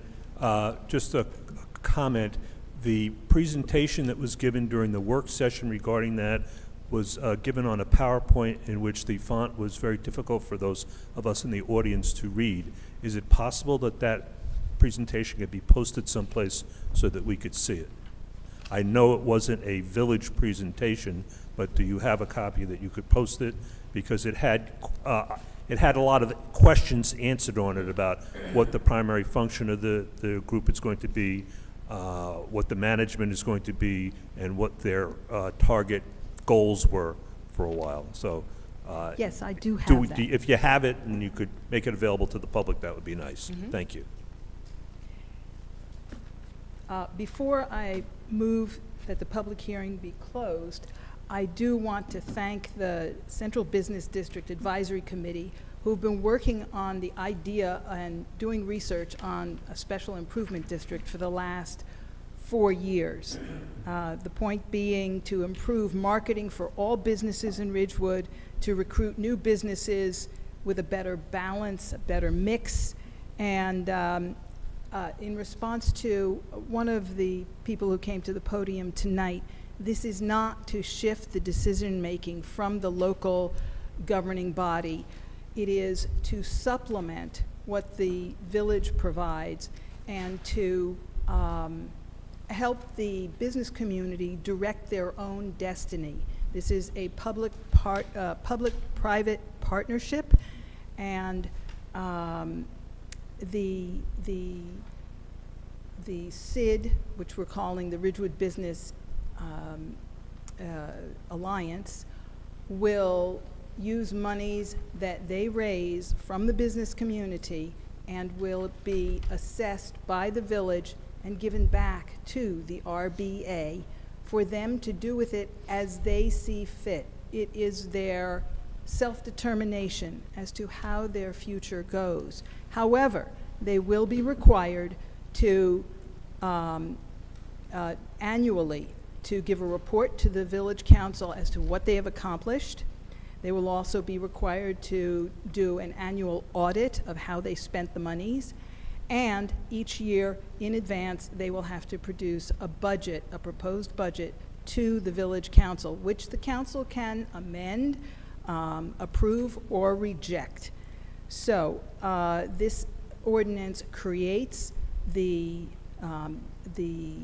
District Management Corporation, which we're calling the Ridgewood Business Alliance, and it specifically says that the village council is not giving up any of its duties. So with that, I move the public hearing be closed. Before I second that, I'd just like to say that there was a lot of members from our business community that were here earlier tonight. Unfortunately, due to the late hour that they left, but I do want to thank them all for showing up. I saw landlords, I saw business owners, I saw members from the Guild and the Chamber of Commerce here, and really we're here today because of all the work, like you said, that's gone into this. And with that, I'll now say I second closing the meeting.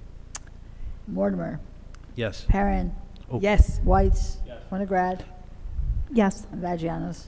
Yes, and the reason I turned this over to Pam is because Pam spearheaded this whole thing. She carried the entire project on her back. We supported her, but she led the way, and so I say yes.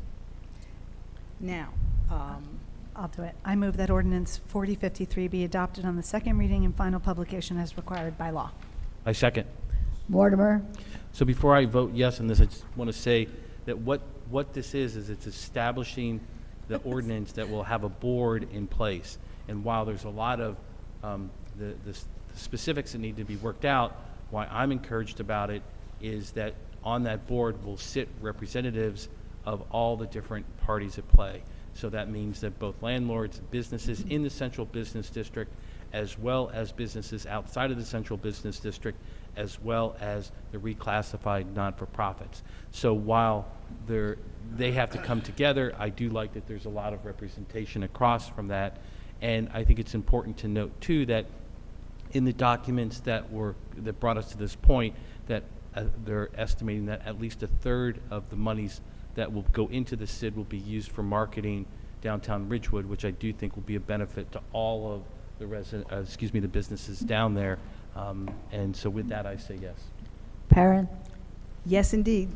Whites, Winograd, I just want to say thank you to everybody, not be redundant, but most especially Pam, and yes. and Vagianos. Yes. Okay, we have one last resolution. I'll read it in full. Whereas the Village of Ridgewood has a need for tree and stump removal services for the 2025 capital paving program, the 2024 NJDOT grant award paving work, and the West Glen sidewalk installation. Whereas the village purchases supplies and services through the County of Bergen Cooperative Purchasing Program through contract bid number 23-54, initial resolution number 0023-24, dated January 17, 2024, with a contract period of January 17, 2024 through January 16, 2026. And whereas NJSA 48:11-3 requires that purchases made under the County of Bergen Cooperative Purchasing Program, which individually or cumulatively exceed the statutory limit of $44,000, be authorized by Village Council resolution. Now therefore be it resolved by the Village Council of the Village of Ridgewood that the contract for tree and stump removal services for the 2025 paving program be and is hereby awarded to the following vendor from the County of Bergen Cooperative Purchasing Program: Downstream Service, Inc., 65 Royal Avenue, Hawthorne, New Jersey, in an amount not to exceed $43,450. Be it further resolved that the Chief Financial Officer has certified that funds are available in Capital Ordinance Number 4034 with an effective date of May 1st, 2025, to fund the full amount of $43,450 award. May I have a motion? So moved. Before you do, I'm going to recuse myself from this matter. Okay. So who moved? Okay. And second? Who seconded? I'll second it. Second. Okay. Wait, I'm so, Okay. No. Mortimer, Yes. Perrin, Yes. Whites, Winograd, yes. and Vagianos is recusing. Is that it? Comments from the public? Then I knew that. I had that one, and we will return to comments from the public, if anyone has anything. Seeing no one, I'm going to close public comment and entertain a motion for adjournment. So moved. I think, Second. I think we all move and all second. All in favor? Aye. Anyone Aye. opposed? Okay, thanks.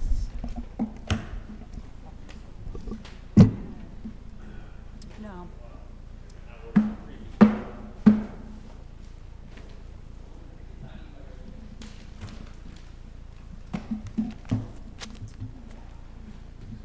Let me know how your lifting session goes tomorrow.